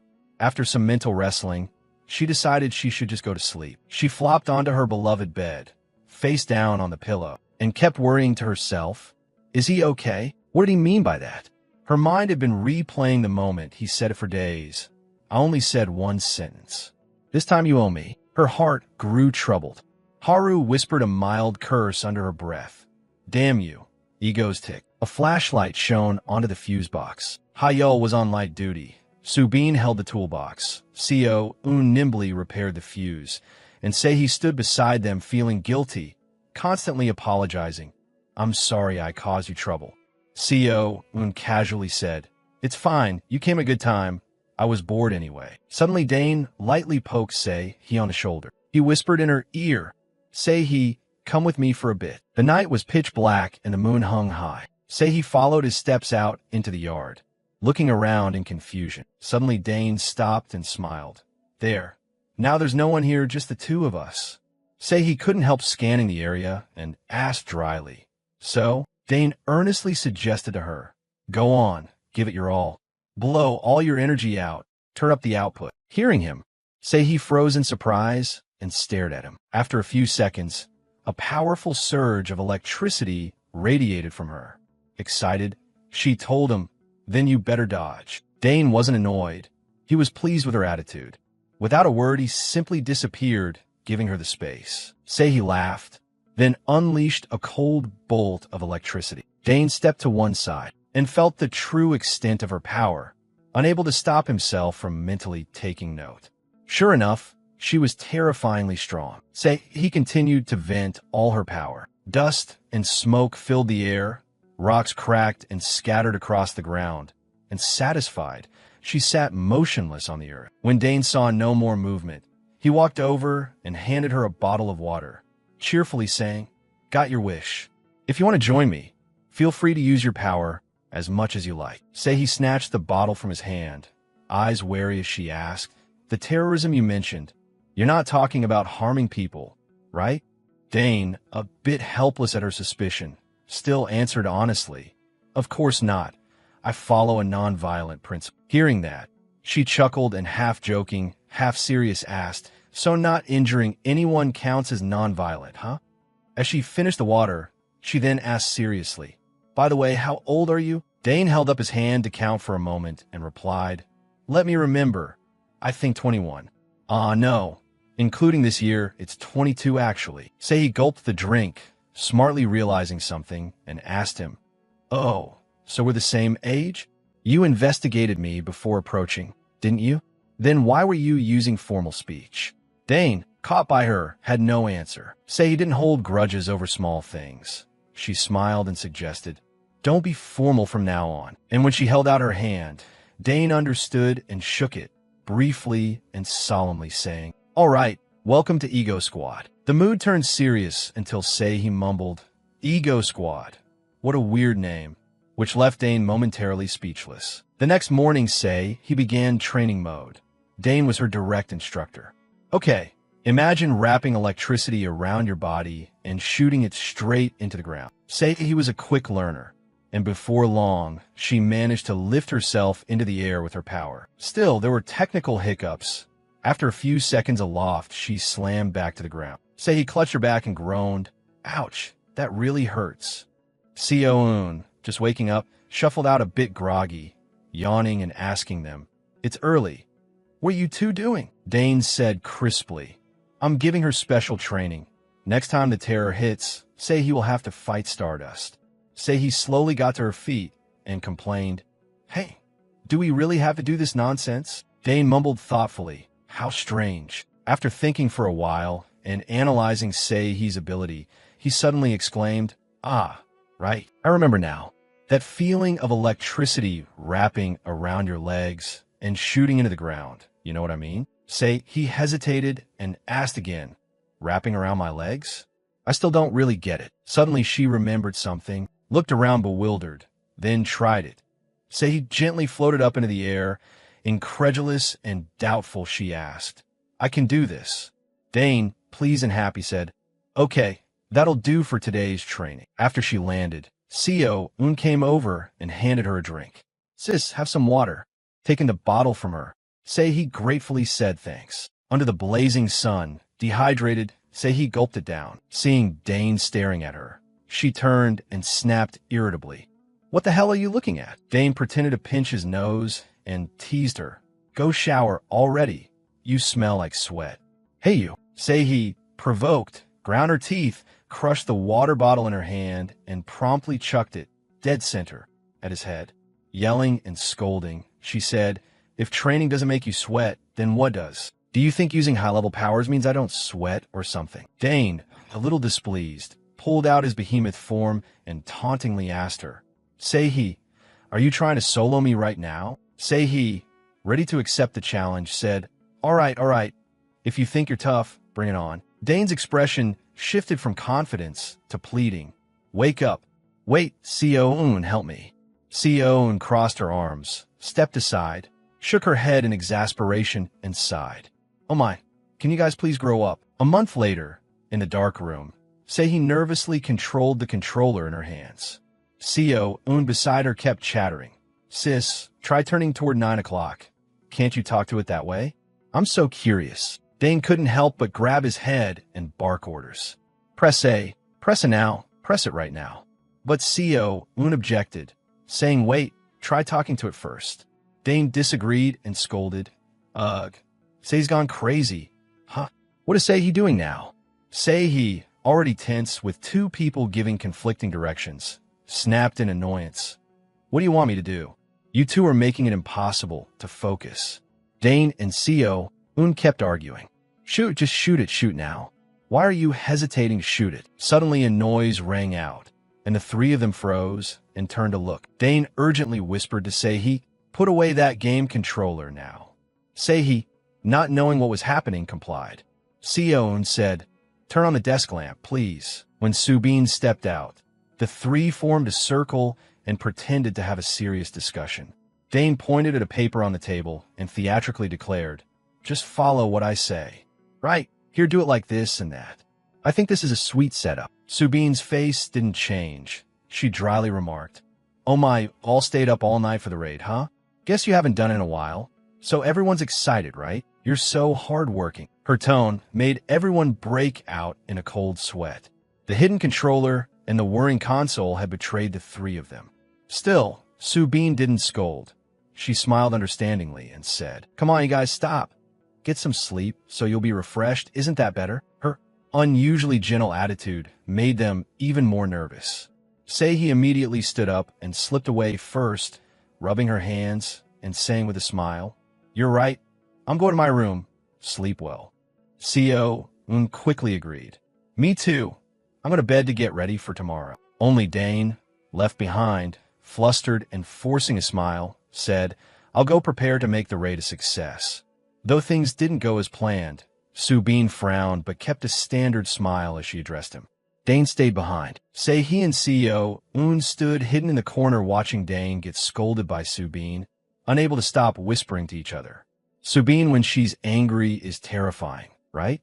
I absolutely don't want to be yelled at by her. At that moment, an alarm blared through the headset. Emergency, emergency. A villainous terrorist has been detected in the Seoul area. All civilians within a 350 m radius have been evacuated. No casualties reported so far. Where's the superhero Stardust? Stardust replied indifferently. I'm en route to the scene now, heading straight there. She was looking for the name, Ego's Tick, when she spotted another familiar face. Sei, the villain alias Elektra, waved at her and casually said, hello, Miss Stardust. Stardust looked at her with an icy expression but conflicted feelings. After a moment, sticking to her duty, Stardust threatened Sei, villain, cease this terrorist act immediately and surrender. If you resist, I will use force to suppress you. Sei laughed and cockily said, surrender? That's no fun. Then suddenly she unleashed a bolt of electricity towards Stardust. After that, she seriously restated, my name is Elektra, and I'm here to face you, Stardust. A week before Elektra's terrorist incident, Dane arranged to meet Sei alone in a secluded corner. Sei asked, puzzled, what's up? Didn't training end yesterday? Sitting on a tree stump, Dane said seriously that he had forgotten to teach her something, a move called Thunder Fist. Hearing that, Sei reflexively repeated the name Thunder Fist. Dane, vainly assuming she was praising him, quickly asked, well, just a name sounds cool, right? Curious now, aren't you? Immediately he scowled with contempt and said, what a gross name. Dane grumbled inwardly. Well, that's the name. What do you want me to do? But putting that aside, he carefully guided her. Don't think of firing electricity outward. Imagine winding the current into your arm, clenching it into a fist, then release it. He followed his instructions seriously. Dane paused, then continued. Gradually push your focus to channel electricity to the extreme. Concentrate it entirely into the fist. Following that, he reported, I'm doing it like you said. Having said that, she threw test punch. The Thunder Fist punch truly packed formidable power. Earth and rocks within range were sent flying in all directions, creating a quake that shook the heavens and split the earth. When the dust cleared, a long chasm had opened in the ground. Dane walked over to Choi Se-hee and asked, "See that? That's Thunder Fist. Pretty awesome, right?" Se-hee, still astonished, exclaimed, "That's insane." Dane looked at her and encouraged her, saying a week before the terrorist incident, "Just practice this move over and over so you can land one on Stardust." "Keep it up." Se-hee smiled and threw a bland insult. "You're crazy. Why do you keep targeting that girl? That's messed up." Dane, shameless, confidently replied, "I'm a villain with a tragic backstory, you know." Se-hee, by habit, shot back, "What nonsense are you talking about? You idiot." And now, in this very battle, Se-hee was using it against Stardust. She mocked with a taunting line, "An A-rank hero, and that's all you've got?" Not willing to lose, Stardust charged and flew toward her. Through his binoculars, Ego's-Tick was watching the fight between the two of them. He happily sipped his drink, constantly praising, "This position is absolutely safe, the best spot to watch. A free performance just for me." Stardust watched the electric currents he emitted and quietly clicked her tongue. She thought to herself that to get close to her, she'd have to withstand that level of electricity and still be ready to dive into Se-hee. Seeing that, Se-hee couldn't help but feel impressed. "Oh, she can get through it too, huh?" Saying that, Se-hee swung a leg out and mumbled, "How about this then?" Each of her kicks set off an explosion in the city. Stardust screamed in pain from the electric shock. Se-hee nimbly landed and, looking towards Stardust, confidently muttered, "She's easier to take down than I thought." At that moment, Stardust pushed through Se-hee's bolts of electricity and slowly closed the distance.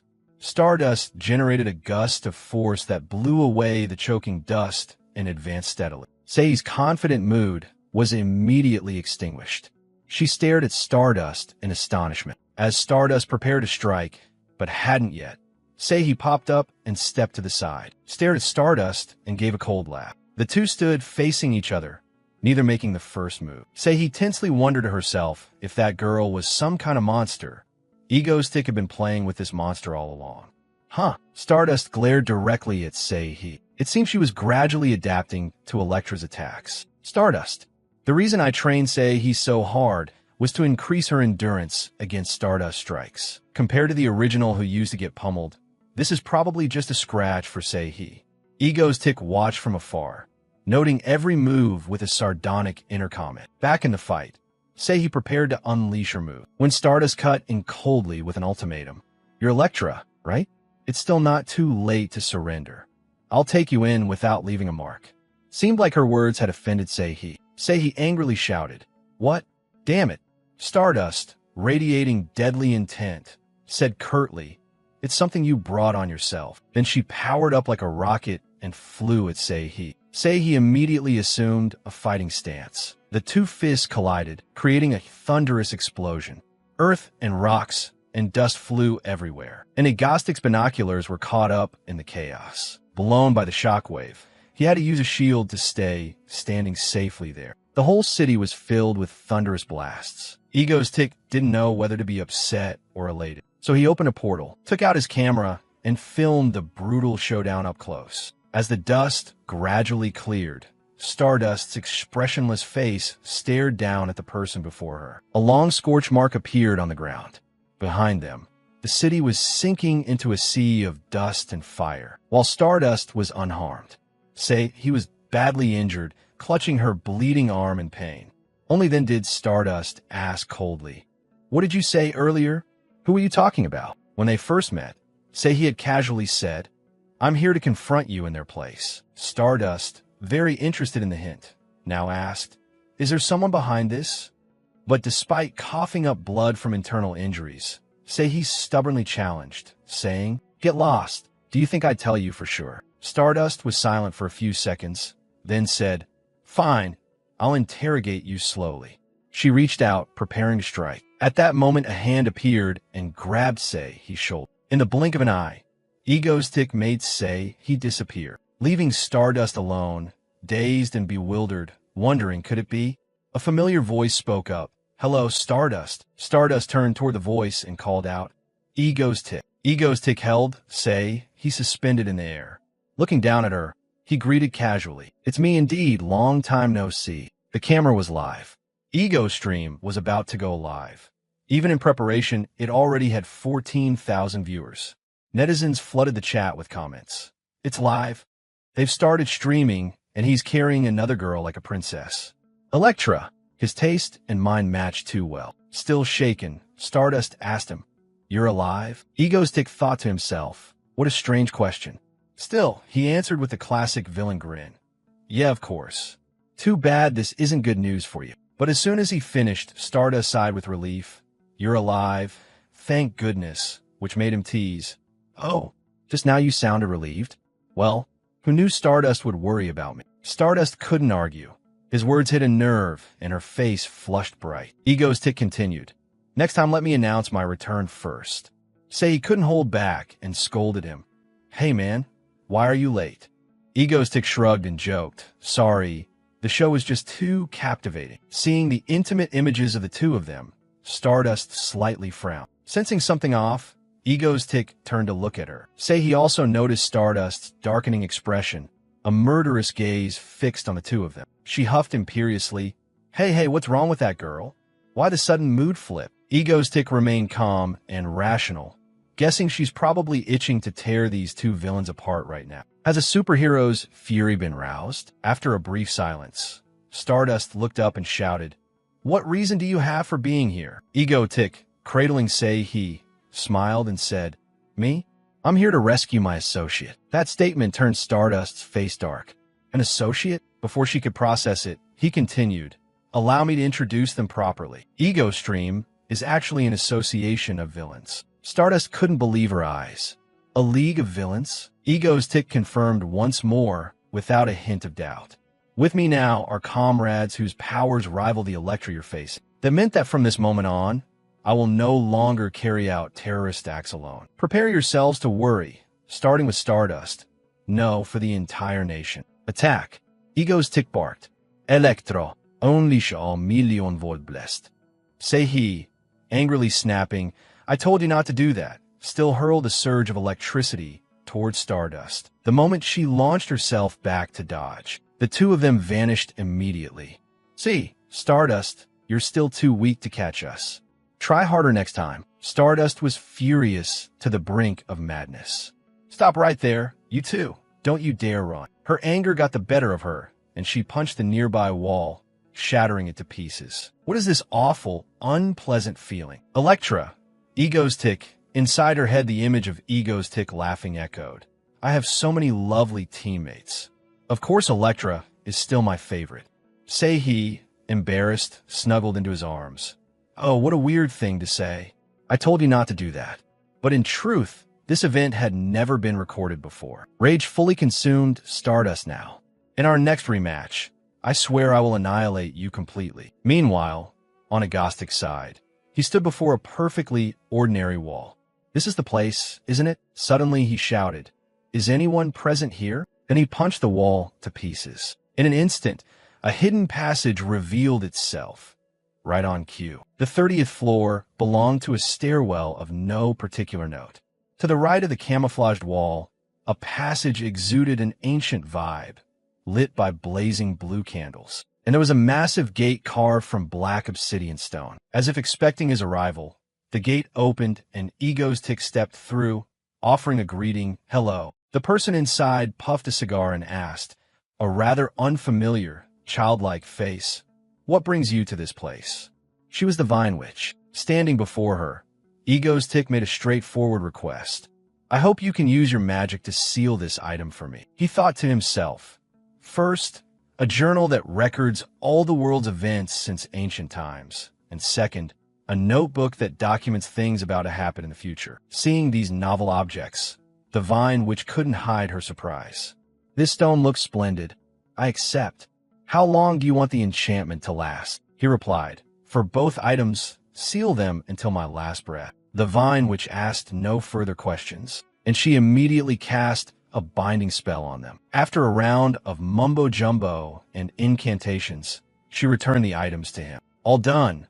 Henceforth, except for the book's owner, no one could peep at its contents. Egotic left coldly. "Thank you, Madam Witch." Then he immediately turned his back and walked away, leaving the vine witch speechless. She couldn't help but warn him. "You're choosing to step onto a path full of hardships." Acknowledging her concern, Egotic gratefully turned back and replied, "Because it's the path I must take." He teleported to the roof of a building and sat there, looking out toward the distant horizon. This place was also the starting point for his ideals and purpose in this world. Suddenly, he saw Stardust's image projected across a large building. After thinking for a moment, he stood, stretched, and said, "Oh my, from this moment on, terrible catastrophes will begin to descend. Stardust, you must believe me. I absolutely will." Suddenly, his phone rang. As soon as he picked up, a shrill voice from Co-un stabbed at his eardrums. "Dinner's ready. Where are you, and why won't you come home?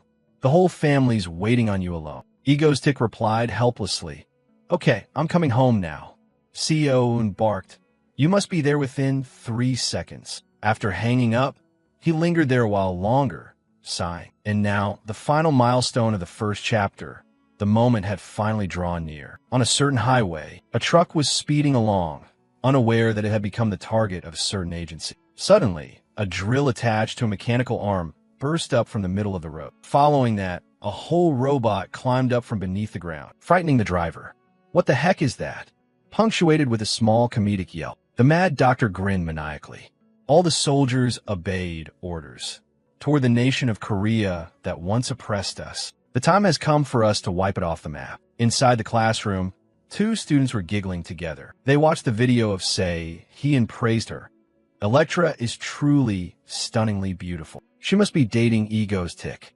The other replied immediately, "Look, you can tell at a glance, she's just Egostic's comrade." Haru, sitting behind them, smiled faintly. Meanwhile, they were still arguing. "Ugh, what nonsense are they spouting? Don't know. Can't you see them whispering intimately in front of the camera? Besides, who carries a female friend like a princess?" The other disagreed with that take. "Seriously, is that the perspective of lonely single guys?" His friend said, "No, it's precisely because there's no romantic involvement that they're comfortable hugging in front of the camera. If one were secretly in love, they'd never dare to do that." So the other guy began to be convinced. "It does sound plausible. All right, keep talking then." The first continued, "Oh my, it's not just reasonable. All along, Egostic's attitude has always been just one way. In his eyes, there's only Stardust. That's how I see it." The friend exclaimed, "Oh, I see. Maybe that's why Stardust seems pitiful." I watched the live stream and almost cried. The friend analyzed from her position. Even if Egotic is just one criminal among many, he can't help but care about that. Seeing him embrace another woman right before her. Who could stand that? His friend burst out laughing. Goodness, this guy is deep in delusion. As for me, I'm fully supporting the Egoelic ship. They seem more in sync, after all. Before he could finish, he caught Haru's fiery glare from the back. "Huh, did I just say something wrong?" His friend trembled too. Seems he's a hardcore fan of Egotic and Stardust. Also both blonde, interestingly. Just then the lecturer entered the classroom. "All right, let's begin the lesson. The theoretical topic we'll explore today is..." While listening to the lecture, Haru's phone sounded an emergency alert, forcing her to leave immediately. Running down the emergency exit, she asked, "Is headquarters a villain?" They've reported an unidentified massive weapon heading north from the southeastern outskirts of Seoul, ordering the whole team to prepare to deploy to the scene at once. When they arrived, Stardust froze at the sight of it. What kind of monstrous thing is this? The robot kept striding along the highway and attacked passers-by while wrecking the surrounding property. In its sights was a car carrying 3 people inside. Fortunately, Stardust rushed in time, grabbed the vehicle, and moved it elsewhere. She set it down in a safe spot, then shouted to the driver, "Can you still drive? If so, get as far away from here as you can." They immediately complied. "Thank you so much. Stardust, keep it up." With that done, she immediately dashed to the other side. From inside the robot, a voice boomed. "Pawns of the government and the Stardust Association. Do you have the strength to extinguish the last remnants of the Hanun Corporation?" She lunged forward and threw a punch at the robot, but was immediately knocked backwards. After sparring for a while, Stardust couldn't take it any longer. Where on earth is this terrifying pressure coming from? No sooner had the thought crossed her mind than her body struck a nearby mountain like a cannonball. But when she turned back, she heard strange noises coming from inside that robot over there. Dr. Tien, is that you? What? Could you be Elektra? Come on, speak up. A bolt of electricity then shot out, shorting the robot and causing it to collapse immediately. The voice from inside the robot grew clearer. Now, move aside a bit, step back and listen. Can you hear me clearly? You, Stardust. Stardust, of course, recognized him. Ego's tick. He had managed to grab the Mad Doctor and replied to her. Yes, it's me. Ego's tick. My friends at the Hanun Corporation built this magnificent giant machine. It would be a shame if a bona fide villain like me, Ego's tick, didn't put it to use, wouldn't it? Say he watched the scene and got goosebumps, remarking, when he gets in a character, he really looks like a true lunatic. Sion found it completely normal. She'll get used to it soon. Through the earpiece, he kept up the act. Hey, Stardust, I'm in a mood to use this beautiful giant toy to flatten the city. Do you think you can stop me? Hearing his voice, Stardust burst out laughing. I will definitely stop your acts of destruction. Ego's tick, you're going to pay. With that, she hurled herself straight at the robot. After refurbishing the robot, Sion turned to report. Machine power adjustment complete. Ego tick grabbed the lever and whispered to Haru.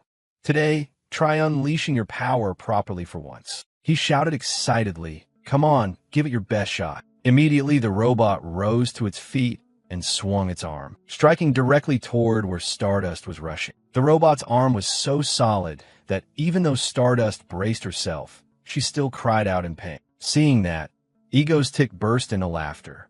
Stardust, you really think you can stop the giant octopus weapon with that little strength? Dream on, Sion. Push the machine's output speed up a bit more. Then I'll make this thorough. Go for it. The robot's arm chased after Stardust with uncanny agility, forcing her to keep flying away. As she dodged, she told herself she had to be even faster. Suddenly, two robotic arms shot up simultaneously. Stardust sensed the danger and quickly sprang back to evade. Through the screen, Ego's tick watched her slip from its grasp and felt secretly pleased.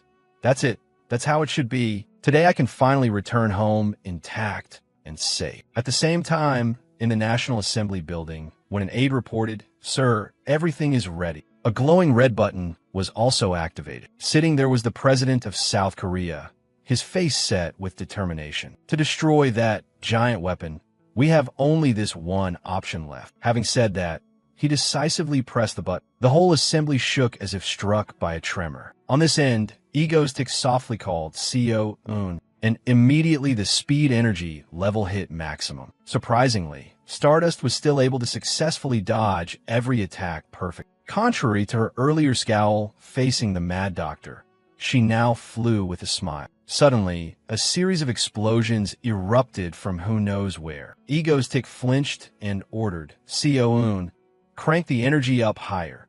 Sion shouted excitedly, command acknowledged. Stardust lunged into the attack once more. The mechanical arm slammed into her, sparks flying instantly. Watching the scene, Ego's tick held fast to one belief. I believe she'll make it through. After holding on briefly, Stardust launched another punch and blew that mechanical arm apart, the impact sending the people inside the robot into open-mouthed screams. Only Ego's tick was brimming with enthusiasm, yelling, "Don't be delusional." He stomped the gas pedal hard, and the robot surged forward. He jabbed frantically at the keyboard while taunting. Want to see my elite piloting skills like at an arcade? Come on then, Stardust. Stardust, as if doped, felt a rush of exhilaration. I can feel the power inside me slowly erupting. Come at me, Ego's tick. She flew straight into the robot's pincers, used its force to vault herself, and flipped away to evade the strike, casually like playing cat and mouse. Now I've completely mastered this machine's movements, so prepare yourself to meet your doom, Ego's tick. But that confidence made her momentarily careless, and she paid for it by being knocked to the ground. Ego's tick laughed heartily. She really thought she'd adapted to the machine's movements? That's pure overconfidence. Stardust, furious, burst out from the dust. You talk too much. You're so loud I could lose my mind. Ego's tick kept babbling on. Actually, the Octopass's capabilities are... Mid-sentence, Stardust charged and stabbed through the robot's right leg. Seeing the damaged location on the display, CEO shouted angrily. "What the hell are you doing?" Ego's tick kept up the act. "Exactly. This is the excitement that fuels a fight. Stardust, Stardust, I'll start giving it everything I've got." The Octopass activated to maximum power, but no matter how he pressed, it wouldn't move, so Ego's tick turned to CEO, urging violence. Increase the speed now. CEO was fed up, but had to comply. After he'd fixed the technical glitch, he went back into character. "Can you keep up with this terrifying speed of mine?" Stardust still couldn't find the robot's weak point, so she could only weave through the air to dodge. Ego's tick mocked her. "Is that the limit of your power?" Watching the duel, a few people began to murmur. Is this level for real? Truly a clash of the planet's strongest. Could it be that Stardust had been holding back earlier?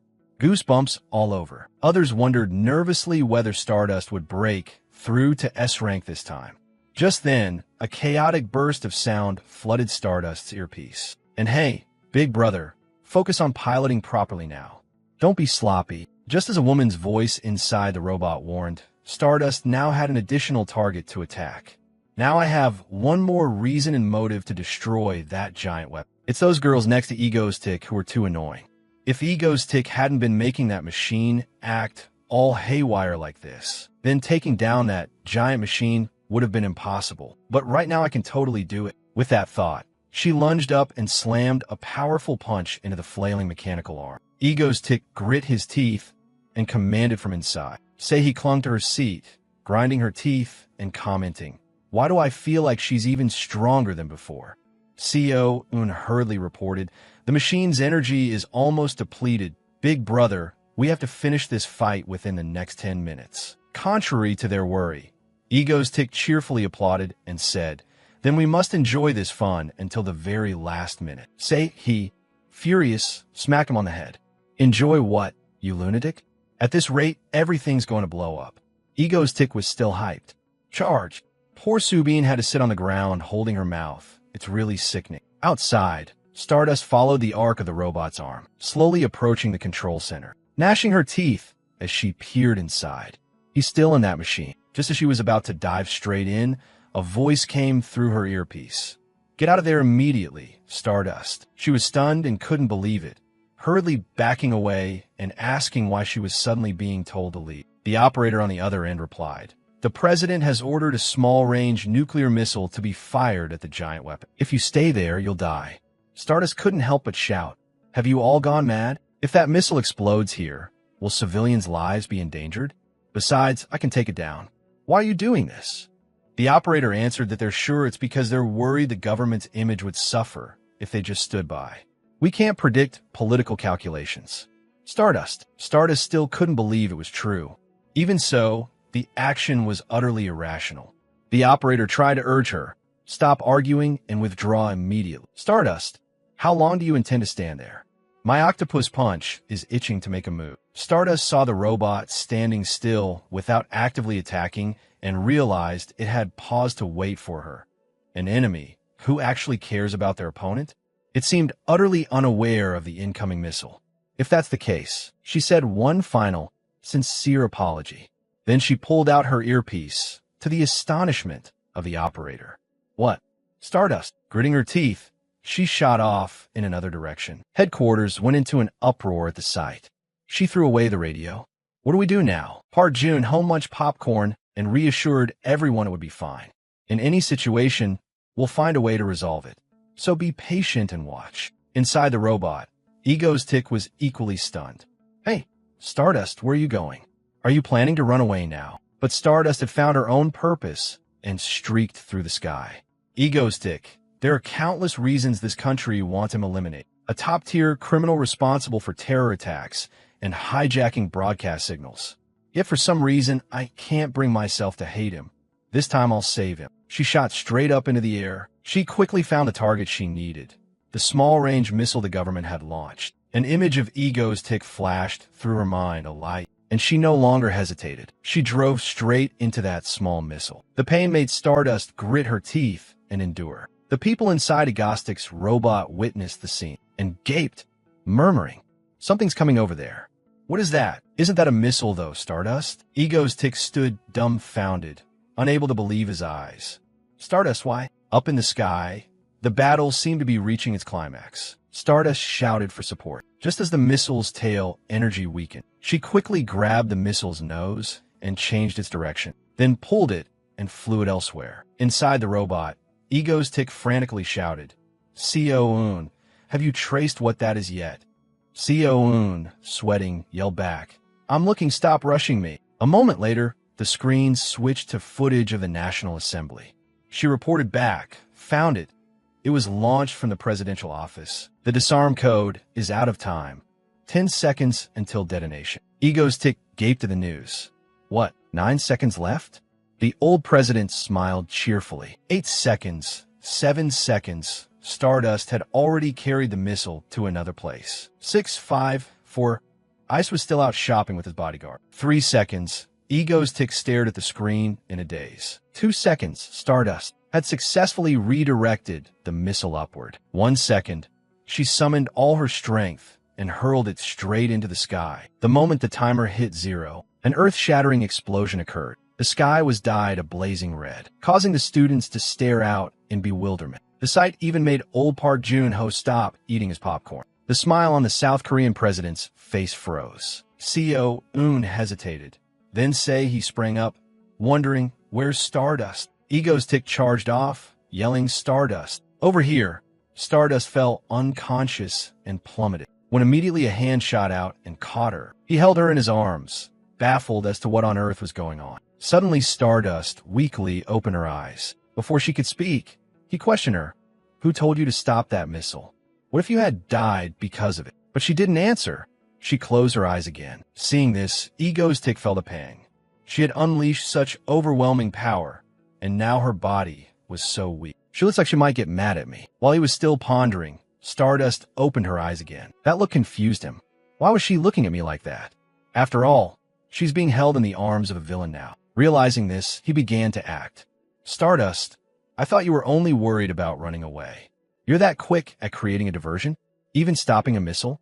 It looks like you might have been aiming for something else too." Saying that, he became aware that the giant weapon was right on the verge of detonation.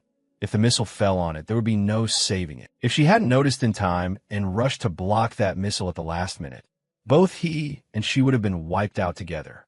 So why on earth did she stop that missile? As if reading his thoughts, Stardust murmured, "I just wanted to do it. And besides, this counts as paying back that debt." Saying that, she forced a smile once more and fainted in his arms. Ego's Tick stared at her in daze, puzzled. What does that smile mean? Could it be that she finally realized? "Stardust, that I am not the villain." He gently laid her down and checked her over, feeling relieved only after a full once-over. Luckily, it seemed her life wasn't in danger. She was always a tough one. Suddenly someone called on the earpiece. Ego's Tick pressed it. "Co-un?" On the other end, Co-un replied, "Sir, I've checked. It was launched directly from the president's office."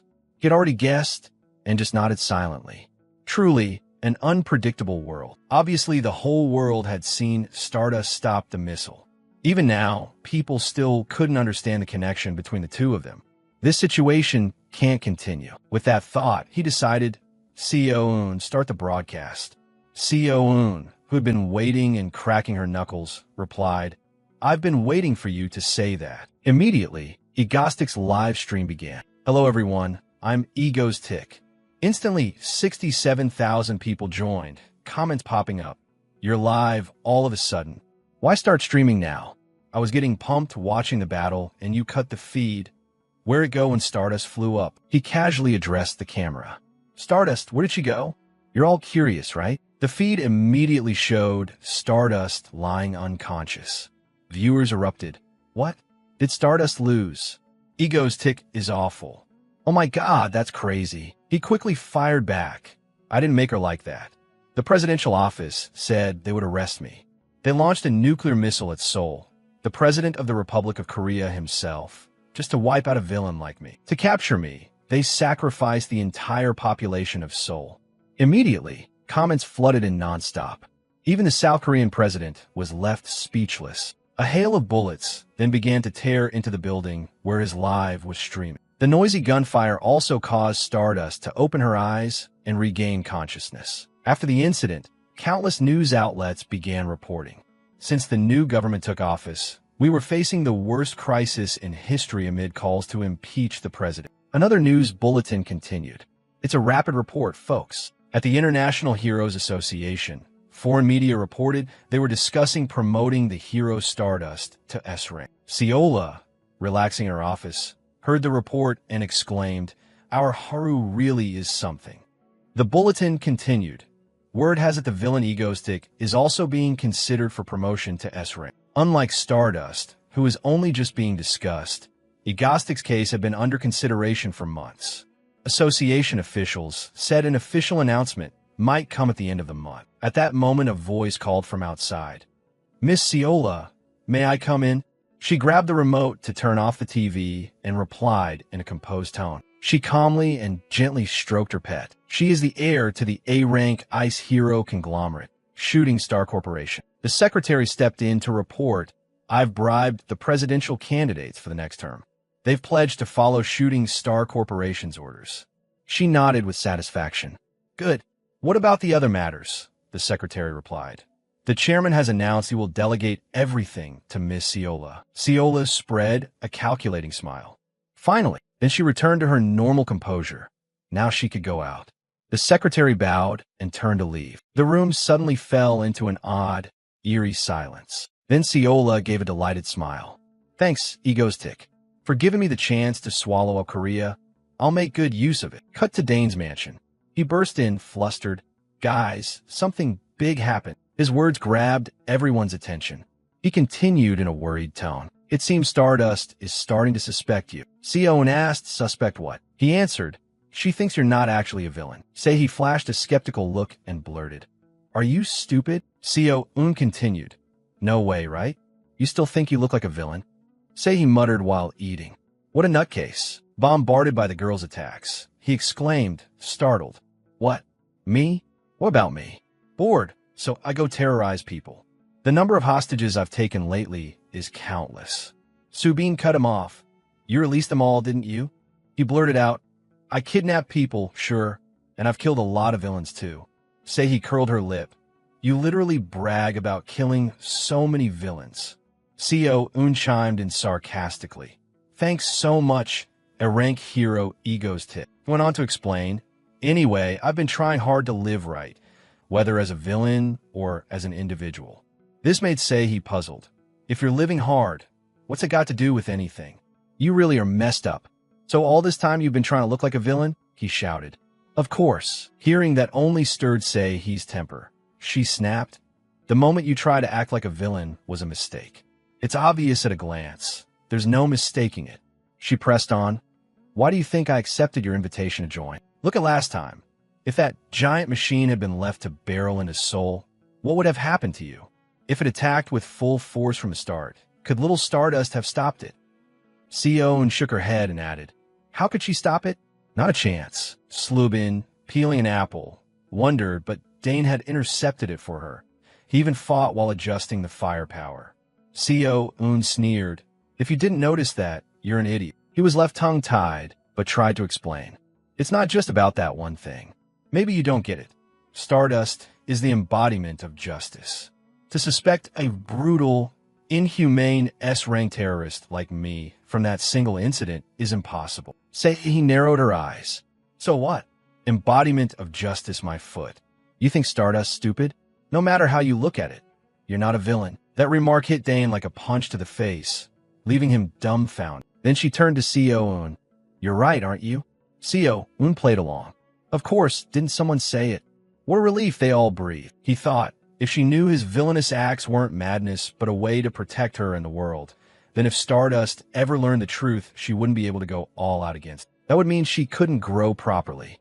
And in that state, the apocalypse couldn't be prevented. He clenched his fist and shouted, "That can't happen."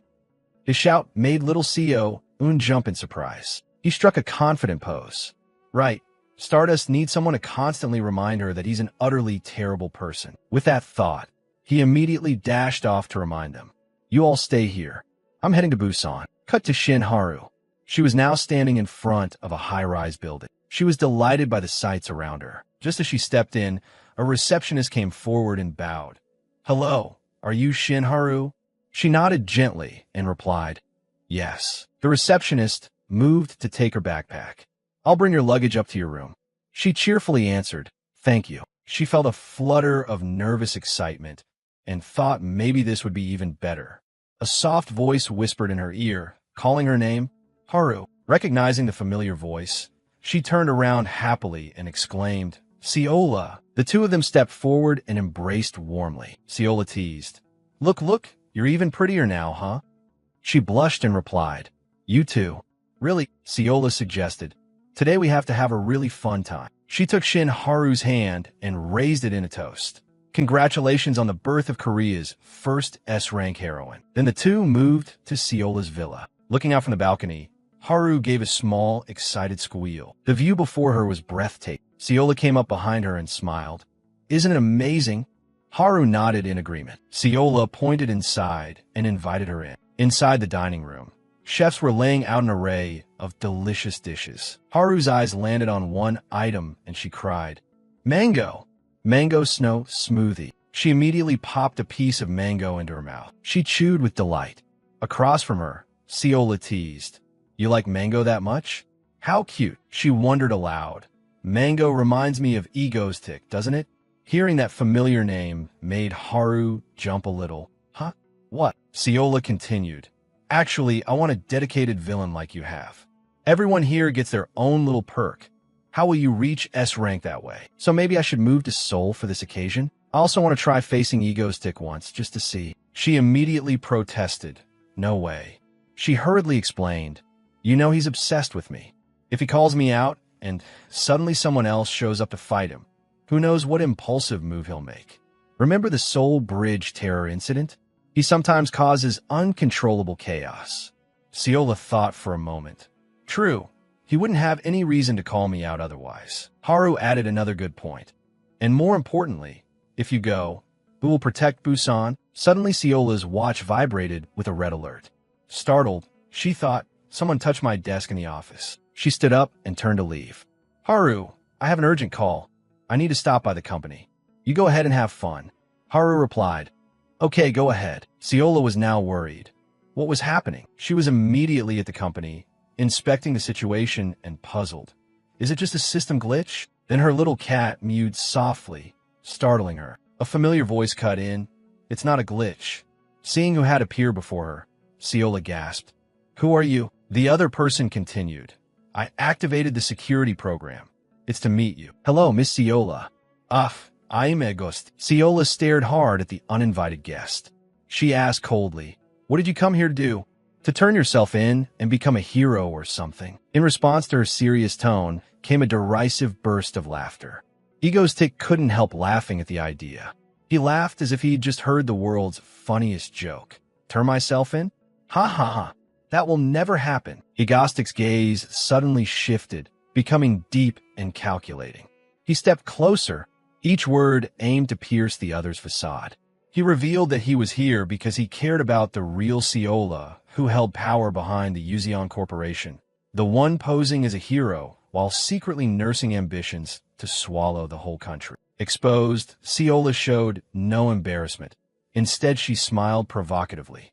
She sneered that she had thought the dear ego tick, busy protecting Korea from the shadows and taking care of the Stardust Girl, had grown tired of playing the villain and now wanted to sit in jail and relax. Laughter still echoed through the large room. In this luxurious yet tense space, two genius minds played a game of wits where every word was a decisive move. While the atmosphere between the two leaders was stretched like a violin string, the white cat acted utterly nonchalant. It let out a long yawn. Ego's tick quietly sized up Ciola. She truly was the brain behind the original scheme, a rival not to be underestimated. Still, in his eyes she was, for now, just a promising rookie with a hint of menace and maybe a questionable sense of fashion. Meanwhile, Ciola couldn't stop wondering about this mysterious person. What on earth was Ego's tick plotting? World domination, a complicated spreadsheet, or simply bad coffee? Not making her wait long, Ego's tick got straight to the point. He leaned forward, his voice low but authoritative. "Ciola, I'm here to make you an offer." Ciola paused, narrowing her eyes in suspicion. "An offer?" Ego's Tick sat cross-legged with confidence, his hand extended as if inviting an unspoken agreement. He spoke succinctly but earth-shatteringly. "Join my side." A direct invitation to cooperate from the most wanted villain to his celebrated heroine. He emphasized that this would be a fair partnership. He didn't ask her to chase final bosses or perform mundane heroic acts. Instead, he proposed a shortcut to absolute power. Meanwhile, elsewhere, Haru was still enjoying her meal.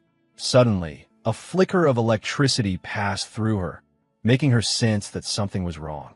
She froze, her deep blue eyes filled with bewilderment. Shin Haru stared at the spoon in her hand. A hero's intuition told her a major event was about to change the current situation. What was that feeling just now? She wondered, as a bad premonition rose within her. Back in the office, silence settled between Ciola and Ego Tick. They looked each other dead in the eye, a merciless stare down. Ciola began to feel pressure from the other's overbearing confidence. An uneasy premonition closed in on her. On the large billboard outside the building, an image of Scylla, smiling beside the people of Busan, appeared like mockery. A righteous hero? That question rang in her mind, starkly opposed to the dark reality in this room. Ciola crossed her arms, regaining her usual composure. She listened in silence, wanted to see what other crazy things this villain might say. In the bright sunlight streaming through the window, her face remained cold as ice. Ego's Tick curled a smile, his eyes seeming to perceive every secret. "I know it's all just a mask," he continued. "Your true goal is to take over the entire country, isn't it?" The direct accusation made the air feel frozen. Rather than deny it, Ciola gave a meaningful smile after hearing. "I'll help you make that happen." A pact between devil and ambition began to form in that silent moment. However, Ciola was not easily subdued. She slammed her hand on the table, sprang to her feet, and shouted, "What a bunch of baseless trash." She tried to regain the initiative against Egostic's relentless psychological attack. Energy began to radiate from Ciola's body, a cold mist enveloping her as she threatened, "I can't find a single reason not to punish you right now." Tension peaked. A battle could erupt at any moment. Ignoring the threat, Ego's Tick casually produced a small USB and placed it gently on the table. This was the capital he brought to the deal, the thing containing information enough to shake South Korea's political and economic foundations. He turned his back and walked away, his cloak billowing romantically. "You must be very busy snapping up the remaining companies after the collapse of the Hanun conglomerate and pulling the strings of the new government." He tossed out words that left Ciola speechless. Before disappearing, Egostic's eyes flared with a mystical purple light beneath the mask. He murmured, "Consider this a small gift showing my sincerity. A suave gesture from someone who always holds all the cards." In a blaze of purple light, Ego's Tick gradually dissolved into the air, leaving one last message. "Well then, I'll return in a week." Ciola could only watch the villain's figure that had completely upended her mind. As Egostic's cloak vanished from sight, Ciola's calm mask immediately crumbled. She clenched her fist on the tabletop, her whole body trembling violently with each quick breath. Ciola slumped down, sweating as if she'd been bathed, her heart still pounding wildly in her chest. "Phew, my heart nearly stopped," she muttered, her eyes still stunned. Behind the facade of a top-tier heroine was an extreme fear. Yet from his calculating trembling, a peculiar alliance had officially begun to sprout. Egostic's silhouette lingered in Ciola's mind even after he left. The gleam beneath that mask seemed to see through her soul, forcing the usually confident toe to lean on the table to steady her trembling body. An invisible pressure from this mysterious villain still hung over the room. Ciola, Lee's gaze fixed on the small object lying alone on the luxurious wooden table. It was a USB Ego's Tick had left, a gift containing enough power to change her fate and that of the country. A heavy silence closed in as she stared at it. The name Ego's Tick now rang in Ciola's mind like an enchanting and dangerous melody. She began to realize she was not facing an ordinary criminal, but a powerful entity far beyond what she'd imagined. Curiosity mixed with fear began to take root. Egostick didn't just possess massive information and capital. He also wielded a frightening soft power, the loyal and numerous Mangodan fan community. On social media, images of fans dressed as him eating mango ice cream together showed the wide cultural influence of this national villain. He was a villain with terrifying influence over both politics and culture in Korea. Images of Egostick as a dark king, manipulating skyscrapers and floating financial figures, reflected the nature of a world-class manipulator, someone even the government feared. Seola privately admitted, "No, in reality, he's more of an anti-hero than a villain." She gave a bitter smile as she realized she was being spun like a top in Egostick's palm. A man who could see her ambitions and offered cooperation. Wasn't that what she'd always wanted? Looking at the USB one last time, Seola wondered if she had the courage to refuse such a crazily tempting offer. But deep down, she knew the answer had long been decided. An opportunity to realize her long-held ambition lay right before her, and she wouldn't let it slip away. A dry click rang out as the USB was inserted into the computer. It was the start of a major turning point, an action that would trigger a chain of events to rock all of Korea in the near future. Seola's finger trembled slightly with extreme excitement. A folder appeared on the screen with a shocking title, "Information Necessary for Seola to Take Over Korea." Seola froze, her heart hammering as she saw what unfolded before her. "What the hell is in here?" she whispered to herself. Her amber eyes widened in astonishment as she scrolled through the classified data. Line after line, file after file appeared like a map leading straight to the crown of power she had long desired. Initial shock gradually gave way to intense longing. A series of files opened, containing the darkest secrets of rivals, legal loopholes, and the vast financial resources from the collapse of the Hanun Group. Egostick had prepared everything for her, a banquet of power she could enjoy with a single nod. An ambitious smile lit Seola's face. "With this in just a year, no? Before this year ends." She laughed aloud, a laugh of someone who had just seized destiny in her hands. The pride of a queen began to rise fiercely. Seola straightened, a halo of power surrounding her. "I could put all of Korea beneath my feet." The thought made her giddy with delight. Egostick's offer was not just cooperation. It was the perfect springboard to the ultimate summit. A week later, at the bustling Busan station, under the blazing sun, a young man with glossy black hair appeared. It was Dane, sighing in annoyance at having to come back. "I have to do this again," he muttered about the nuisance of his schedule. Time flew. Exactly 1 week since that fateful meeting. Egostick stood before the Yuzeong building, ready to begin a new chapter of his plan.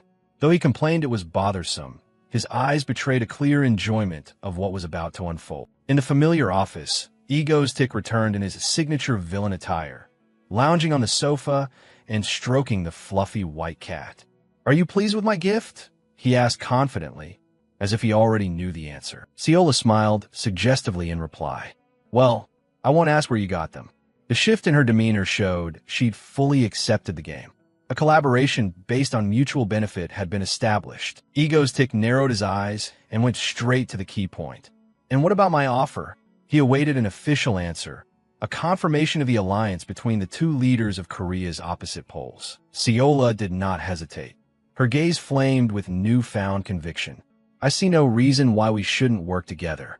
That declaration marked a milestone, officially birthing the strangest alliance in the history of heroes and villains. "Good," Egostick replied tersely.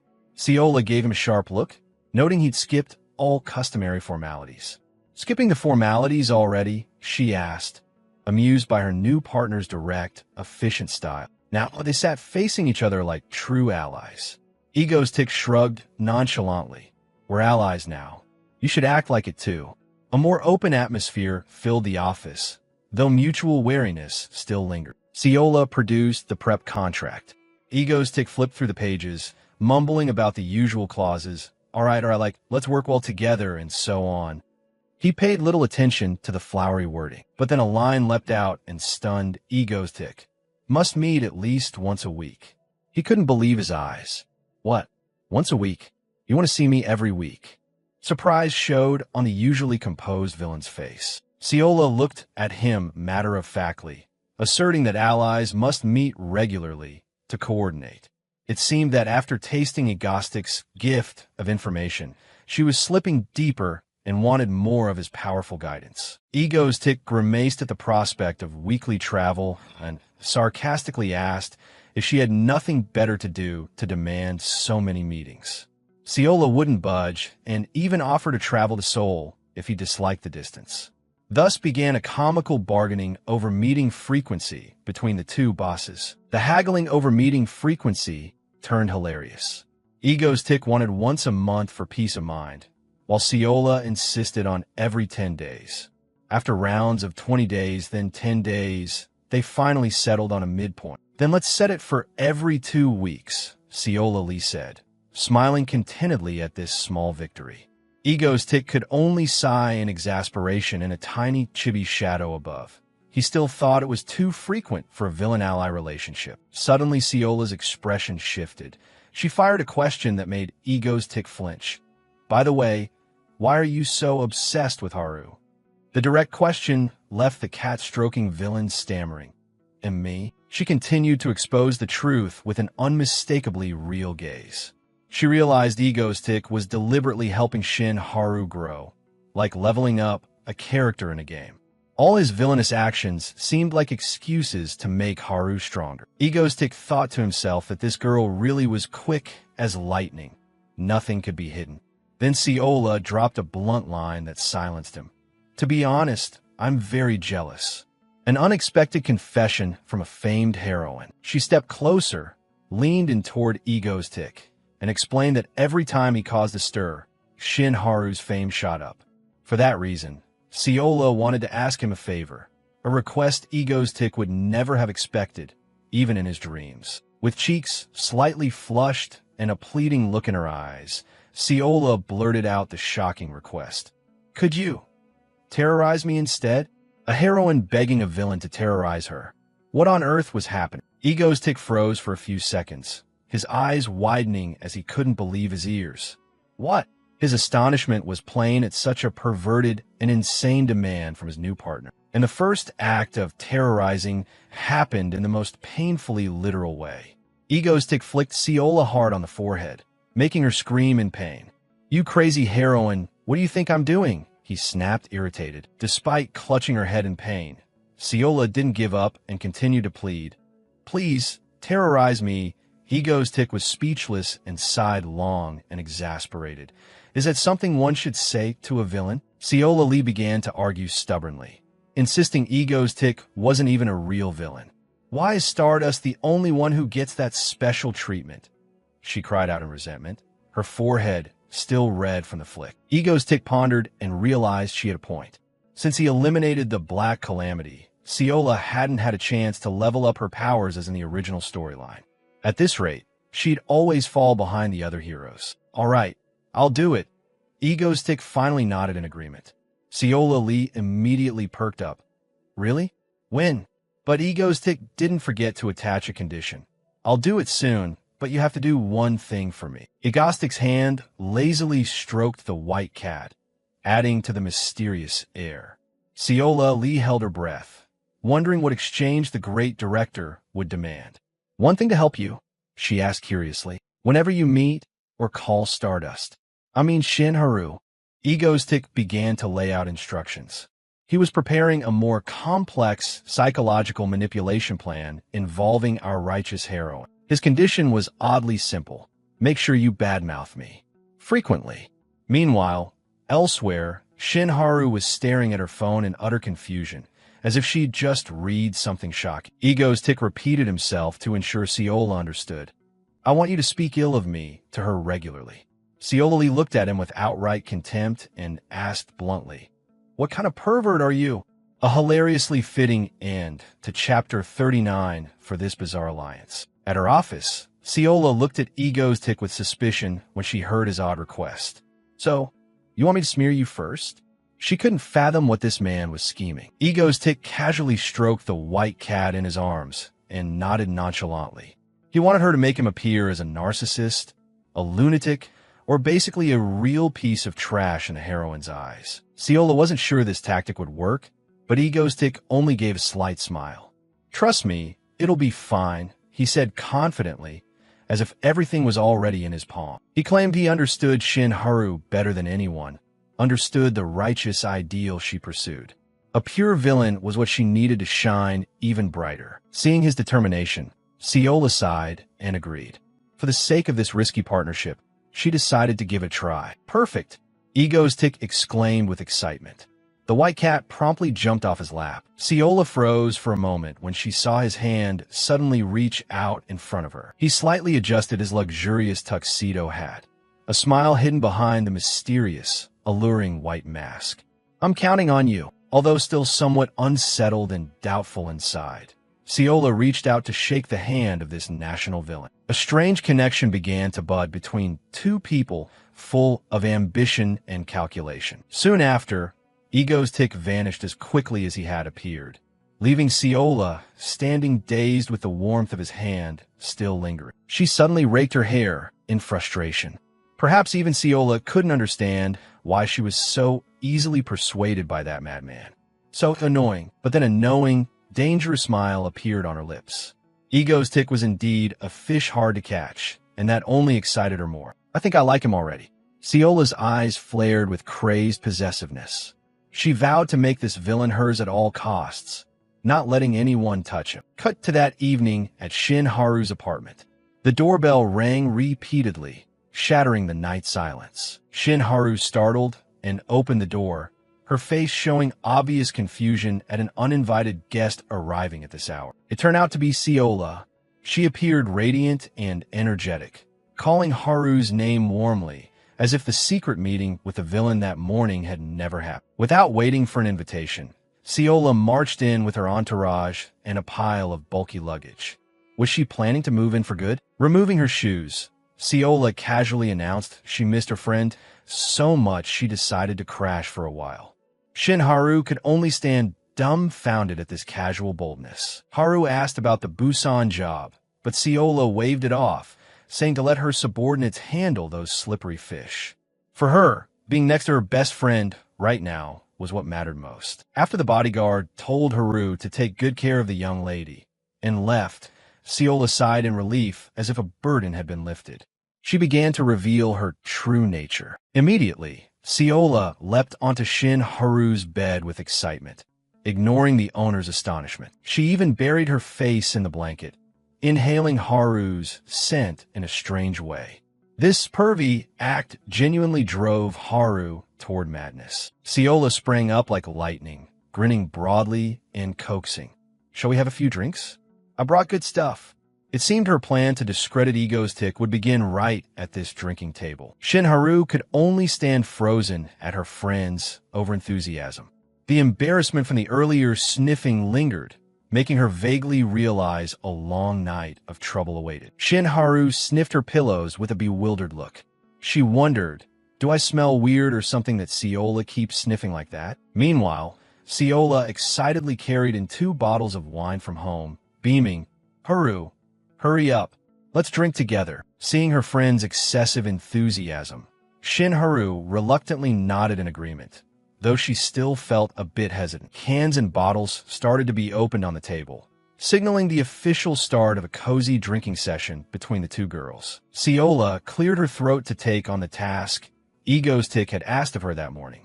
She was surely about to launch into her smear speech. "You know, that guy Egoistic is such a nuisance," Ciola began, incredulous that a weirdo like him could have fan cafes and such odd supporters. Shin Haru stared at the drink in her hand, her expression shifting slightly at the mention of her nemesis's name. They sat across from each other in the apartment's cozy space. Ciola argued that Egoistic kept staging attacks simply because he craved attention from everyone. A barrage of harsh labels, narcissistic terrorist, trash criminal, poured from Ciola, aimed straight at Haru and leaving her reeling. Ciola Lee slammed her hand on the table, grinding her teeth in anger. A scumbag like that should be torn to 100 pieces. Shin Haru broke out in a cold sweat at her friend's sudden ferocity. She thought to herself, "Oh my, aren't those words a bit over the top?" Ciola insisted Egostick was just someone with an oversized ego who only cared about himself. But Haru protested, "No, that's not right. Egostick once risked his life to save me." Ciola added that Egostick's obsession with Haru was truly disgusting. Shin Haru looked down at her drink, embarrassed to admit she'd never considered it in such a negative light. Although already drunk and starting to slur, Ciola still tried to remind her friend, "Anyway, he's a very, very bad guy. Got that, Haru?" After saying that, Ciola collapsed onto the table and fell fast asleep from the alcohol, ending her earnest attempt at smearing. With no other choice, Shin Haru lifted her friend in a princess carry to take her to bed. The strength of a superhero, indeed. After placing Ciola on the bed, Haru stood quietly, wondering why her friend had suddenly spoken so viciously about Egostick today. As she tucked her in, Shin Haru clearly felt that Ciola's earlier words had been insincere, as if she were acting out a role. Once Ciola was settled, Haru quietly took out her phone. The screen displayed Egostick's official fan cafe with the amusing name, Mango Squad. Staring at the site, Shin Haru pondered when this villain's next attack might come. It seemed she was beginning to be obsessed in return. The next morning, bright sunlight bathed the modern, luxurious villa, the peaceful home of De-in and his sisters. Inside, De-yoon was happily enjoying her morning glass of milk to fuel the day ahead. The breakfast atmosphere was very cozy. Hyul and the younger brother quickly stood up to say goodbye and get to school on time. Dane smiled warmly as he saw Hyul off to school. He treasured these peaceful family moments before embarking on his next grand terror plans. Across from him, his little sister Seo-eun, her purple hair messy, was still sunk in deep drowsiness. Dane watched Seo-eun yawn repeatedly at the table and teased that her jaw might fall off from yawning so much. He wondered what she'd been up to last night to be this sleepy. Seo-eun, chewing her food, mischievously replied with a mysterious smile, "No, that's a secret." Dane could only look at his sister at her stubborn, adorable behavior. Once everyone was settled, Dane asked them to gather for an important announcement. He even kindly told Seo to keep eating while he spoke. The next attack will take place next week in Busan. A short statement, but enough to turn the peaceful breakfast atmosphere suddenly serious. Sei was stunned at the mention of Busan. She worried, wondering if that meant the heroine Shin Haru would also be on the scene to stop them. Seo-eun was no less curious. He wondered what could possibly draw the head of Stardust's fan club all the way to Busan. The real reason behind was that they had a new partner in Busan, and this person had requested a staged terrorist attack, a calculated move by Dane. He couldn't help shuddering at this crazy outsourcing even the terrorism cooperation. Meanwhile, Ciola was still fast asleep, probably dreaming of a future with Egostick. A week passed quickly. On Busan's beautiful beach, the sky suddenly darkened, signaling a shocking event about to unfold. Beachgoers began to feel uneasy. They looked up to see a huge, dark shape slowly appearing through the misty clouds. A gigantic pirate airship with a skull and crossbones emblem loomed over the city, sending the crowd into a terrified, chaotic stampede. Egostick reappeared in the most spectacular fashion. Standing on the deck with a mic, he boomed greetings to the people of Busan and declared his official landing. Like a director orchestrating his stage, Egostick waved his hand and called the opponent he'd arranged. Now then appear, Icicle. Immediately, a loud explosion rocked the ship's side, smoke and flames billowing high as a prelude to a fierce battle. A barrage of pitch-black cannon fire began to pour from the pirate ship, tearing the air and hurtling straight toward the city below. The dark cannon storm fell at breakneck speed, creating terrifying pressure gusts that threatened to destroy everything in their path. At the 11th hour, a gigantic column of ice shot up from the ground, solid as a fortress, blocking Egostick's entire assault. Ciola had entered the fray. The sound of cracking ice and exploding shells rang across the sea. The clash of fire and ice created a chaotic yet awe-inspiring scene. Icicle stood proudly atop the ice column, pointed at Egostick and shouted, "You villain!" A heroic entrance straight out of the script. Egostick, finally showing yourself. Beneath the angry facade, Ciola was actually thrilled to finally publicly challenge her beloved. News of the attack reached the Hero Association headquarters. Shinharu was stunned to learn Egostick and Icicle were confronting each other in Busan. "I'll be right back," she shouted, transforming into a blazing streak. Shinharu shot out the building window, tearing through the air toward the south at terrifying speed to intervene in the battle. Shinharu gritted her teeth in fury, her eyes blazing as she witnessed Egostick's rampage. "What the hell is going on in Busan?" she demanded, seething with rage. In the Busan sky, a pirate-flagged airship slowly materialized out of the mist.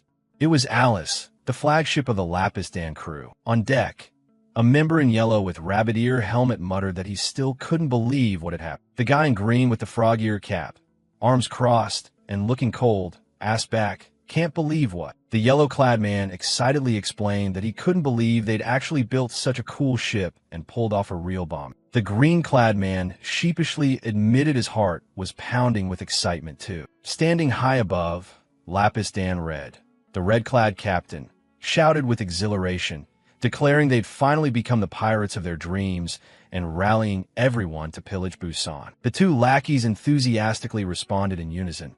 "Aye, Captain." Lapistan Red continued his fiery speech, roaring, "Looting and thievery. That is the way of—" But his words were cut off by the sudden appearance of a shadow.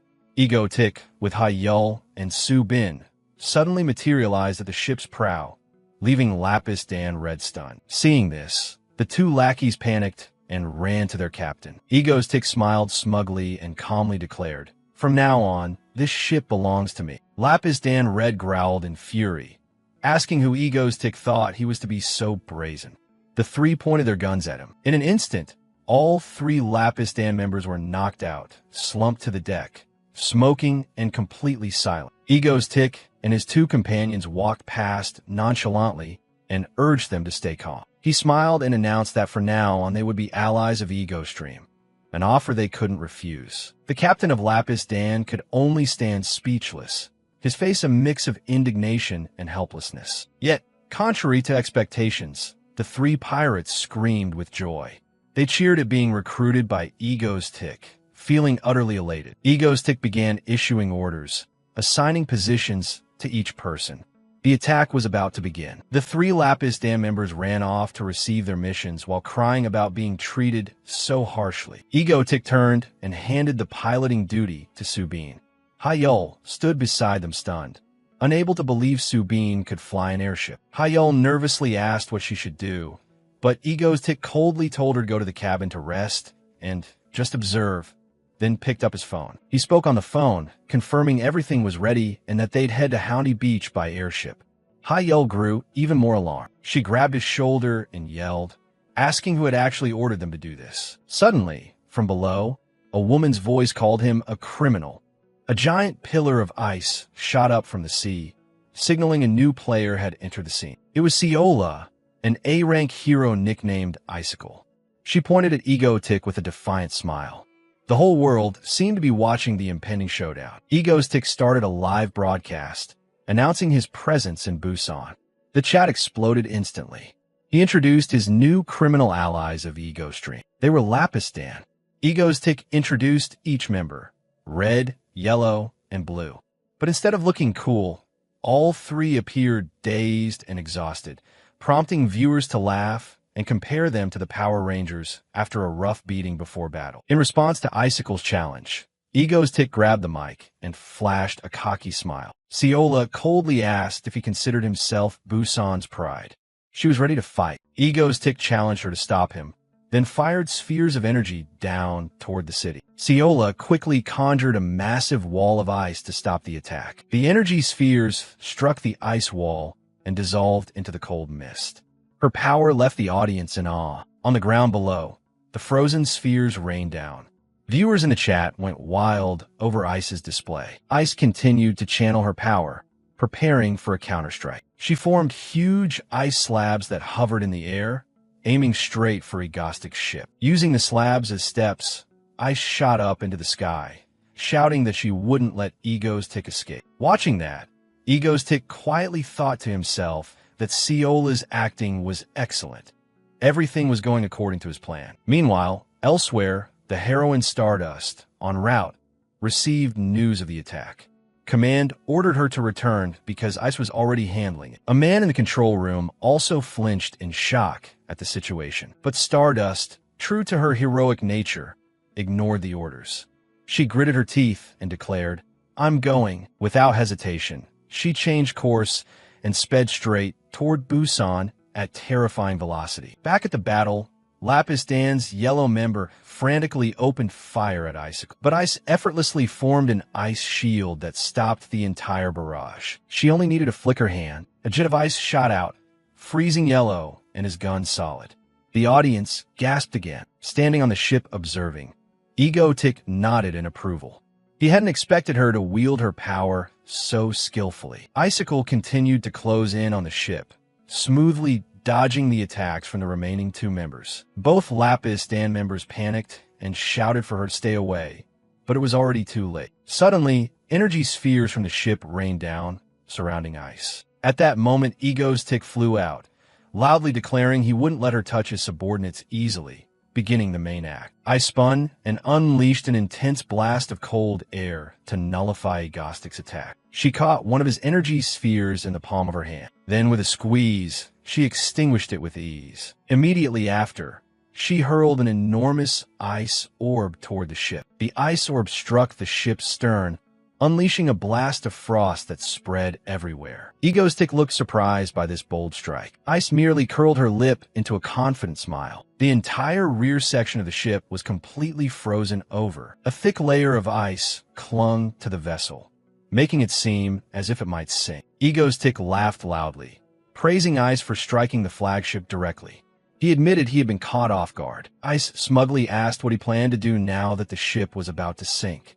Egostic only threw a cryptic question back at her. Then he declared grandly, "We're going to retreat."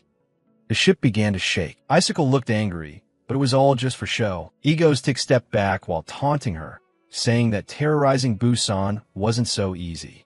Then he waved and announced the end of today's broadcast. As soon as the performance ended, Ice landed on the ship's deck and exhaled in relief. Egostic praised her acting as excellent today as well. He pointed at Yellow, frozen solid, joking that if she had thawed the ship's stern, she might as well defrost this guy too. They both burst out laughing, but then Egostic's expression shifted. It seemed something was wrong. He suddenly called out to Ice, his face turning serious. She looked baffled, not understanding. Egostic's smugness vanished, replaced by panic. He muttered, "No way." Icicle still didn't get it, but Egostic placed a hand on her head, as if to reassure her. From afar, a blazing streak of golden light hurtled in at breakneck speed. It was Stardust. Then a thunderous collision occurred. Stardust's face was set with determination, while Egostic and Ice could only scream in horror.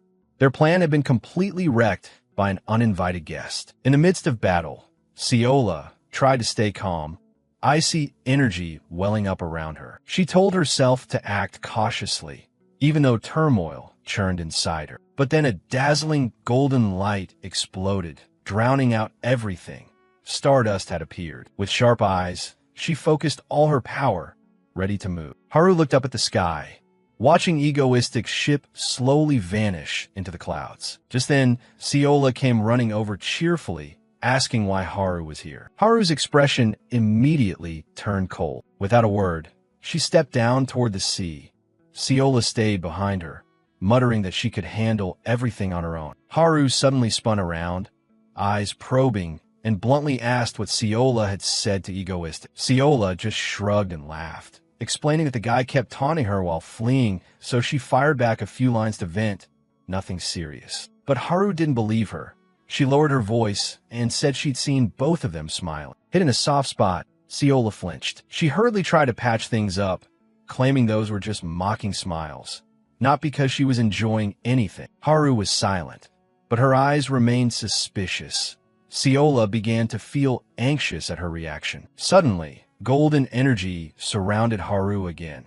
She decided to pursue Egoistic. Seeing this, Ciola panicked and hastily grabbed Haru's hand to stop her. She forced a smile and asked if Haru really intended to chase him. Haru glared and ordered Seola to let go of her hand. Seola's smile faded into a cold expression.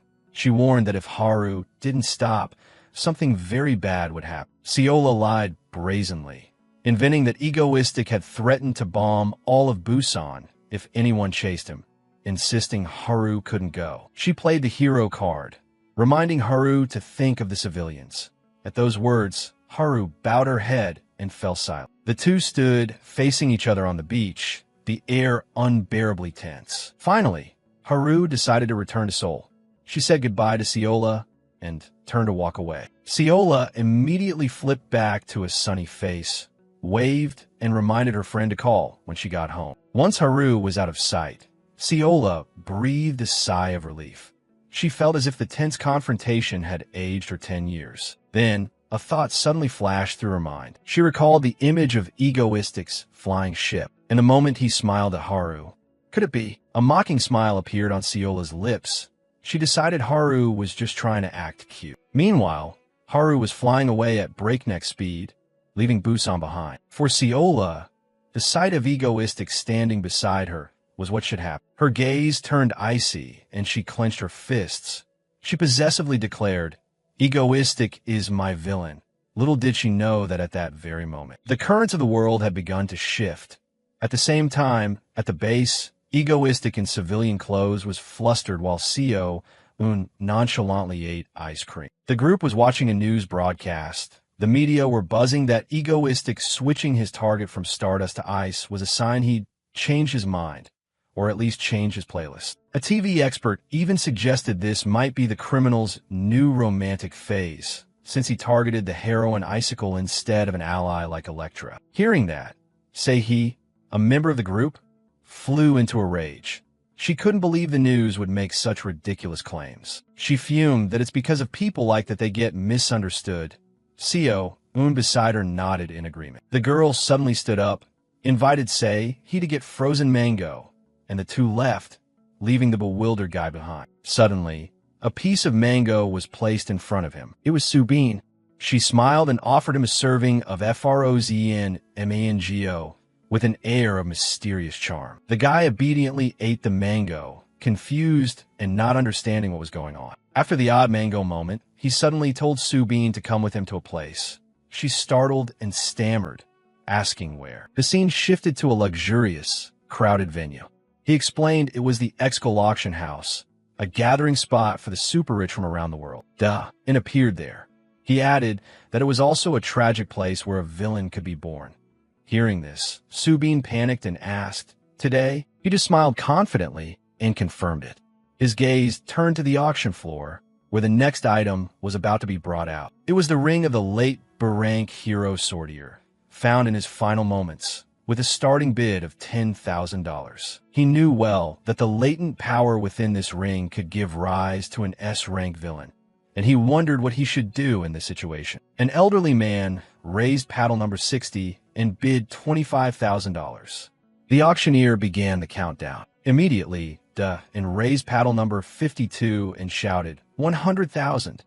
Everyone in the hall, including Subin and the man who'd bid, turned to him in astonishment. Dun silently mocked the elderly man, who trembled with anger at being usurped and might have become an S-rank villain himself. Despite his fury, the man still tried to raise his bid to $105,000, but Dun immediately outbid him with $150,000.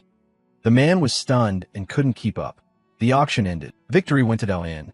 He pushed up his glasses smugly, declared the ring his, and left the fuming man behind. Soon after they returned home, Seo-un shouted loudly, demanding to know what he and Subin had done to have 200 million won withdrawn from the account. Sei-hee and Seo-un were furious, and nonchalantly asked, "Want to see?" Then Dun excitedly held up the ring he just bought in front of everyone. Sei-hee was speechless. She couldn't believe he'd spent 200 million on something that looked like an ugly old woman's wedding ring. But he insisted the ring was far from ordinary. And then channeled power into the ring. The gem began to glow a brilliant pink. A spooky purple energy streamed from the ring, enveloping his hand. The purple aura spread, leaving Sei-hee and Seo-un utterly astonished. Dark energy gathered in the living room, swirling violently in a vortex. From the vortex, a massive silhouette gradually took shape, wearing armor and with eyes glowing threateningly. A giant armored creature appeared, its body shrouded in purple mist.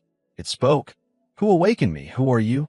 The three girls were left speechless at the sight. They could only gape, unable to find words in the presence of the strange being. He ignored the question and called it disnight, leaving the creature bewildered. It tried to introduce itself. "My name is Saint," but Dunn cut it off bluntly, declaring that from today on it would be called Death Knight. With a mischievous grin, Intu simply explained that the name sounded cooler.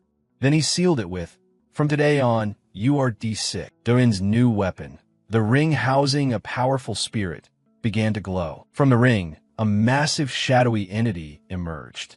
Freed, it stretched to enjoy the air and sunlight while Doin sat back nonchalantly, relaxing. Seeing it still dazed, Doin snapped it back, reminding it they had work to do. He named it D6. D6 looked displeased. It raised a finger, about to introduce itself as a saint, but Doin gave it no chance. He touched the ring, sending a jolt of purple energy into D6 that made it scream in pain. Say he stood on the balcony, bewildered at the scene. Doin just smirked and tersely said he was taming it. The punishment proved extremely effective. D6 immediately changed its tone, begging its master never to lock it back in the ring. It miserably described how cramped and dark it had been inside, but Din only hummed in dismissal. After the warning, Din shifted his tone.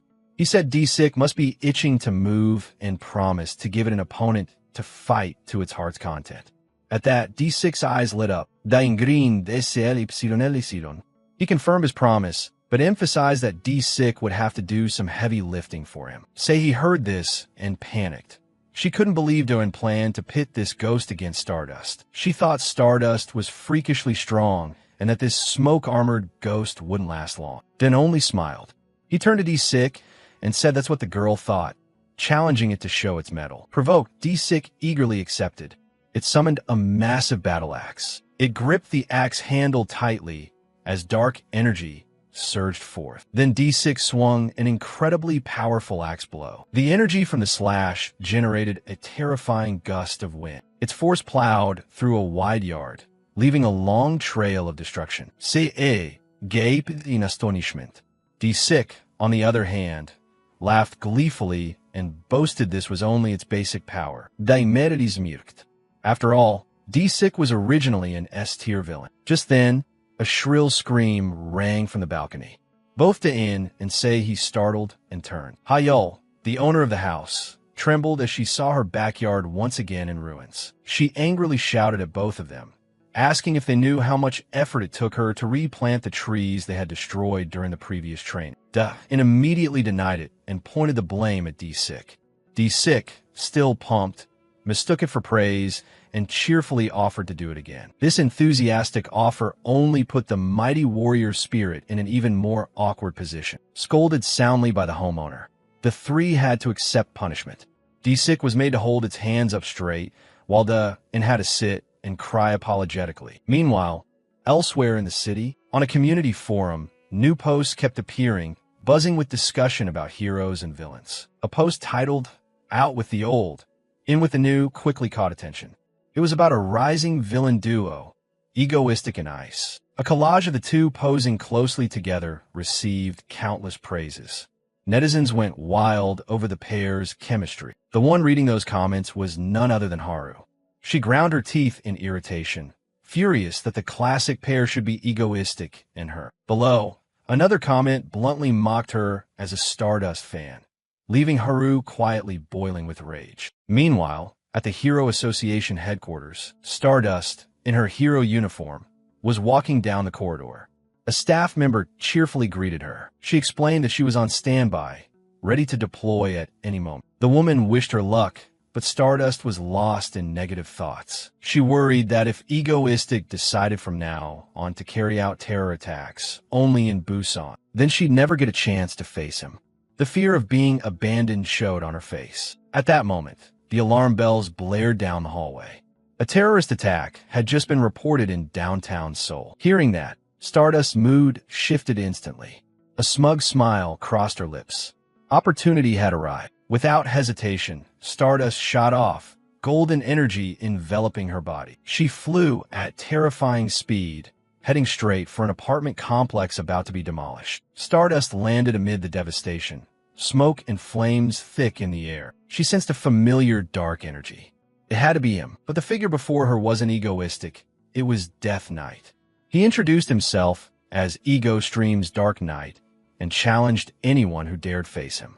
Down below, a TV viewer recognized Stardust, but wondered whom she was looking for. Meanwhile, Dane sat cross-legged on the sofa, happily eating popcorn like he was watching a good movie. He excitedly announced, "She's here." Back on the battlefield, Death Knight realized Stardust was the heroine his master had mentioned.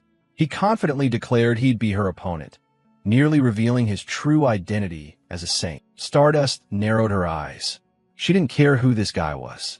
Where's Egoistic? The two hovered in midair, facing each other above the city's wreckage, preparing for the inevitable showdown. Without another word, Death Knight swung his axe and charged. The battle officially began. Stardust growled, eyes sharp. She had only one question. Where's Egoistic? The two energies, one gold, one purple, collided violently, producing a tremendous explosion. Nearby buildings trembled. The ground split open. The battle between the two powerhouses devastated everything in its path. Death Knight laughed loudly, clearly enjoying himself. He hadn't expected Stardust to hold out so well.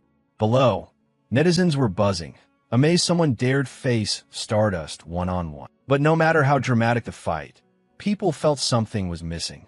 They all had the same question. Where's Egoistic?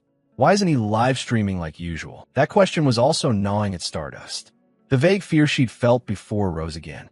Could he really be operating only in Busan now? Shaking off the stray thoughts, Stardust focused on the fight. She unleashed a powerful attack. Death Knight wasn't holding back either. He roared with delight and lunged to counter. After a stretch of combat, he conceded, Egoistic was right. You're very strong. Hearing his name, Stardust barked in anger, shouting why he was alone here while Death Knight boasted he'd had no opponent like this for centuries. She couldn't accept that truth. She screamed, asking where Egoistic was. Was he hiding nearby watching? Death Knight laughed. He replied casually, he's not coming. Master said, I'm more than enough to handle you. Stardust froze. Those words felt like a knife to her pride. He's not coming, she muttered, clenching her fists tighter. While Stardust was still in shock, Death Knight began to gather energy for his next attack. He intended to finish the fight, but a voice somewhere in Stardust's head revealed an even harsher truth. He personally brought a warship to Busan, and he only sent a lackey to deal with me? The brutal truth struck Stardust like a sucker punch. The energy around her began to fluctuate violently. Death Knight startled and asked if she had heard him, but Stardust spat through gritted teeth. You mean to tell me I'm not even worth his trouble? In watching the battle on screen, jumped so hard his popcorn fell out of his mouth. He stammered, an awakening effect. So sudden? Here of all places, anger and humiliation triggered a hidden power within Stardust. Her eyes went milky white, and energy exploded wildly. She growled, fine, then I'll show you. How far you still have to go. Back a bit in time, Dane sat cross-legged on the grass, casually explaining the plan to his new subordinate. Opposite him, D-Sick listened very politely. He raised a finger, emphasizing the core requirement. The plan was to hold back power, prolong the fight, then fake a loss and disappear.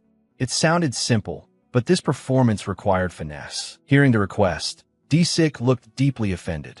He, a noble knight, was supposed to pretend to lose to a mere human? That was an insult. Seeing D-Sick's attitude, Dane said little and quietly raised his phone. Understanding the implied threat, the Death Knight immediately changed tone and hurriedly agreed that it was hardly a difficult task. The scene returned. The Death Knight stood tall amid the ruins, facing Stardust who hovered in the air, ready for battle. The Death Knight began his act. He spoke in a challenging tone, saying that if she intended to use all her strength, he would hold nothing back either. He braced himself, declaring the real fight was just beginning and shouted, daring Stardust to charge. A villain performance perfect down to every detail. Meanwhile, elsewhere, Dane watched the match on a screen and suddenly held his breath in astonishment. It seemed things were not going entirely according to script. Reflected in the Death Knight's mask was the image of Stardust unleashing her full power, a blazing golden energy erupting. Stardust released a gigantic surge of energy. The Death Knight only realized he had let his guard down moments before the attack submerged him. A colossal pillar of light struck down, creating a horrifying explosion. Stardust's power had far exceeded expectations. After the smoke cleared, Stardust hovered in the air, looking down at the Death Knight's disintegrating body with a triumphant expression. Though his body was crumbling, the Death Knight still managed to deliver his final scripted line, insisting this wasn't the end because he was immortal. Before vanishing completely, he left a threatening message, promising he wouldn't be careless next time and telling her to be ready. Stardust watched the purple smoke dissipate, muttering to herself. She seemed to have heard something, a whisper about a master and a plan to fake a loss. The battle ended, but Shin Haru's face grew stern. Her eyes flashed with suspicion, showing she had noticed something off about the fight. That evening, at a modern mansion, Dane returned home after a hard day of work. He immediately went to Stardust's official fan club forum and posted the highlight video of the recent fight.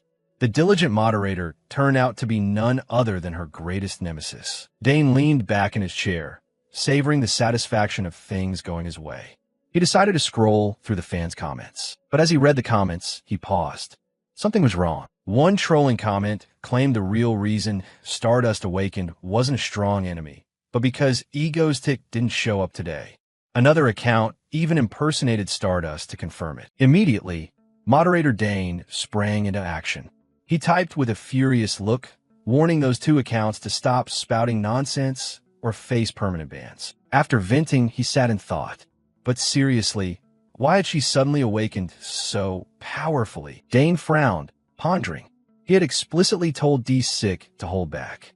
Clearly, things had gone off the original plan. While he was confused, his phone rang. On the other end, a familiar voice called out his villain name. Oh my, Lord Ego's-Tick. The caller was Ciola. She sounded pouty, questioning why he sent someone else instead of showing up himself. Dane on the other end could only be dumbfounded. The reason was that online, fans had started gossiping that Ego's-Tick had shifted his focus to Icicle, causing her stock to soar. Dane quietly read it and thought to himself, whatever. Before he could react, Ciola lightly reminded him of their appointment the next day. With that, Dane abruptly hung up, not giving her a chance to say another word. Despite being cut off harshly, Ciola smiled enigmatically. It seemed his reaction amused her. Not bad. That night, the wind sighed outside the window. In the dark room, Haru tossed and turned, unable to sleep. She clutched her pillow tightly, one name echoing in her mind. Ego's-Tick. The next day, at Yuzion Corporation's headquarters in Seoul, Ego's-Tick was present. He lounged on the sofa in Ciola's office, facing her across the wide desk. Without warning, Ego's-Tick tossed a small object toward Ciola. Ciola reacted lightning fast, snatching the USB with ease. Ego's-Tick announced it was the final file. His mission ended here. He declared the rest up to her to handle. From across the room, Ciola merely smiled and replied, Oh my, you really didn't have to do that. With a confident smile, Ciola answered, Of course. She stood, walked toward him, and asked how he had obtained such classified information. Stuff even a top corporation like Yuzion couldn't find. Ego's-Tick only retorted teasingly. Curiosity killed the cat. Ciola moved closer and began a new question. You know, Ego's-Tick fell silent and listened. Suddenly, she made a bold proposal, asking if she could come by his house sometime. Ego's-Tick answered flatly, No. His blunt reaction made Ciola clutch her head in frustration, yelling, Hey, are you serious? Not giving up, she pushed on, demanding to know his real name. At least tell me your name, she said. Ego's-Tick glanced away, feigning complete indifference. He refused again, saying he'd skip that request as well. At this point, Ciola asked him to remove his mask because it was uncomfortable. Ego's-Tick finally lost patience and called her by name. Lee Ciola. He looked at her, his gaze sharpened, as if weighing something. Caught in his stare, Ciola felt a bit uneasy and asked if he thought she would betray him. Meanwhile, Ego's-Tick thought it over. He knew that, if she were like the character in the original story, she'd be a loyal ally to the end. But he still hesitated. Revealing his identity wasn't a big deal, but the problem was she was far too close to Stardust. Seeing his silence, Ciola gave up. She said, "All right, forget it," taking his silence as the answer. Egostick stood up, preparing to leave. Ciola changed the subject, asking him about his next plan. Egostick seemed flustered, replying that he didn't know either, which surprised her. How could someone like him have no plan? He explained he would rest until the end of the year, until that event happens. A cryptic remark, suggesting he knew the future. Ciola was stunned. He intended to be inactive for such a long time? Egostick began to teleport, saying he was leaving and reminded her to visit Stardust regularly. But just as he was about to vanish completely, he suddenly stopped. Oh wait. Ciola turned back in surprise. Then he made an unexpected decision. He stepped forward, tipped an invisible hat, and said, "From now on, call me Dane." Ciola was stunned. "What? That's my name," he confirmed. Ciola was utterly shocked, speechless at this earth-shattering revelation. Having said that, Egostick actually teleported away, leaving Ciola alone in the office, still processing the information she'd just received. She stood there for a long moment, then began to walk slowly. Her footsteps echoed through the office as she returned to her desk, her head spinning. Then a sly smile spread across Ciola's face. She had something no one else did. Without hesitation, she picked up her phone. Her fingers swiped quickly across the screen, searching for a familiar number. She was about to make an important move. Meanwhile, elsewhere, Shinharu sat exhausted at her computer when her phone rang. She answered. On the other end was Ciola's excited voice, inviting her to meet up. "Oh, Haru, let's meet." Haru asked in surprise where Ciola was. With the giddy tone of someone who'd found treasure, Ciola replied, "I'm in Seoul." Haru was silent, but her expression grew serious.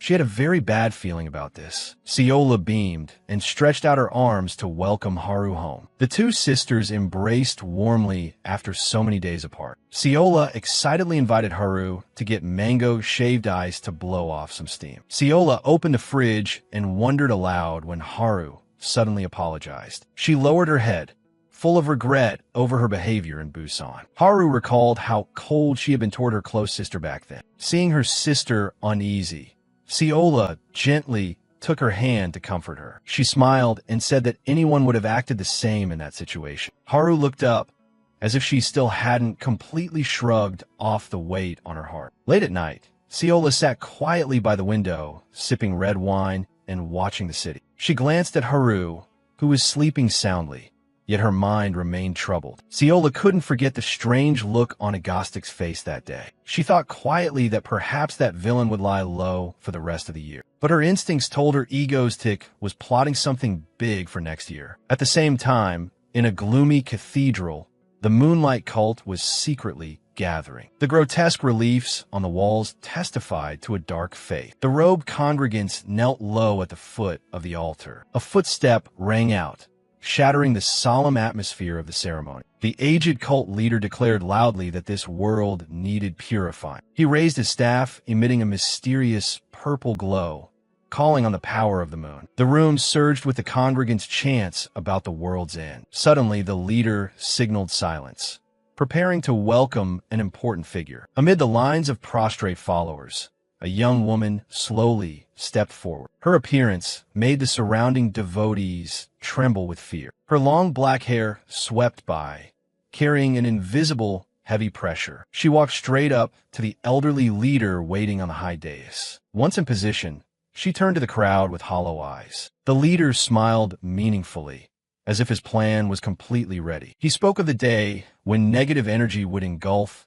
and devour all of humanity. Moon Priestess Cha-Yun opened her blazing red eyes, signaling a merciless punishment about to begin. Cut to the next morning, Dun stepped outside and shivered because it was so cold. At the breakfast table, he didn't see Cha-Yun and curiously asked about her. Subin said the girl had gone to clean early, while Choi Si-hee was struggling to pick beans out of her bowl. Housekeeper Subin turned to scold Sion for being picky and made her finish the beans. Si-hee was also reminded not to rest her elbows on the table and to eat properly. Doan ate while feeling that the family scene was somehow very familiar. Seeing him eat heartily, Subin smiled, making Doan feel like he was being lectured by a mother. Still, he He was quietly proud that his current teammates were all tremendously reliable. First, there was Sion, an S-rank intellect genius who was battling hard with a few black beans. Next was Lee Hale, the only person in Korea with healing powers, an extremely important asset. Choi Si-hee may now be only A-rank,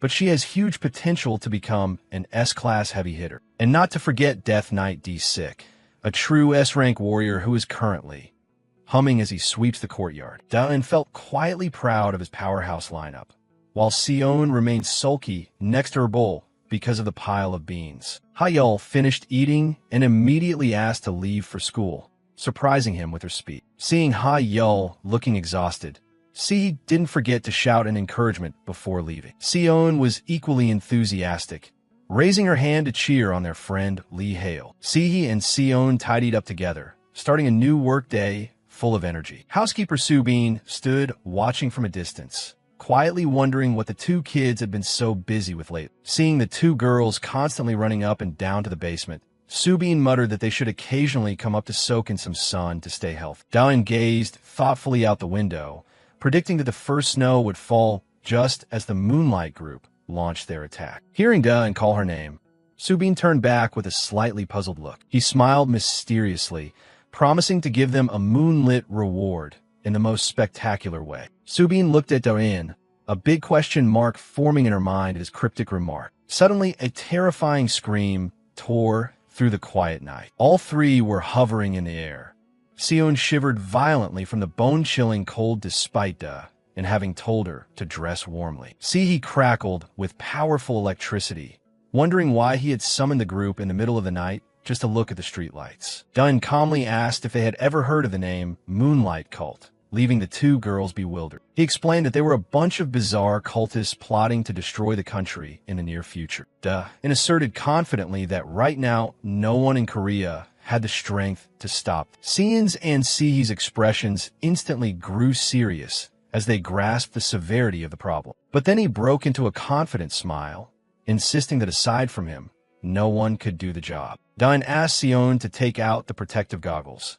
She quickly rummaged through her backpack. The special goggles designed specifically for this mission were ready to use. He told everyone to put the goggles on so they could spot the magic circles the cultists had secretly scattered everywhere. Da-eun put on the goggles and, full of anticipation, asked whether the two girls could see the cultists' masterpiece yet. The moment they donned the goggles, both Sion and Sihee froze, speechless at the sight before them. Through the protective lenses, the entire city glowed gorgeously yet ominously, littered with countless gigantic magic circles covering every nook and cranny.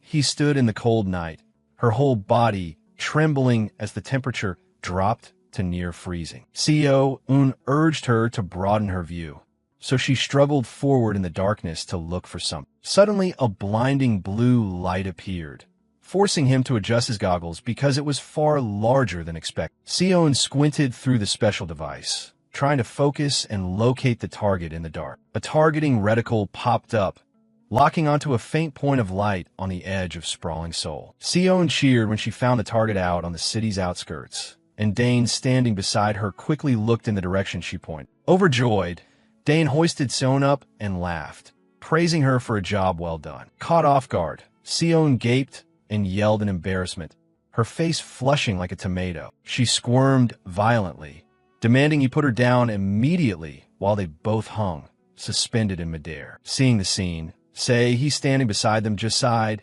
and called him an idiot for the over-the-top move. Seo-eun pouted, turning away to hide her embarrassment. He suddenly froze when she saw bizarre characters glowing brilliantly on the brick wall. It was a gigantic magic circle that the Moonlight Cult had been secretly preparing for months to surround all of Seoul. Dane explained solemnly that touching it would cause memory loss or power weakening, noting that it was the very thing that destroyed Seoul in the story. He recalled the image of the heroine Stardust utterly helpless and desperate before that catastrophe, a plot point readers had mercilessly criticized. Seo-eun asked what he planned to do with the glyphs, and he replied curtly that they had to be erased. Suddenly, a burst of blue light flared, and Sion looked around in bewilderment because Seihi was nowhere to be seen. Seihi and Sion screamed in surprise when a strange woman abruptly appeared right behind them. The newcomer was the Ivy Witch with a bewitching look. She declared she would tweak the magic circle to serve his interests. The witch smiled enigmatically through a curl of smoke, introducing herself gently yet with unmistakable authority. The two girls stared at the newcomer, sensing a strange pull from the witch they had never met before. The Ivy Witch casually raised her hand and began to interfere with the magical structure on the wall. As soon as she placed her hand down, the lines of script glowed blue and swirled around her hand like an energy storm. A powerful light burst forth, enveloping the witch and the matrix-covered wall. Through the hazy green smoke, the witch looked the young man straight in the eyes with a mysterious expression. She suddenly touched his chest lightly with a finger, leaving Seihi behind them open-mouthed in astonishment. A deep blue energy slowly seeped into Dane's body in time with the witch's touch. As the light softened, Dane asked if it was finished while eyeing the still glowing magic circle. The Ivy Witch confirmed that he would now be free to operate within the circle's bounds without suffering adverse effects. Dane smiled smugly, knowing the benefit gained was more than mere freedom. The witch regarded him with knowing eyes, as if she already understood every scheme in his head. She glanced at Sion and Seihi frozen beside him, asking if they were his teammates. Dane clapped his hands excitedly, declared the mission accomplished, and urged the group to go home to wash up and get some sleep to recover. The two girls complained about him overworking them until they were filthy, then together demanded to go eat something really delicious. The witch just quietly watched the lively domestic scene. Suddenly, she leaned in and gave Dane a light kiss on the ear, whispering that he should feel free to think about what he wanted to eat tomorrow. Dane was completely stunned, clutching the ear that had been kissed, his mind in turmoil over the witch's bold action. The Ivy Witch smiled brightly, telling him she would always support him before disappearing. Far below in the moonlight, the two friends' astonished screams echoed down the street. They couldn't believe what they'd just witnessed. At home, the image showed a burly man grinding his teeth as he crushed a boulder in his palm. He flexed rippling muscles over a body scarred with wounds, proving a terrifying physical strength. This A-class criminal laughed triumphantly, declaring that his body augmentation had finally succeeded spectacularly. The villain roared in anger, swearing to wipe out anyone who dared provoke him. Dane's voice rang out, wondering if everything was truly over. Watching the video, he yelled in panic as he saw the heroine defeat the opponent with a single blow, while Sion calmly handed him the phone to watch. On the screen, the villain from earlier now lay flat on the ground, utterly defeated in an instant. The group sat on the sofa. Dane sighed heavily over a new worry that had arisen. He was concerned that Stardust becoming too powerful would make her lose the vigilance she needed. Dane watched intently, a straw still in his mouth, but his gaze grown serious. He muttered about needing to reinforce the durability of the suit's gloves, prompting Sion to curiously ask what he was doing. Sion glanced at him with suspicion while he tried to avoid her eyes. Startled, he flatly denied it, trying to act as normal as possible in front of her. Sion proudly showed off the Mango Squad website, the fan group for the villain Egoistic, and introduced herself as the group's hacker. Sion shouted excitedly, then ran off, telling him to wait just a little longer. Seihi jumped out teasingly, leaving Dane baffled and unable to understand what was happening. He clicked his tongue, assuming she was crafting something useful again, then bent back down to continue writing. Dane focused on writing a letter to the Hero Association president, warning of a terror attack on the first snowy day. Subin looked at him in surprise, asking if he was getting sentimental with Autumn's arrival. Outside on the street, people were bustling, congratulating Hale for finishing an important exam. At the evening banquet, Hale awkwardly scratched her head and thanked everyone for their congratulations. Dane asked about her scores, causing her to fly into a rage and call him crazy for bringing up exams right after she finished. Sion asked which department Hale had applied to, since she hadn't mentioned it before. Hale blushed and hesitantly revealed that she had applied to medical school. Dane couldn't believe why someone with healing abilities like hers would want to enter medical school. Besieged by questions, Hale yelled in embarrassment, telling him to shut up and eat his portion. Dane sighed and slumped into a chair, feeling like he was always the one picked on in this group. A little later, Seola called Dane to invite him to dinner since she happened to be in Seoul and it had started to snow. At the mention of snowfall, Dane jumped and screamed in panic. Outside the window, the season's first snowflakes fell against the sky, blazing with an ethereal pink energy. Dane gripped his phone tightly, a scheming smile appearing as he realized that everything had truly begun. At that moment, a female mage appeared magnificently in a burst of radiant pink light midair. Her glowing red eyes looked down at the city with steely determination. Shadow Walker was swept away in a dazzling pink whirlwind. Bricks and stone exploded around him. Things looked extremely bad for this S-class hero. His streams of dark power were dissipating, unable to coalesce to fight back. Shadow Walker looked visibly desperate, his mouth uttering bitterly why. He screamed in helplessness as his powers suddenly became useless. At that moment, Seola Lee appeared on an ice slide to support her teammate. Shadow Walker told Seola that he didn't understand what was happening, but his abilities weren't working at all. Seola Lee looked at the puddle of black shadows melting at her feet with a worried expression. A pink blast of energy swept through, destroying the surrounding buildings as if they were made of paper. Shadow Walker was flung away again like a leaf in the raging pink storm. Seola held her ground, trying to stay clear-headed to observe the source of this horrific attack. Shadow Walker screamed in agony and fury. Why? Why on earth? Seola suddenly felt an immense pressure bearing down. Amid the brilliant pink vortex, something even more terrible was about to be revealed. She only had time to gasp, A dazzling bolt of golden lightning split the sky and struck straight down into the devastated battlefield. Seola was overjoyed to see a savior appear.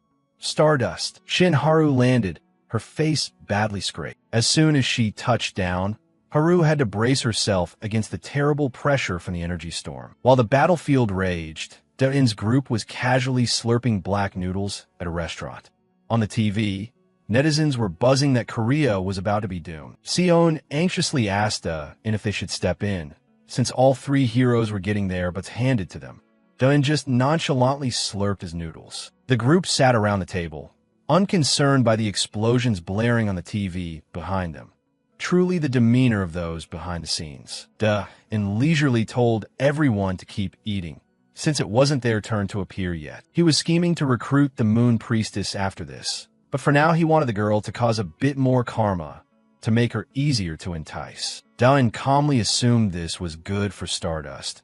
She needed to face a truly strong enemy at least once. He even used his chopsticks to illustrate his philosophy. If kids only walk a smooth road, they'll become lazy. Give them a rough path, and they'll grow wiser. The others looked at Dain with disdain, silently thinking this guy was a certified lunatic. Back at the scene, Seola was skating through the pink vortex, trying to find an opening to counterattack. She focused energy into her palms to prepare for a large-scale attack. Golden ice. Massive blocks of ice rose up, but were immediately shattered by the pink energy. Seola was sent flying backward after her attack completely failed. The pink vortex grew ever more powerful, enveloping the hero's entire field of vision. Through the pale pink haze, Seola suddenly froze. There's someone over there. She lunged through the crumbling shards of ice to approach the mysterious enemy. But immediately afterward, Seola was thrown back by that power. She kicked off a large piece of ice to gain momentum, eyes fixed on the center of the explosion. Seola watched from afar with worry. She knew that if things continued like this, it would get very bad. Suddenly, a streak of light flashed past her. Into the heart of the storm, Stardust charged in without a shred of fear. Stardust peered through the thick pink smoke, trying to find a way through the new wave of attacks. She braced herself for a powerful punch to smash whatever stood in front of her. However, a loud explosion detonated right before her, forcing her to stop abruptly. Stardust began to feel unsettled, wondering what those strange objects floating about actually were. No sooner had she thought that than a barrage of pink stones hurtled in at breakneck speed, colliding non-stop and creating earth-shattering blasts. They're like heat-seeking missiles. Stardust frowned, realizing the danger had far exceeded anything she'd imagined. Stardust grasped the harsh truth. Those pink crystals had leveled the surrounding buildings into flat ground. She strained against the pressure, her blonde hair whipped by the dense pink energy. It felt as if her power was being drained away. Far away, at the storm's center, the silhouette of a child appeared, stunning Stardust. A child. Her eyes locked resolutely onto that mysterious well of power. Stardust slipped on the rubble-strewn ground and groaned. Ugh. As her wounds began to ache. Barely on her feet, another wave of energy slammed in, engulfing the area. Stardust's eyes widened in horror as she realized her power was utterly insufficient to handle this. She was blasted high into the air by another explosion, screaming in unbearable pain. A ground-shattering blast sent smoke and dust billowing up, obscuring the gray sky. Shadow Walker and Ciola had already been knocked out. Stardust, exhausted, slumped to the ground, utterly worn out. Stardust, are you okay? Ciola asked anxiously when she saw their strongest teammate in such a sorry state. Stardust stood motionless, staring at the pink storm ravaging everything with a hollow look. A thought flashed through her mind. So Ego's tick has been going easy on me all this time. Watching the debris fly everywhere, she bitterly realized she'd been participating in a safe little play all along. Innocent civilians ran in panic, terrified amid the real calamity unfolding before their eyes. Stardust dropped to her knees, eyes empty. This was a real terrorist attack she couldn't stop. Cars were swept up like trash by an overwhelming force, just like a natural disaster. Maybe I was too complacent. It's as if I've just been playing terrorist roleplay with Ego's tick, she said, with a trace of rueful humor. Ciola anxiously scanned the area, wondering how they could stop this disaster when everyone was exhausted. She froze as she saw tears begin to stream down Haru's cheeks. A complete emotional breakdown. You're crying? Hadu? Ciola asked. Haru stubbornly denied it, even though her face was soaked with tears. At home, Dane saw the scene on TV and screamed madly. AARGH. He went berserk, ready to rush out to save them. Haru, wait for me, I'm coming. Sion and Hayul had to use all their strength to hold him back. Let me go. Why are you crying? If anyone should be crying, it should be me. Dane wailed pitifully, making Sion blush bright red, wishing she could disappear into the floor. Seeing things getting out of hand, so he stepped forward and told the kids to step aside so she could handle it.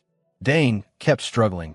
I'm free. A powerful bolt of electricity shot out, revealing Dane's ribs. He only managed a single A.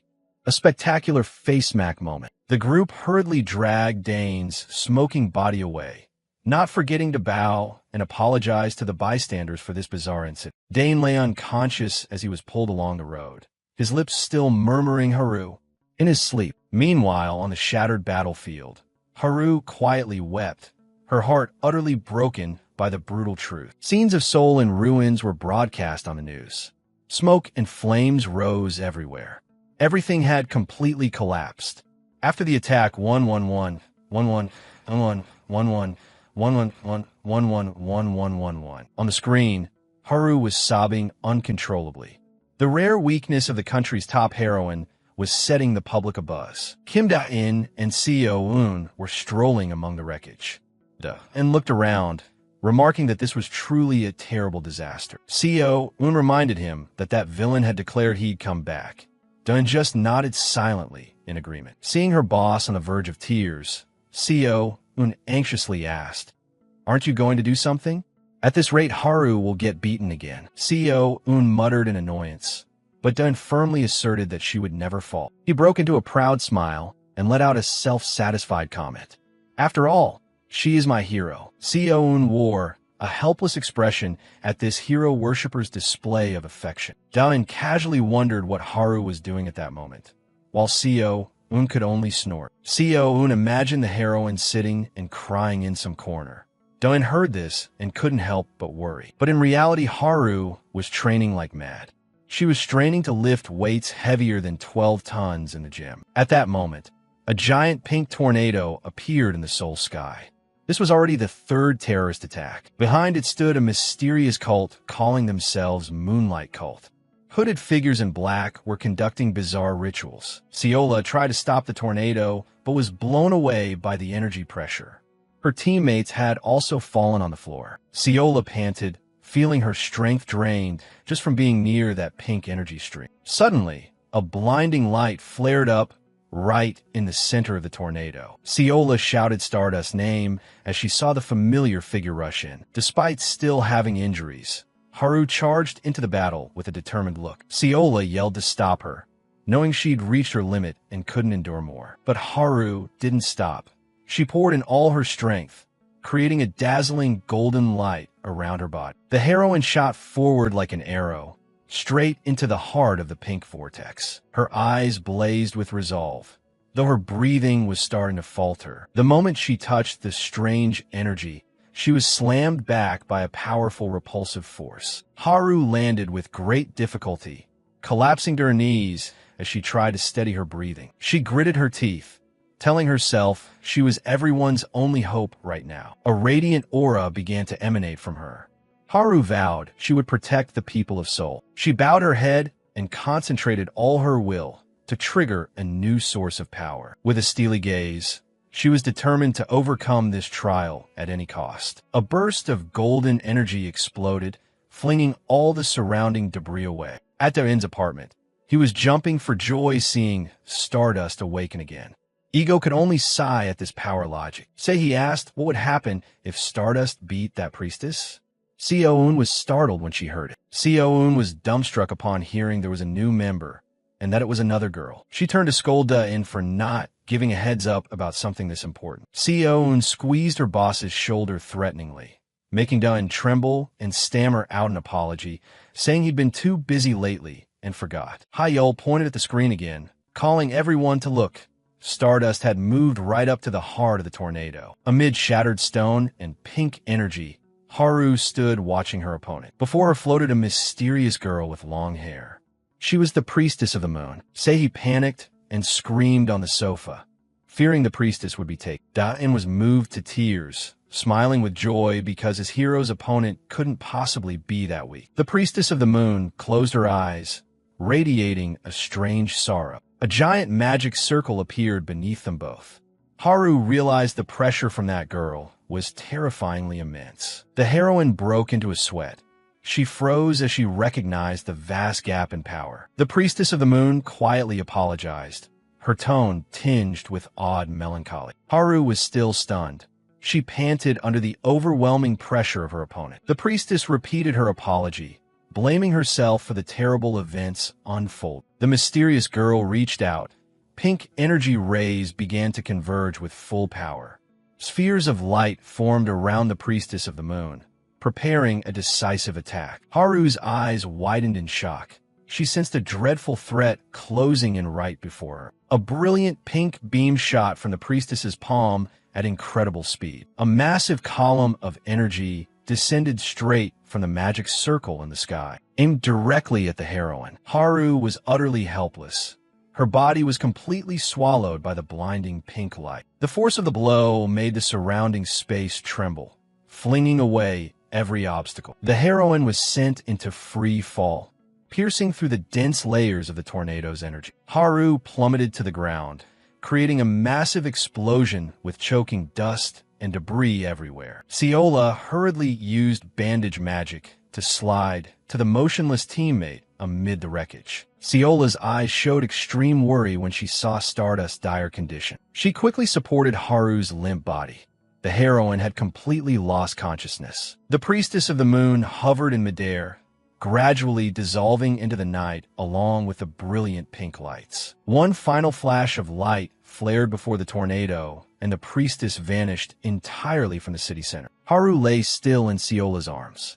Her breathing was extremely weak after the heavy defeat. At Sei-he's apartment, she stared at the TV with a face full of exasperation at the battle's outcome. The group had gathered in the living room. The atmosphere grew extremely tense and silent. Suddenly, Da-in sprang to his feet decisively. His clenched hands showed a resolve unlike his usual self. He announced plainly that the moment had come, then began calling the group's names with a very serious look. Da-in mustered all his strength and shouted the rallying cry, "Assemble," to the extreme embarrassment of the other members. Haru strode down the hero headquarters corridor, ignoring the greetings around her. Her face clearly showed fatigue after the endless battles. An employee chased after and checked on her, but she waved him off, signaling she was fine and needed some quiet. Haru walked in a daze, wondering where that madman egoistic was now and what the heck he planned to do next. She stood frozen in the quiet corridor as a sense of unease began to stir. Suddenly, alarms blared repeatedly.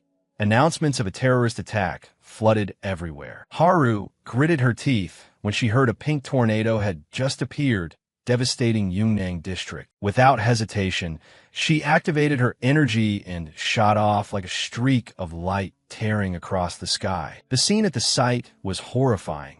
The whole neighborhood had been swept away by the strange pink storm. Haru knew that guy wouldn't come to save her. She had to end this herself at all costs. In the eye of the storm, a massive pirate ship suddenly appeared, looming and blocking a swath of sky. Da-In, wearing his egoistic outfit, stood at the bow while his crew, donning rabbit masks, saluted the captain in unison. He turned to ask CEO and little Hayul about their readiness. A shy figure stepped out from behind the hatch, looking quite embarrassed. It was Hayul. The girl wore a pure white dress, but her face clearly showed tension. Da-In lightly curled his lips in a satisfied smile at the impressive debut of the new teammate. The ship officially changed course and thundered straight into the heart of the pink tornado. CEO puckered her lips and muttered. She couldn't believe even gentle Hayul had to play the villain. The girl promptly got her cheek pinched by Su Bin for speaking out of turn. And reassured Hayul to rest. Leave the cleanup of this mess to him. Hayul gripped the hem of her dress, afraid she'd be forced into doing something bad, even though she didn't want to. Da-In's sharp gaze scanned the battle situation through his familiar mask. Below, vehicles were being tossed into the air. The power of the pink tornado was slowly tearing everything apart. He placed a hand on Hayul's head, saying the whole group would help her, the person struggling down there. Hayul blushed, her heart pounding at Da-In's unexpected show of concern. On the screen, they saw Stardust being ruthlessly knocked down by the storm. Da-In squinted. He realized the situation was worse than he'd anticipated. Stardust was surrounded by pink energy streams and being attacked repeatedly. Da-In loudly ordered the ship to close in on the tornado as much as possible, despite the danger. The pirate ship roared, ripping through the pink barrier to head straight into the center of the disaster. The wind was so strong that even Da-In had to hold tight to the railing to avoid being blown away. He told himself to push a little harder. His target was right ahead. Haru was enveloped in a golden light. Her body was fading as she was completely exhausted. From above, he saw the girl he cared about lying motionless on the ground. His face grew stern, his eyes flashing with steely determination to rescue her no matter what. A horrific explosion occurred. A choking dust cloud obscured the entire battlefield. Haru knelt on the ground, coughing violently to expel the dust from her lungs. Her legs trembled. She had no strength left to stand and defend any longer. Sweat and blood soaked her face. She could only gasp in utter despair. On the ship, CEO and the others anxiously watched the magic circle glowing unusually bright. Hayul panicked and looked around the ship, realizing Da-In had disappeared without her noticing. On the ground, Haru was stunned to see a figure approaching her through the choking dust. Haru collapsed onto the ground, her breath broken in despair. She bitterly realized she couldn't stop this enemy, and maybe all of Seoul would fall. Waves of pink energy swept through, tossing her like a ragged cloth doll. Just as her will was about to fade, a hand suddenly reached out through the haze. Haru rasped in pain, wondering if everything would end so tragically. A shadow enveloped her, carrying a feeling both familiar and threatening. It was Ego's tick.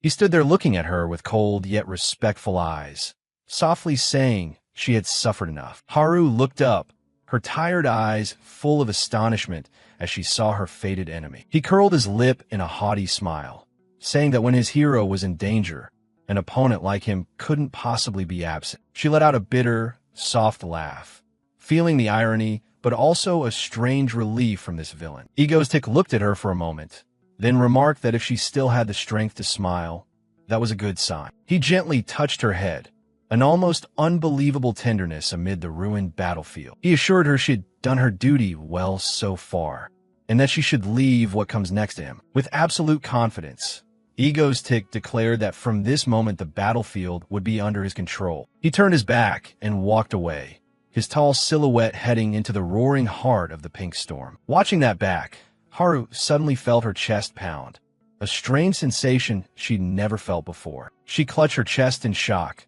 her face flushing. She couldn't tell if from exhaustion or from being stirred. News of Egostic's appearance exploded across the media. The whole world watched his every step. Field reporters screamed in amazement as the notorious villain faced the deadly tornado alone. High-ranking officials broke into a cold sweat.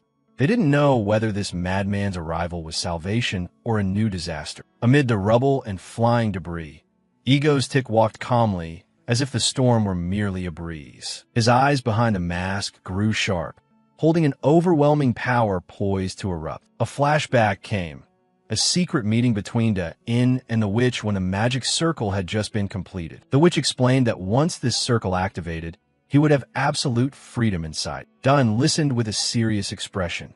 He knew the price for this power would not be small. She smiled enigmatically, asserting that he already understood the limits of the power he was about to touch. Back in the present, a blaze of green-gold energy enveloped Egostic's body, radiating terrifying pressure. He spread his arms to embrace the power, and the entire surrounding space began to shake violently. With a casual snap of his fingers, Egoistic made the waves of pink energy dissolve instantly. The witch's words echoed in his mind. Inside that circle, you are a god. Egostic's eyes flared a deadly red.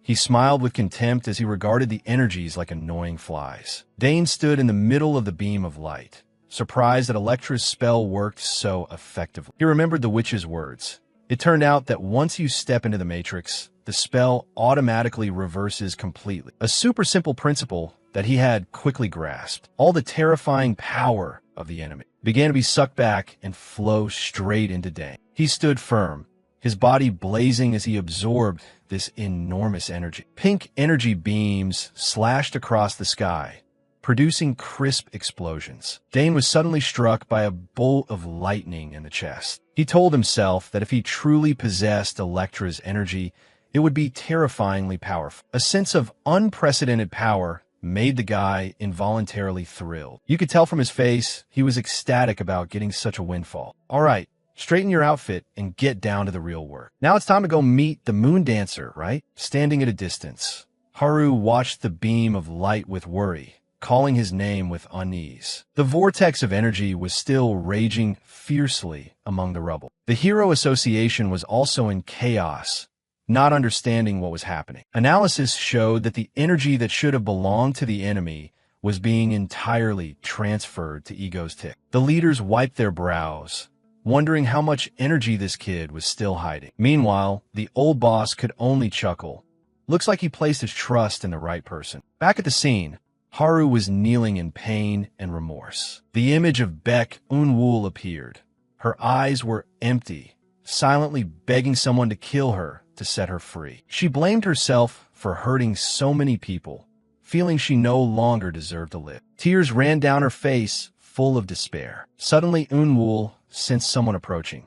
She guessed it was the hero from earlier. But no, this speed was much faster than that person. She was convinced it was an extremely powerful hero coming to put out the attack, and also to finish off her life while they were at it. Dane nonchalantly appeared, not forgetting to comment on the eerie quiet of the central area. Eun-woo stared in astonishment at the stranger calmly approaching. The guy casually greeted her, as if he were strolling through a park. Dane bowed politely, introducing himself as Egostic and saying he was here to stop her. Eun-woo immediately took a defensive stance, ready for a life-or-death battle. She muttered apologies as magic began to erupt around her. But Dane only needed to raise one hand to completely extinguish that stream of energy. He stood tall amid the brilliant pink lightning, unfazed by any attack. Eun-woo was stunned, unable to believe the opponent possessed such overwhelming power. Dane glided through the magic formation, heading straight toward the girl. A supremely confident demeanor left her completely intimidated. He smiled faintly beneath his mask, seeing right through her heart. She panicked when he called her name, the moon dancer of the Moonlight cult. Dane began to expose her past, from being raised by the cult leader to the magic that had been bestowed upon her. He knew she had always hated the cult, and had only been forced to cause the disaster. Baek Eun-woo. Baek Eun-woo was stunned, tears welling at the unbelievable offer from the villain standing before her. Dane smiled confidently, urging her to abandon what she didn't want to do and come with him. Abandon the Moonlight cult, he said, his words a clean cut, severing the long-held bonds. He even promised to personally defeat the cult leader and return her complete freedom. Eun-woo's eyes widened, tears beginning to fall from emotion and relief. She sank to her knees, sobbing as she asked why he would choose to help a monster like her. Dane gently stroked her head, insisting that someone who had resisted control as she had could not be a monster. He told her not to cry, his gaze full of compassion that made her heart melt. Eun-woo choked out the question again. She had never dared to believe she truly had the right to continue living. Sensing the moment was getting a bit sappy, Dane grinned brightly and asked permission to take her out for a change of scenery. A magic circle flared beneath their feet, startling Eun-woo to the extreme. In the blink of an eye, she found herself bewildered in a completely unfamiliar place. Eun-woo looked around the room, not yet composed enough to tell where she'd land. She clenched her hands tightly, emotions still wildly stirred after the recent events. Suddenly sensing another presence, she jumped in surprise. Dane appeared with Se-hee, both sighing in relief at having successfully teleported back to base. He introduced to Se-hee that this was Baek Eun-woo, the group's new friend. Se-hee, just finishing up, froze and stared at the new member in bewilderment. Before anyone could say hello, Eun-woo leapt forward and hugged Dane, leaving him stunned for a few seconds. The poor girl burst into sobs like a child,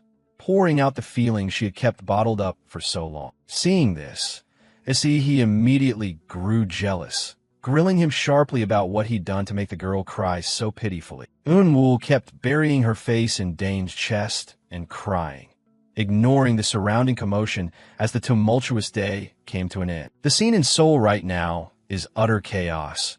Reporters screaming amid the pink tornado tearing through the city. Amid the rubble, Shin-haru lay unconscious and was being carried away on a stretcher by rescue teams. In the sky, Egostic's airship hovered, isolated from the tornado below. A reporter anxiously announced that Egostic still hadn't shown himself. Even his usual livestream channel was offline. Everyone wondered where that dramatic villain had gone off to. At that moment, a hand reached out and held Egostic. He gently called Baek Eun-woo's name to reassure her. Eun-woo trembled, tears streaming down her face. Dane firmly declared that he wouldn't go anywhere, so she could relax. The girl looked up at him, her eyes reddened and full of fear. Dane introduced Hayul, the person who would help Eun-woo break the Moonlight cult's curse. Hayul waved awkwardly in a pristine white dress. But Eun-woo suddenly froze as she felt something amiss in her heart. The image of the old Moonlight cult leader appeared in her mind with a grotesque smile, daring her to run. Eun-woo clutched her head in pain as the curse's blue energy began to erupt, causing Hayul to panic. The old man continued to interrogate her relentlessly, forcing her to answer. Dane shouted for Hayul to start treatment immediately.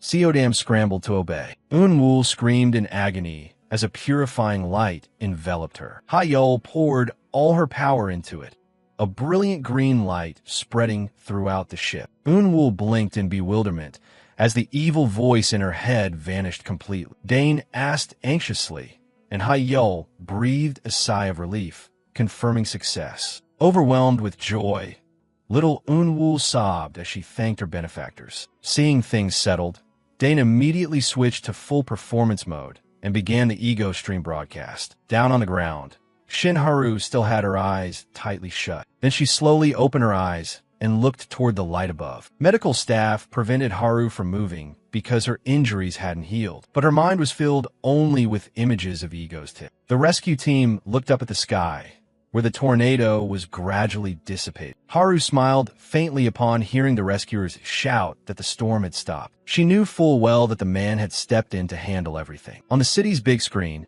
Egostic appeared in all his glamour. He greeted the audience confidently, one arm holding a frightened Eun-woo. Haru watched the screen, grinding her teeth in anger, veins bulging on her forehead. At that moment, Egostick complained on stream that while he was away, some unsightly incidents had occurred. He insulted some third-rate villain who dared to attack and wreck the city. Then he introduced Unwul as the Moon Priestess, the one who had created that pink tornado. Dane exposed that the girl had been psychologically manipulated by the old cult leader, while the old man was hiding in the bushes. He scoffed, mocking that a real villain should stand tall and face things like him, not prey on children. At the base, Seon and Sei were watching a live stream, wondering why their boss was so fired up today. Dane cleared his throat and then regained a serious expression. He placed his hand on Unwul's head and announced loudly to everyone, "From now on, this girl belongs to me." Agostic's eyes under the mask gleamed with triumph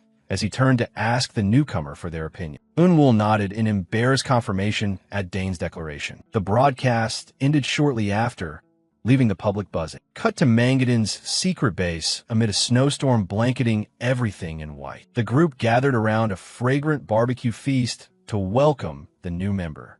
Unwul was eating heartily. The girl sobbed with joy. She had never eaten so much meat in her life. The sight was both pitiful and amusing. Subin smiled brightly, urging her to eat more. Dane, dumbfounded, asked why she was crying at a happy moment. Sei added a teasing jab at Dane, calling him dry and unable to understand a girl's feelings. Dane, hit in the soft spot, could only yelp. Everything went according to plan. Soul was protected, Stardust's path to corruption was blocked, and they even recruited quality personnel. Dane stroked Unwul's head while thinking about the possible consequences of his actions. He suddenly felt uneasy, as if he'd forgotten something extremely important. Just then, Seon rushed in, breathless, announcing a phone call. Seon held out the phone, announcing a shocking number: 67 missed calls. Dane gaped in astonishment. The missed calls list was all from the name Seola Lee. He was truly doomed. Dane clutched his head in panic, realizing he had angered the most dangerous element. He immediately had to appear at the Yusung Corporation building to apologize to Seola. She was extremely furious. Seola harshly questioned why Dane intended to cover everything up and handle it himself without informing her. Dane could only flusteringly apologize, explaining that if she had known beforehand, Stardust would have grown suspicious. Seola remained unforgiving. She felt hurt being treated like a tool for Dane to deceive Haru. She covered her face in disappointment while Dane broke into a cold sweat, unsure how to appease this boss lady. Seola suddenly made an unexpected request. She wanted him to take off that mask. She said she'd feel better only if she could see his face. Dane froze, but then shrugged and complied. He raised his hand to the rim of the mask. With a click, the white mask was set down on the table to Seola's astonishment. Dane revealed his real face, looking awkward. He asked if she was satisfied and feeling better. Seeing the face of her villain crush, Seola blushed, her heart racing, yet she tried to act composed. Dane scratched his head awkwardly as she couldn't stop staring at him. Seola inwardly gloated. After all, she was the first to see this face before that brat Haru. She propped her chin on her hand and looked at Dane with possessive eyes and utter bliss. A sweet victory for Icicle. At Dane's base, Baek Unwul was tiptoeing behind the group's tech genius. Seon led the way with a gleeful face, ready to show off something very special. Baek Unwul looked around with a strange expression. She still didn't seem quite used to this new place. Inside, Subin was leisurely preparing dinner, savoring the rare, peaceful atmosphere. But the peace felt a bit off when you glanced toward the corner by Sei. Baek Unwul merely gave a knowing smile. She was probably too used to the strange sights here. Baek Unwul suddenly froze when she saw Seon open a secret door. Seon waved her hand, signaling for her to trust and follow her inside. The silver-haired girl started babbling excitedly, teasing Unwul to guess who the first member of Ego Stream was. Then she confidently pointed at herself, firmly claiming the position of the most powerful old hand. Unwul stared in amazement at the teleportation gate, emitting an intense blue-green energy. Seon asked with implication, reminding Unwul that she'd once run into that woman before. And here was the trump card, a giant jet-black robot with blazing red streaks. Very cool. Unwul blinked in bewilderment. still unable to picture who Sion meant by that person. Sion broke into an excited smile. She clearly couldn't wait for this showdown. A name rang out challengingly. Stardust. The number one target this robot was aiming for. Meanwhile, Shin Haru, with sharp blue eyes, was observing something with a rather serious expression. The scene cut to a peaceful park under a deep blue sky, though the leaves were swirling chaotically. In the park, a couple was having a loud argument. The guy tried to explain and excuse his mistake. The girl wouldn't listen, believing his apologies were just glossing things over. He dropped to his knees, begging for trust, and the atmosphere suddenly grew heavy. At that moment, a giant birdcage fell from the sky, trapping him tightly inside. Both stood frozen, unable to understand what the heck was happening in broad daylight. Not just one, but dozens of cages hovered, capturing people throughout the park. Screams filled the air as the cages began to rise, separating people from the ground. The girl watched her boyfriend being taken away in a panic, tears streaming down her face. Suddenly, Ego's Tick appeared right behind her, holding out a handkerchief with impeccable manners. He casually told the girl to go find a new boyfriend, since the other guy was probably done for. The girl clutched her head in fear as Ego's Tick used his power to fling everything around. He flashed a sly half-smile through his mask, saying that if she didn't want to find someone new, it would be best to come along with him so they have a pair inside that cage. Soon after, Egostic's image appeared on giant screens across the city with a taunting greeting. He introduced himself as the country's most beloved villain, looking extremely smug. Viewers watching on TV began to stir, and a child even showed a hint of admiration for him. Ego's Tick continued his speech, mocking the public for loving a criminal like. He pointed at the crowd trapped in the bird cages on the screen, his voice turning colder. Modern weapons suddenly appeared hovering in the air, ready to fire at any moment. A blunt proclamation rang out. Today, all of them will die. A statement of his cruelty. Ego's Tick burst into a manic laugh at the camera lens, unconcerned by the panic of thousands. At the base, Choi Si-hee worriedly noticed Ego's Tick was using too much power and might be in danger. But Si-hee suddenly looked up. She felt a massive surge of power barreling toward them. A brilliant golden light tore the sky and dove straight toward Egostic's location. The hero had arrived. Boom!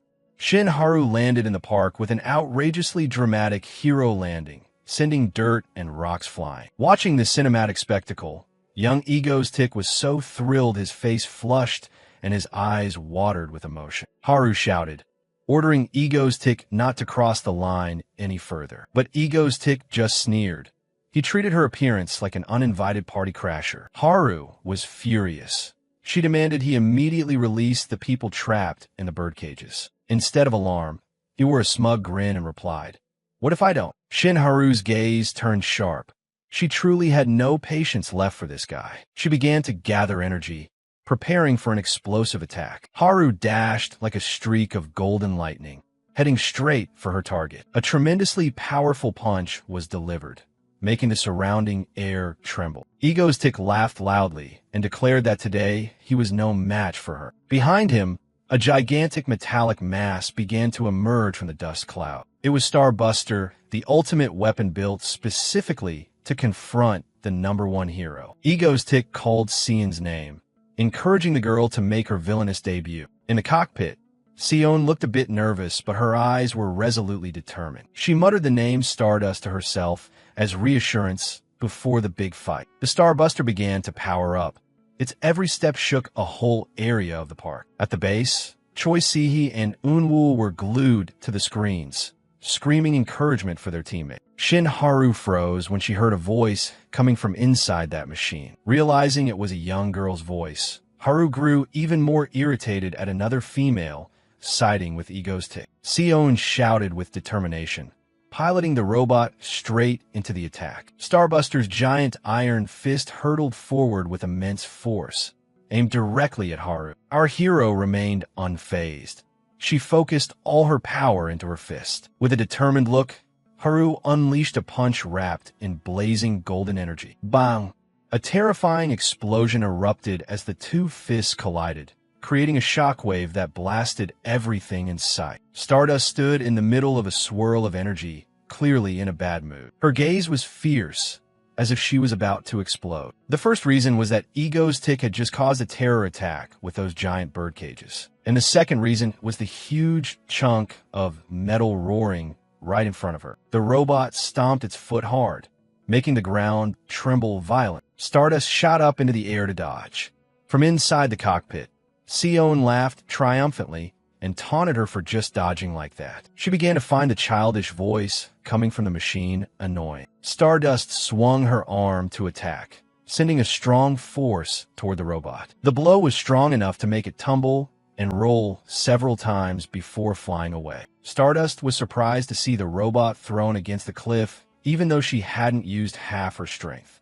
Hearing groans from inside, she realized the opponent was weaker than she thought. Inside the cockpit, Sion ground her teeth in anger, calling Shin Haru an old woman who only knows how to play dirty with brute force. Being called an old woman made Stardust veins bulge on her forehead with fury. She vowed that today she would definitely catch whoever was sitting inside. Energy began to gather around her, forming brilliant circles of light. Sion shouted loudly and then crazily piloted the robot to attack. The mechanical arm lunged with extreme speed, tearing the air, but Stardust had vanished from the robot's sight in the blink of an eye. She appeared high above, her body wrapped in a blazing orange light. Netizens were going crazy over the match, mostly saying Stardust was holding back.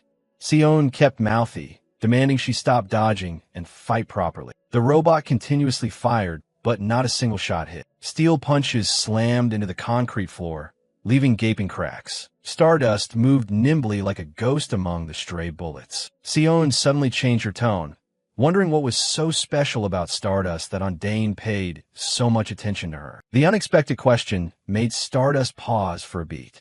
She began to think. On the other side, Dane asked how this girl knew he cared, then quickly guessed she must be very close to him. Stardust believed that catching this girl would help her learn more about that villain. She spoke sarcastically, asking Sion if she was just a minor hire by Ego's tick to do dirty work. Sion went berserk, shouting that she had been his partner since the very beginning. Seeing the bait taken, Stardust grinned triumphantly, ready to add another painful blow. She bluntly said everyone knew Sion wasn't the first partner and doubted the skills of a child like. Sion cried and denied it, insisting all the hacks and signal hijacks so far were done by her own hands. Stardust curled a lip, saying she'd never believe a kid could help Ego's tick pull off so many things. In her anger, Sion slipped and said they even lived in the same house.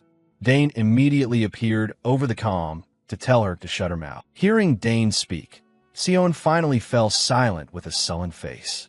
Stardust had already gathered the information she needed. Sion drove the giant robotic arm forward, demanding the opponent stop probing and fight seriously. Stardust glared coldly at her opponent, no longer caring about those meaningless taunts. She lunged like an arrow of light, intent on yanking the person inside out to question them afterward. Her fist flared with light, ready to deliver a thunderous blow to the steel shell. A powerful kick drove straight into the robot's chest. The impact pressure was so strong the whole area shook, white smoke billowing up. Sion lay crumpled in the wrecked cockpit, groaning in pain. The machine was completely disabled. Stardust landed in a hero's pose, smoke from the explosion still clinging to her battlesuit. Sion panicked and screamed, demanding someone pull that Andy out of her immediately. Stardust was livid, finding it ridiculous that the kid kept calling her an old woman every time she opened her mouth. At that moment, a strange surge of energy suddenly erupted from behind. The force of the energy blast pushed Stardust back as she tried to keep her balance. From within a blazing pink aura, an unfamiliar girl with long black hair appeared. It was Baek Eunwoo. Stardust squinted at the newcomer, sensing a considerable pressure. Baek Eunwoo coldly declared that Stardust's little playtime was over. Unfazed, Stardust charged in, intending to take them all down at once. She concentrated energy into her arm, readying a decisive strike. But an intense beam of pink light shot out, blocking her advance. Amid the rubble, Ego's tick appeared with his usual polished look, offering a phony apology. He said protecting his associates was only natural. Dane casually sat on the robot carcass, asking Sion if she was okay. Sion, crying berated him to get her out of there. Looking around the ravaged park, Dane nodded approvingly, calling it quite a dramatic terror attack. He turned to Stardust, growling why she dared touch his people. Stardust was stunned by that choice of words. Egoistic insisted they were family, and he couldn't stand by while the member most closely tied to him was taken down. Stardust froze, the word family he had just said repeating in her head. The feeling was uncomfortable. He smiled a farewell and declared today's attack over. Stardust shouted for them to stop, but a teleportation energy field enveloped Egostic's group, making them vanish before her eyes. Stardust gritted her teeth in fury as the prey slipped away at the last second. She clenched her fist until it trembled. High above, the birdcages full of citizens still floated, creating a chaotic scene. Stardust touched down on the ground, her eyes still blazing with anger. But she knew there were more important tasks to do. She reached out and began using her power to rescue those trapped in the wreckage. The crowd around started to stir. A schoolgirl clasped her hands in admiration as she watched the heroines retreating back. Whispers rose everywhere. People were thrilled to witness Stardust fighting up close like this. Despite the fury boiling inside, Stardust kept a professional demeanor for the cameras and fans. She listened to the praise with a bitter heart. She gave a radiant smile, the picture-perfect national hero, even though inside she felt like exploding over Egostic's escape. Meanwhile, at the secret base, Sion's screams echoed throughout the house. The girl shouted that she was extremely furious. Sion cried and flailed, swearing she'd kill Stardust for daring to insult her as a useless child. Dane could only stand by and soothe his little sister's raging tantrum.